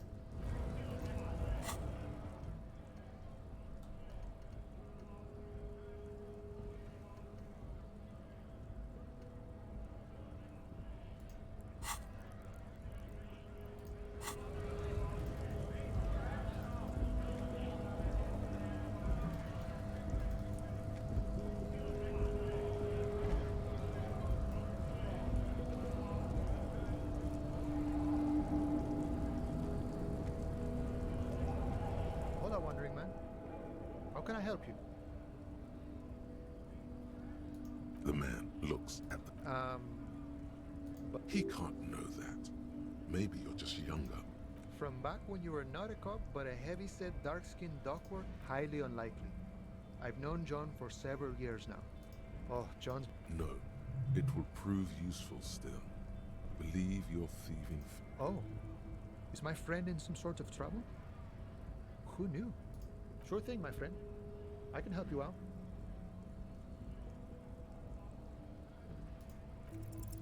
The coin lands into your hand as if it has always belonged there. The swallow returns. Always glad to help out the RCM. Shame I can't do more. Things are meager at the moment due to... You know, the winter's fat is slowly running out and all. Still better than scabbing, though. Nothing to worry about, really. The jam's a bit of a mess, cargo can't get in or out. I'm always glad to help out when possible. Not like these slithering scabs. Sorry, wiretapping or calling in tactical air support. You guys have air support. I get it. Alright, I may have... First, don't fight him. Obvious. Maybe that would...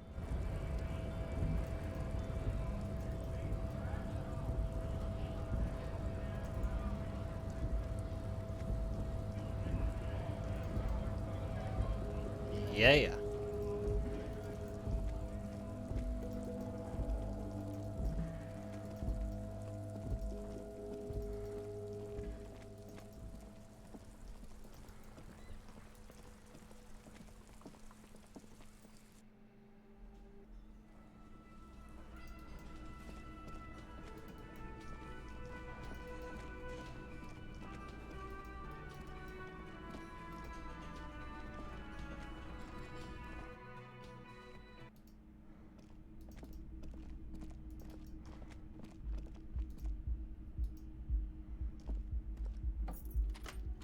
Look at all those free cans.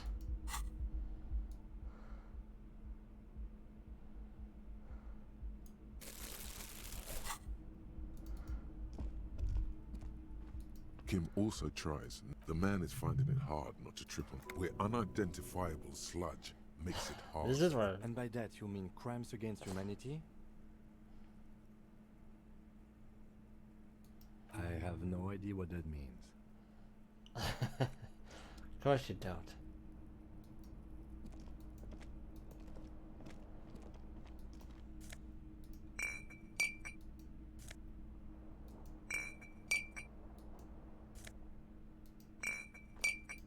The bed is cold.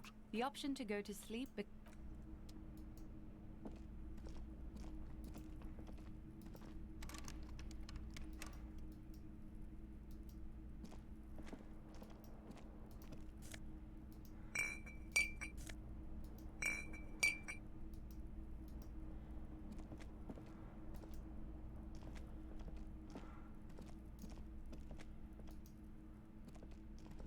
mirror hangs above a bent and broken sink. In a hot water sprays from the base and steam. Suddenly, you realize you have no memory of the face that awaits you there. Really, all recollection of the person you are, the people in your life, and even the world you're in has drowned in a sea of blood alcohol. This was no mere night of drinking. It was a deluge of world-ending proportions. As you slowly reach your abort, you clearly have not thought this through. You won't like what you see there, and you will never unbecome it. Yeah, there is definitely something wrong with it.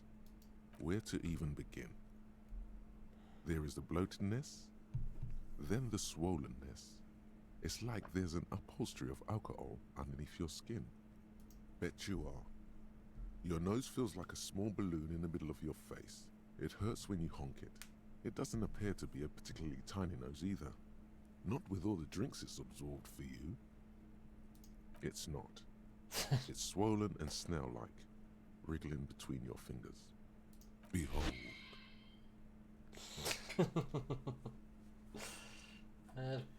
But of course. You have no idea who this thing is, do you? It appears you're also dead. There's clearly rigor mortis on your face. Oh wait, is that an expression? Are you trying to make an expression with that face? Why? Please stop. It's horrible. You're scaring yourself. You can't, can you? It's like it's not even voluntary anymore. You have worn that grin into your face, and now it won't come off. Probably. What does it even mean? What is the emotion you're trying to convey?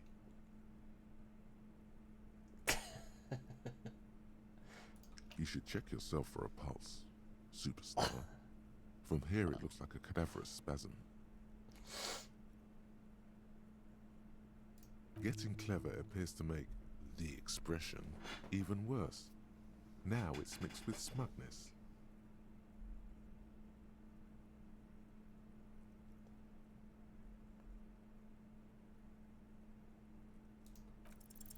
Like the rest of you, it comes from a bad place somewhere in the past.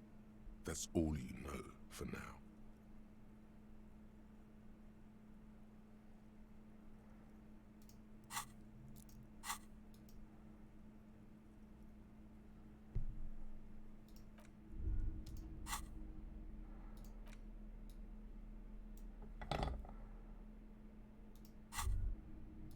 As you turn, a bright light catches your eye, making you so cool.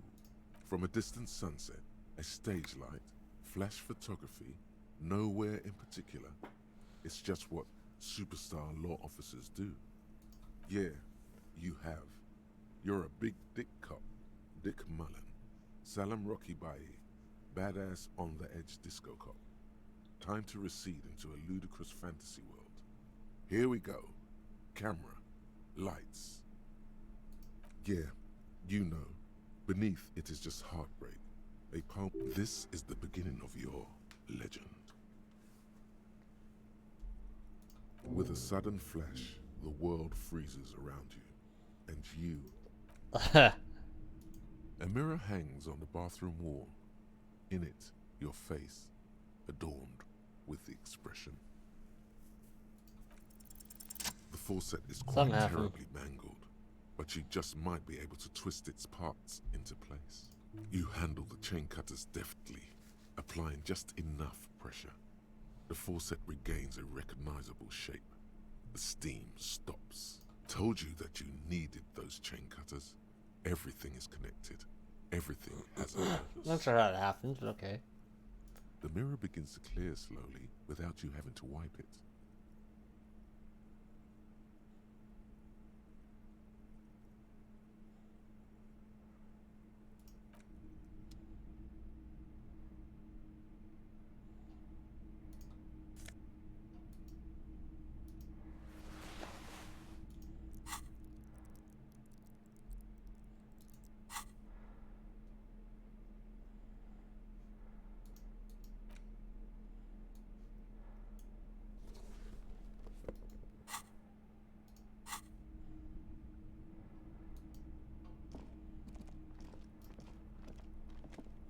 The fan stands still.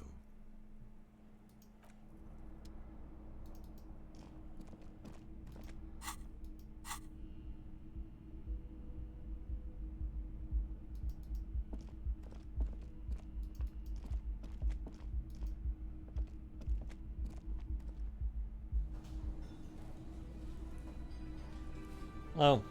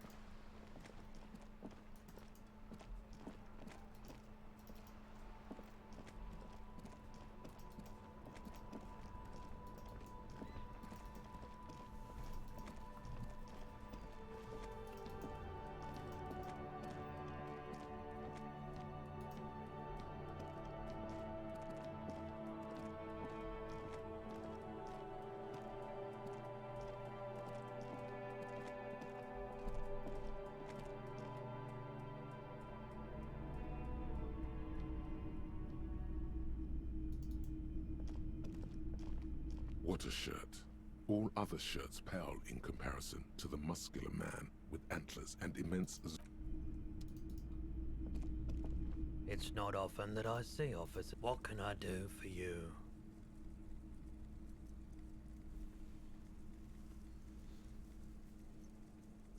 I haven't had any Who are your customers? All kinds of people come. As you can see, I have a wide selection of goods for everyone to choose from. It keeps me... He's well composed, but underneath it you sense psychedelic processes bubbling. Feeling warm and enthralled by the movement of light, while the mind continues to race forward. Lucky bastard. He's probably on Parolidon. It's tough to come by on the street. A drug developed by the military to treat and prevent radiation sickness. It has psychedelic side effects, and it makes your eyes turn yellow.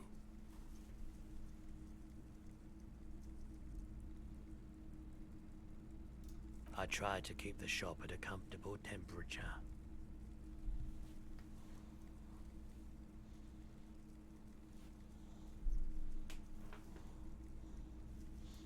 Parolidon is just something since the People's Pile disaster, I was with the Emergency Relief Brigade. He's taken it for mental and emotional, not physical pain these days.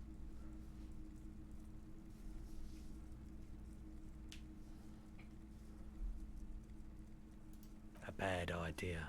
Some poor leftist built a particle decay generator in hopes of bringing affordable electricity to underserved communities. It malfunctioned. Radioactive waste everywhere. Probably some of it in you too. The People's Pile was a Type U particle decay generator that failed immediately after a primitive nuclear reactor, also called a pile. Construction began during the Commune of Revachol. The people continued work on it after the Commune fell. They wanted a cheap source of energy for Revachol West. Needless to say, things didn't work out. An emergency valve defect resulted in steam pressure blowing the turbine, taking the fuel containment vessel up in the explosion. Both the faulty design and lack of finances contributed to the catastrophe. The cleanup happened 15 years ago. I was young then. Late, so I came to Martinez. People told me don't go there. It's a shithole. I said, people, we just had a nuclear pile meltdown. I'm gonna get as far away from Forberg as I can. We were an On the patch, gamma radiation line. I lived by the river since there wasn't much the volunteer force could do, however. There's a reason why everyone... So much No one's. Everyone's. A bunch of poor people built themselves a primitive nuclear reactor. I like the theory more than the story. Yeah, you gotta get in on those vortices, my man. I doubt it, but I can try. I do my best to keep... He doesn't know anything. The pawnbroker's gaze is all... Let me have a look. Anything else you're thinking of selling?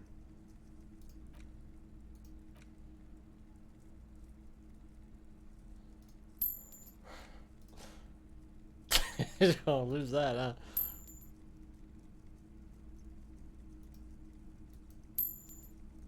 Who needs an ID?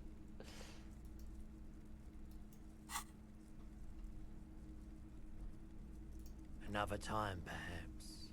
Have you tried it before? The lieutenant steps away, pretending to admire. He won't be your nog, but he won't be thrilled about this either.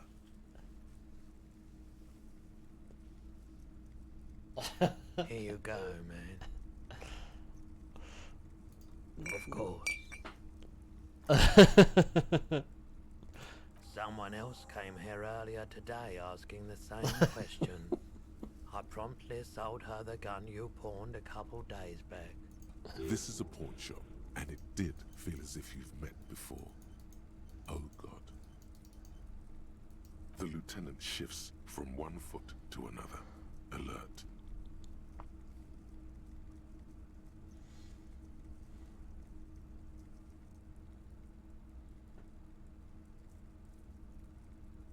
She didn't seem like a policeman, although she kept referring to herself as a pig. Which, truth be told... Right, so, let me get this right.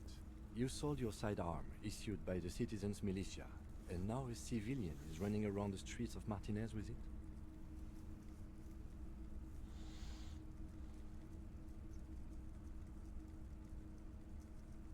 In that case, she'll be happy to get a visit from us, if we can find her.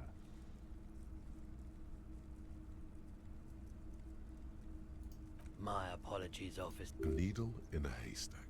There is nothing you can do about it now. Of course.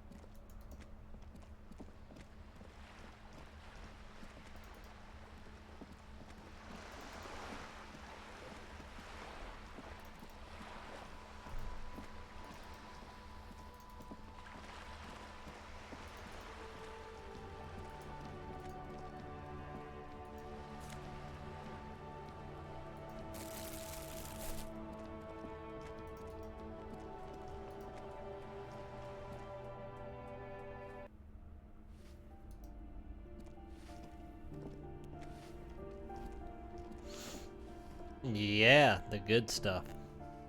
Apparently. Just like this is some good stuff, right?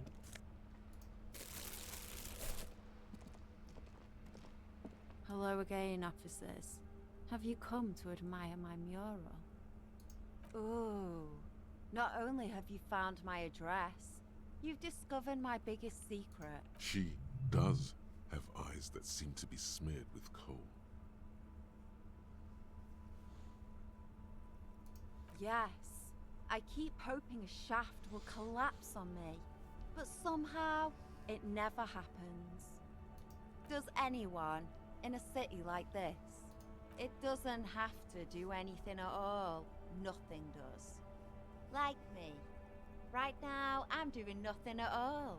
Shoot, Piggy. It's what you do, isn't it?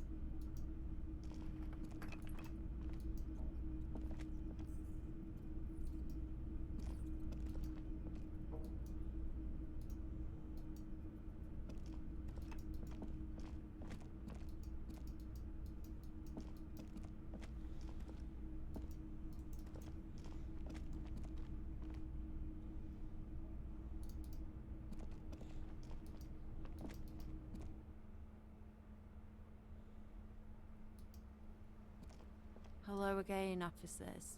Have you come to admire my mural? The lieutenant is hatred, disgust, the woman on the... That is on her. Someone's got to keep an eye on her. On a first-name basis with her, are we?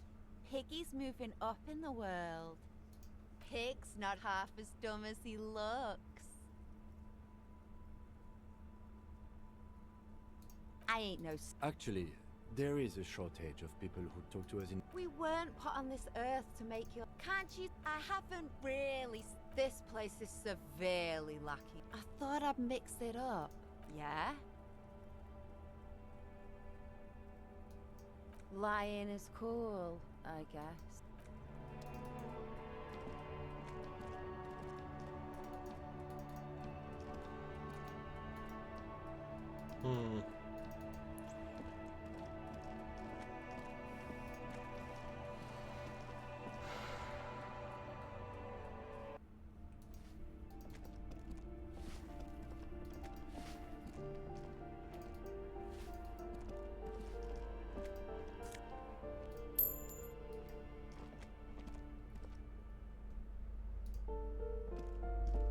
You hear someone walking around inside.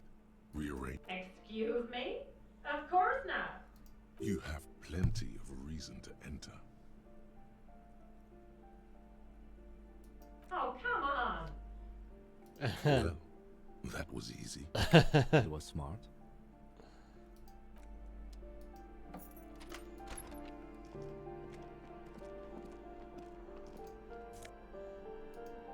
Thanks.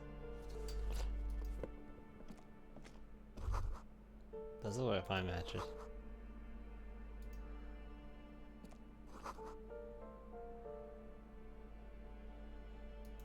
Satisfied? My name is Marielle Charpentier, and I'm an agent with Martinez Realty Associates. I am not breaking in, as I have every right to be here. The keys, see? Boy, there are a lot of different keys there. More than 20, at least.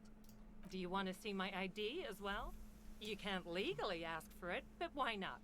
Want to see my residence permit too?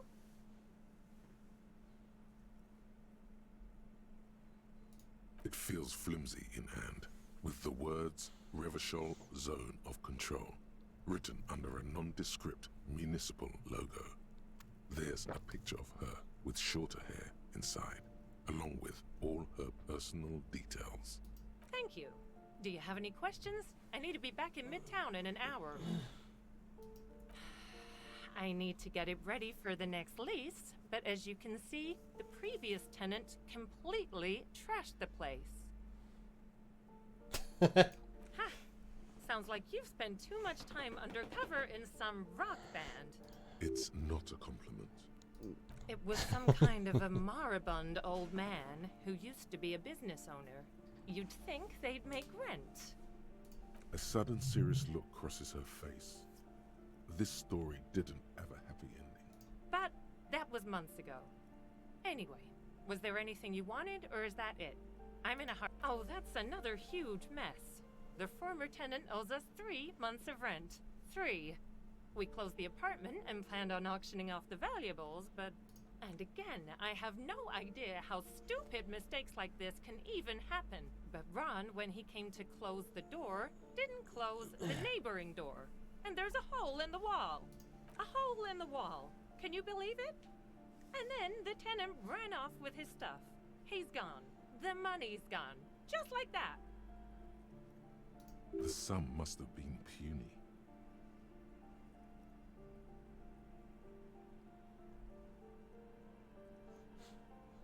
Well, it does not disappear from my hands. No, I don't let it. These apartments are perfectly fine. They have gorgeous orchids. I'll tell you, Martinez has a future. In a few years, it's going to blossom with art. Don't ask me what happened with the wall. I have no idea how we're going to find the time or resources to fix it. Both apartments are now unrentable. Both.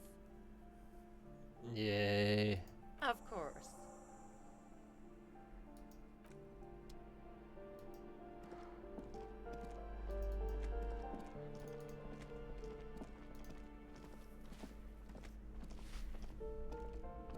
Give me a moment.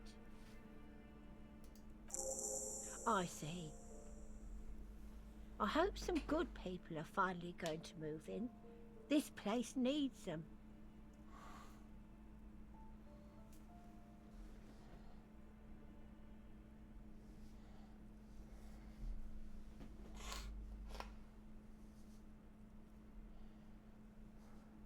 We won't be killing anyone. And you shouldn't say things like that. Goes against my redundant beliefs, right?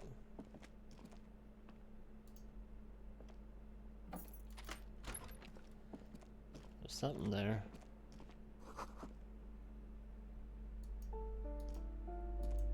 Yes?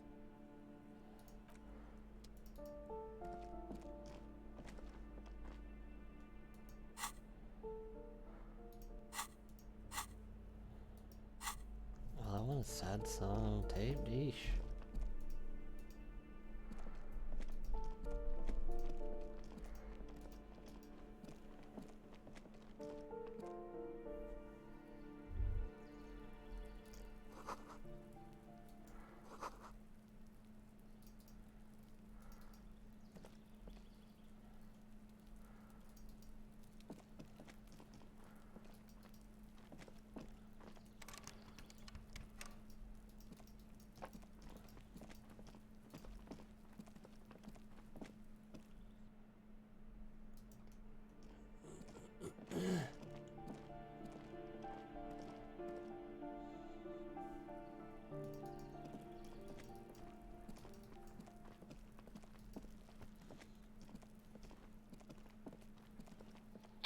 Trying to...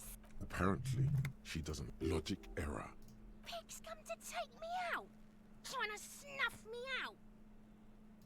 Don't get fucking... Trying to sneak up on me.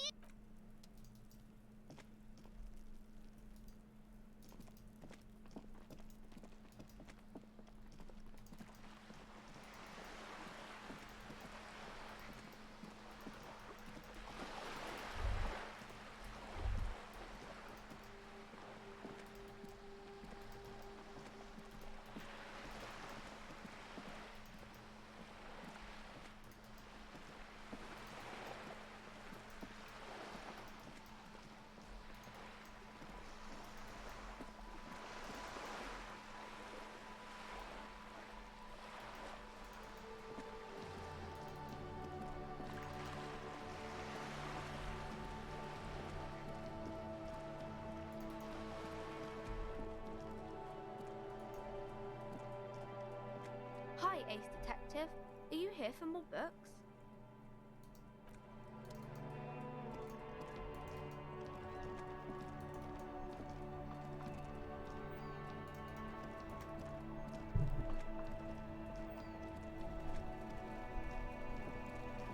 Inside, You see a set of steering levers, a radio microphone, a pull-out tool. As you tap on the gauge, No, that's enough fun with the foldable headlamp. the white suede feels luxe. Your fingers waste no time closing around the handle. Clutch disengage. A smell of fresh. I'm good, cherished and cared for, in the hands of a tending owner. Despair creeps into you. That was easy enough. On your weakness. You're still coming up with sentences. That's a step up from total. I don't dispute that you have been charged with protecting the people of a part. Nothing you can say. Cop gives up the. Alright. Whatever. I'm sure I'll figure stuff out later tomorrow.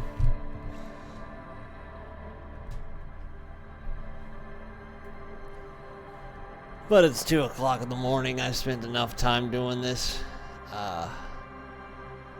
Yeah, so. Like I said, I'll be back tomorrow. See you later.